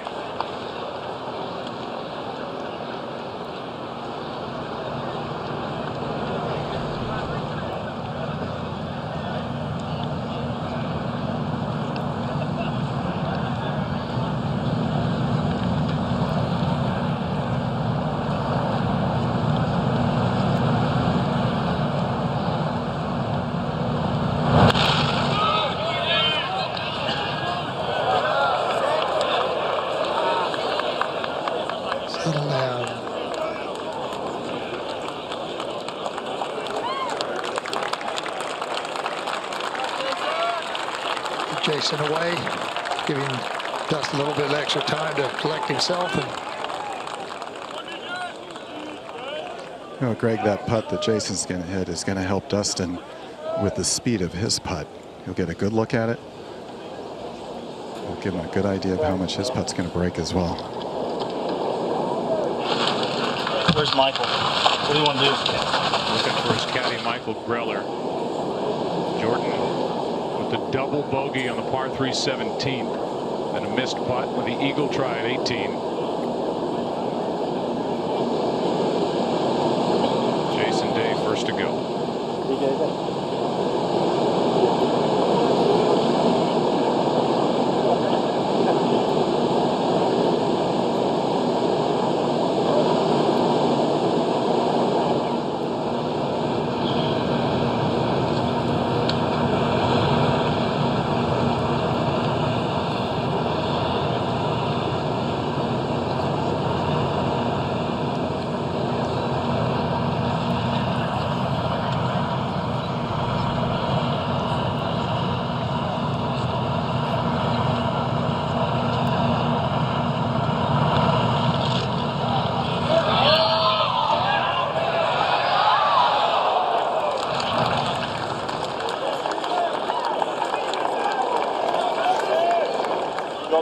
want me to do, mate? You want me to finish? Doesn't matter, whatever you want. I'll finish. If you... Yeah, you want me to do that? Yeah, go ahead. Whatever you want to do. That's fine. Okay.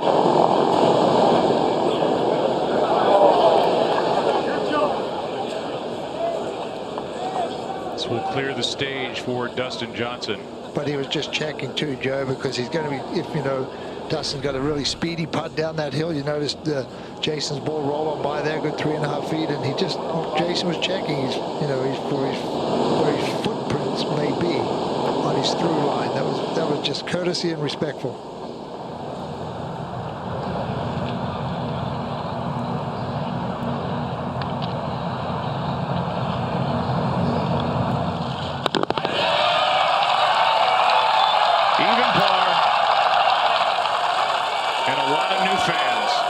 Jason Day.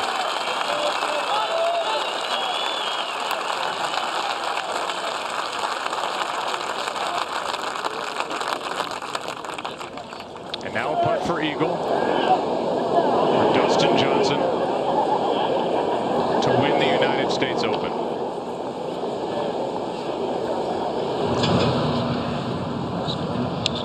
Oh, he's going to take another look.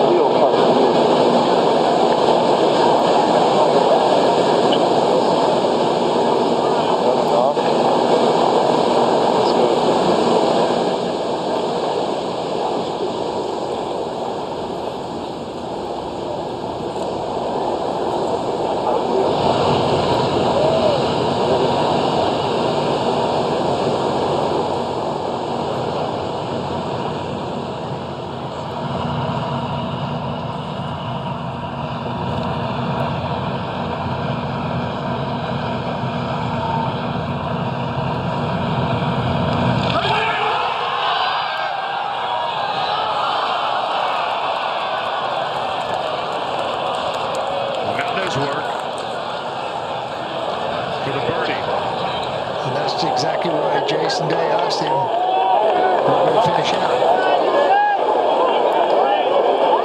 Now Johnson's got to make this to force the playoff.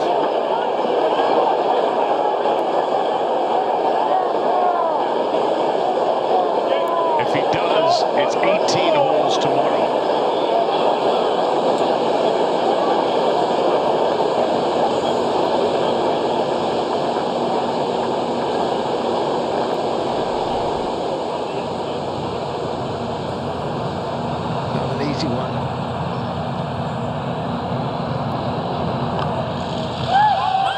Jordan Spieth has won the U.S. Open.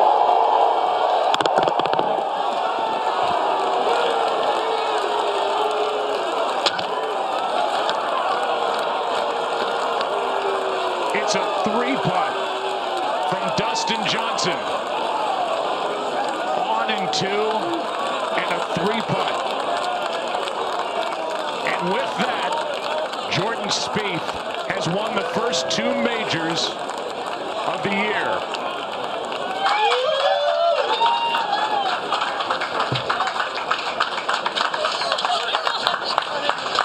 Oh, I'm so proud.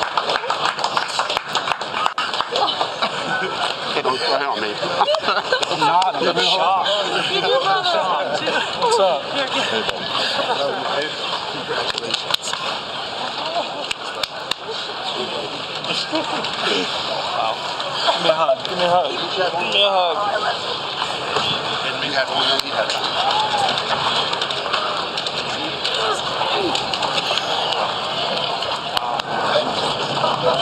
Hang in there.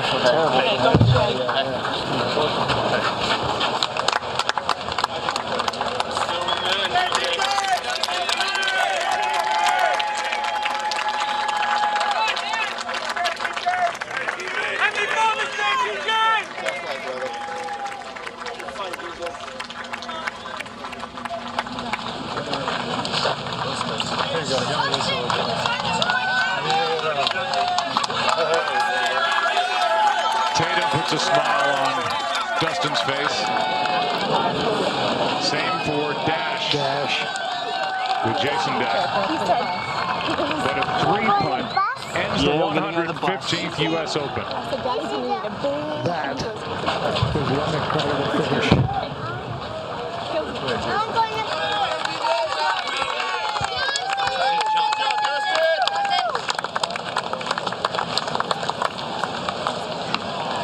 And with that, with Spieth seemingly in shock as the U.S. Open winner after that 3-putt, we'll send it down for the moment to Holly Saunders. You're the United States Open champion. How does it feel? I don't know right now. I'm in shock. Wow, that's I watched it with Michael in there and just wanted a fighting chance tomorrow. And I feel bad for Dustin. I had that feeling on 17, and just proud of the way that we rebounded on 18. Did you even bring a 5th outfit with you? In case? No, I would have had to. I'm sure Under Armour would have done something about it. We would have been fine. Well, you don't need it. Congratulations. Thanks, You're going to go talk to Joe on the 18th green. Send it back to you for a sec. All right, thank you, guys. Yes, we will hear more in depth from Jordan Spieth. And again, I think he's as happy as he is shocked, Greg. Well, I think we can go down the list there, Joe, and say the same thing about the number of people who can be shocked about it. But I tell you what, at the end of the day, we knew it was going to be one heck of a performance by Chambers Bay. The golf course really gave it up to it. And congratulations to Jordan Spieth, a tremendous in winning the 115th United States Open Championship. Jordan. Hi, Kevin Landy from USA. How are you? Thank you very much. So I think we're hanging out in night days, and now we're going to time might change. This golf course and this tournament makes it enthralling TV to watch. When he goes to the restroom, you go with him. And no one's trying to get wise after the event, Butch, but all week you kind of felt that maybe Jordan Spieth was the photo-fit golfer to deal with the problems and eventually somehow emerge. Well, he has. I mean, until the 17th hole where he just hit the worst 6-iron of his life, he had done everything right. He stayed in there all day long. He hung in there. He fought. He scrapped. He made the putts. Made a great putt at 16. Well, he's halfway to the Grand Slam, but he can't use the toilet at the moment because the lock. He has the key to the Grand Slam, but not to the toilet.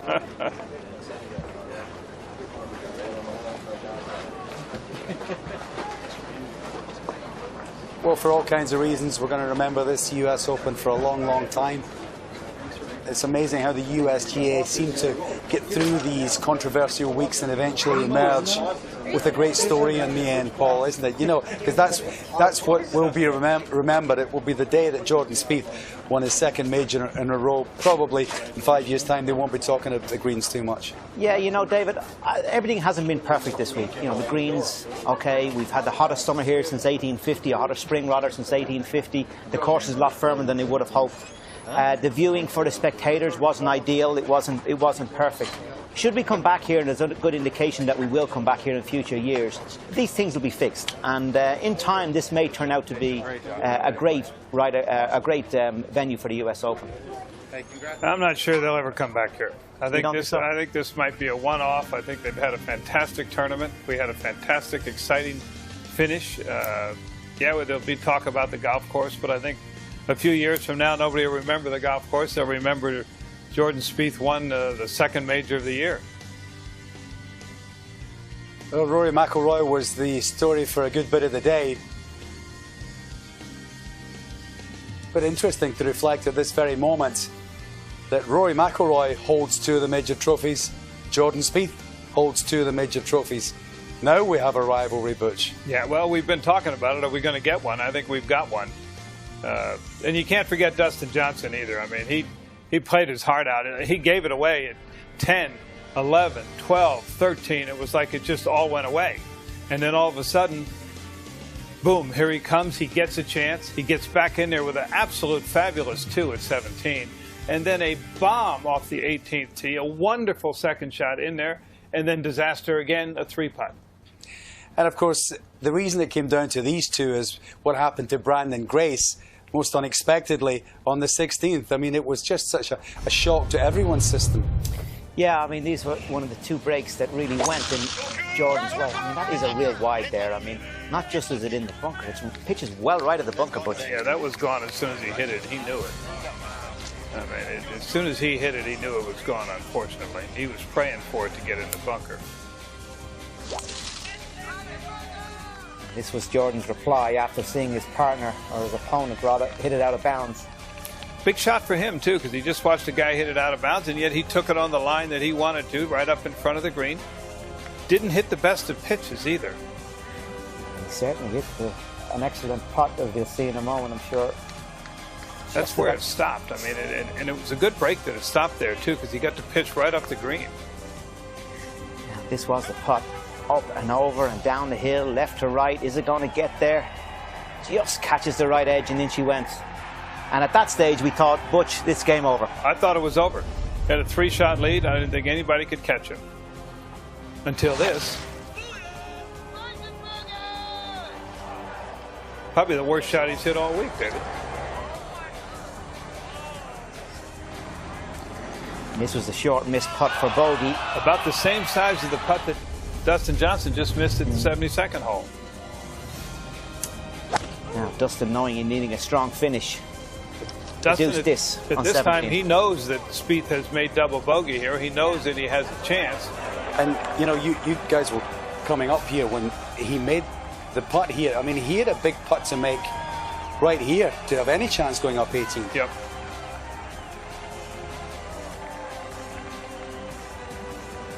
Stayed where it stayed was interesting. The sort of inevitability about this. No one here likes a playoff on a Monday, but we'd have happily come back for a great playoff between Dustin Johnson and Jordan Spieth rather than see him do that. But you hate to see a guy lose the tournament that way or not give himself a chance. He had 2 putts. A putt to win, a putt to get in the playoff. Unfortunately, he didn't make either of them. But that's golf. But different emotions for Jordan Spieth because he thought he had it, he thought he'd lost it, then he thought he maybe had it, and then he knew he had it. This is a remarkable champion. We've obviously lauded him as the Masters champion, and now he goes a quick 1-2 in majors. And he's still thinking about other people all the time, there's Jordan Spieth, because there is what he's saying to Dustin Johnson. Dustin Johnson, this is the 3rd time he's had to go through this kind of near miss in a major. It happened in the U.S. Open at Pebble Beach. It happened in the PGA Championship at Whistling Straits. And now it's happened here at Chambers Bay. And he's dealt with them all with tremendous dignity. But that's the trophy that's going to be in the hands of Jordan Spieth. And he's been making history all year. He did it at the Masters, and here he is once again. And you feel at his age, Paul, there's a few more records still to be broken. Yeah, there is. You know, I mean, when you win the first major championship, as he did at the Masters, you think, okay, now there's going to be pressure and expectation on his shoulders. What's he going to do? He comes to the very next one he wins. That's what he does. So he's got something special. Yes, he does. Well, there's a lot to celebrate here, and we're going to stay to enjoy that with the champion. It's Jordan's U.S. Open. We'll see you in a couple of minutes.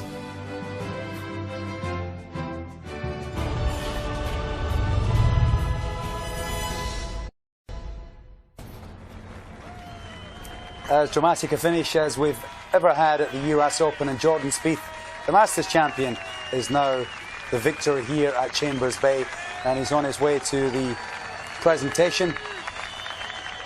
And look at the crowds who waited behind for this. This is, you know, a measure of his popularity, and of course the fact that the fans in this area have never had a U.S. Open, Butch, and they've been looking forward to it, and they're going to make the most of this. Well, I think they've got a champion that they can really be proud of, too. I mean, this guy's unbelievable. He's a great kid. Forget the fact he's a fantastic golfer. He's one of the greatest young men you can meet. I thoroughly enjoy being around him. He's fun to hang out with. He's got a great personality.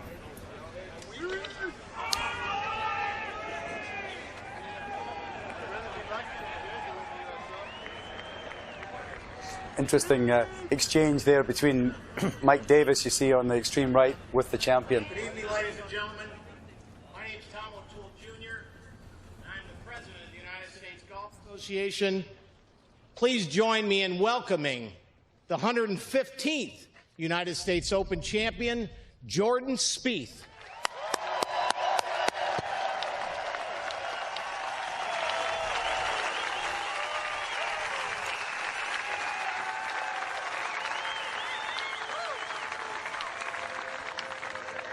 We have experienced an exciting and historic week here at Chambers Bay. It has truly been an honor to conduct our National Open Championship in the state of Washington and in the Pacific Northwest for the first time ever.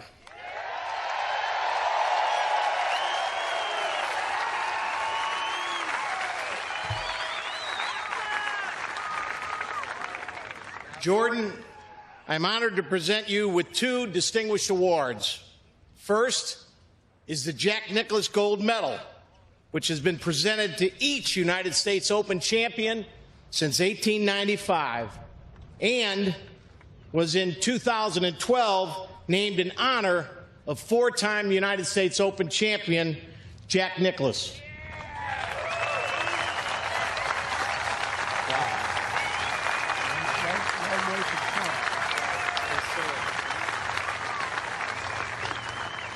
And second, I present you with the United States Open Trophy, the time-honored emblem of our national championship. Congratulations. Thank you.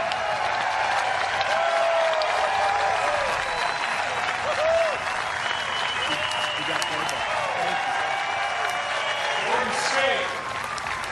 Let him hear it one more time. Jordan Spieth, your winner.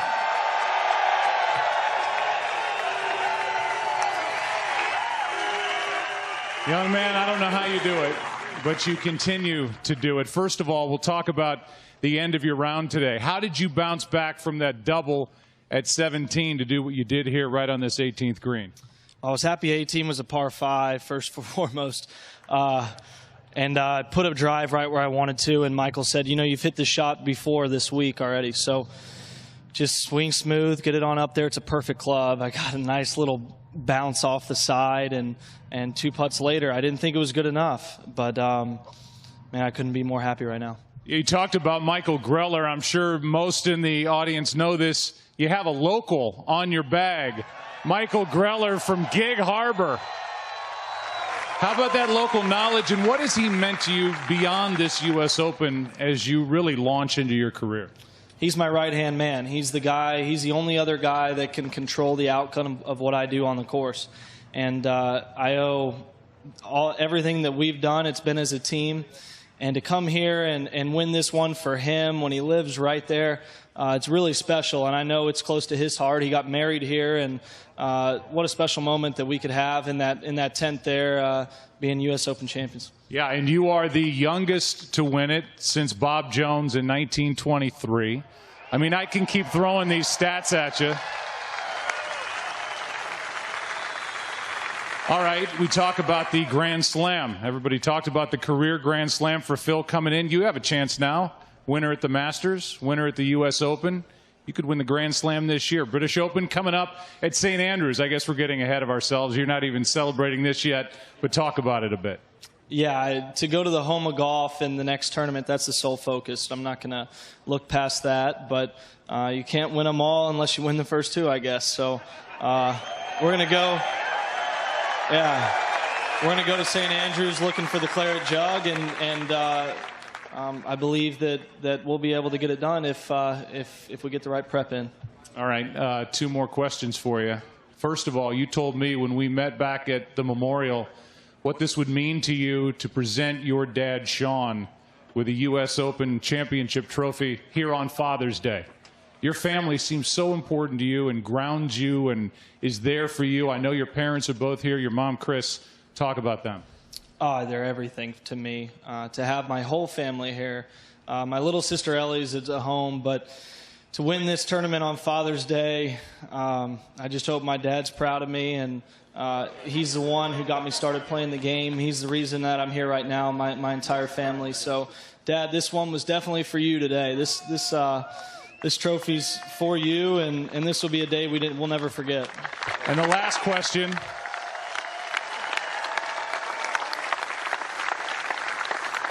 You want to throw your brother's name out there, too? Sure, Steven, yes. I'm Steven Spieth's brother. This is Jordan, U.S. Open champ, also known as Steven Spieth's brother. Last question, and I think it's important to ask you in front of this crowd here at the 18th. So much talk about the U.S. Open being played here at Chambers Bay. So much talk about this golf course, about the architecture, about the greens. You survived it. You're the winner. What did you think about having the U.S. Open here in the Pacific Northwest? We were joking about, we could certainly tell why the NFL teams don't like to come to Seattle to play. These fans are awesome. I mean, it's unbelievable. It's to have them on our side this week and to hear the crowd screaming for us from Thursday afternoon on, and hearing the support that Michael had as well. I felt like we were crowd favorites, and they certainly helped get this job done, and I really appreciate it, everybody. Thank you. These fans should be really proud. You, young man, should be really proud. Congratulations. Thanks, Joe. That is your U.S. Open champion, the 115th U.S. Open champion. Last round of applause right here for him, Jordan Spieth, ladies and gentlemen.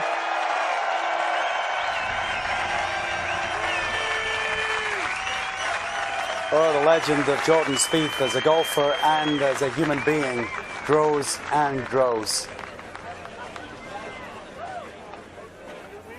And we'll be thinking about him in the week ahead as we take you on in the story of the tours on both sides of the Atlantic. We'll first of all have highlights of this final day, 8 o'clock and midday on Monday on Sky Sports 4. And then we move into, first of all, the European Tour, one of the best presented events on the European Tour, the BMW International Open in Germany, 10:30 and 2:30 on Thursday. Then the US Senior Open Championship with Monty heading on there, 7 o'clock on Sky Sports 4, followed by day one of the Travelers Championship, 8:30 on the same channel from another great golf course up there in Connecticut. So that's the week ahead. Reflections on the week we've just seen and how cleverly he avoided the questions about Chambers Bay. Well, they tried to tee him up to get him to say something bad about Chambers Bay. There's no way he was going to do it. I don't blame him. He's won the U.S. Open. He ought to love this place as far as I'm concerned. And we touched on it briefly earlier about this rivalry. The world number 1 and 2, although the majors now, is this the rivalry we've been waiting for? Yeah, it is, and Rory's got to step up to the plate, David. You know, as commendable as his performance was today, and the same in the Masters when he came from behind the field to come through. The bottom line is he's made too much ground. He's had to make up on. He's made a mistake of getting off to slow starts in the last 2 majors, and ultimately Jordan has run to victory on both occasions. So he's putting it up to Rory, and that can only be good for Rory. Well, we'll see what happens at St Andrews, and then of course we'll have the final one, the shootout between the two, or Dustin Johnson, whoever else is in there. That will be at Whistling Straits, and for Dustin, you have to hope that there will be many more opportunities for him. Oh, there definitely will, David. He's playing the best he's ever played in his life. He is at peace with himself, and that's the most important thing for Dustin Johnson. Is this a heartbreak? Of course it is. Anytime you 3-putt the last hole to lose any tournament, especially a major championship, it gets you. But he's a strong-willed kid. He's a kid that's going to come back, and I think you'll see him right there with another chance at St Andrews. Well, thanks, Butch and Paul, and all of you for watching. Hope you've enjoyed it. Of course, there was so much controversy coming into this, but in the end, none of that really matters. We had a dramatic final day. Paul forecast it, Butch forecast it, and it came through and materialized, so it was brilliant. And you have to say about Jordan Spieth that in this part of the world, he's made lots of people very, very happy. For that, he deserves to have a big party tonight and be sleepless in Seattle. See you next week. Bye for now.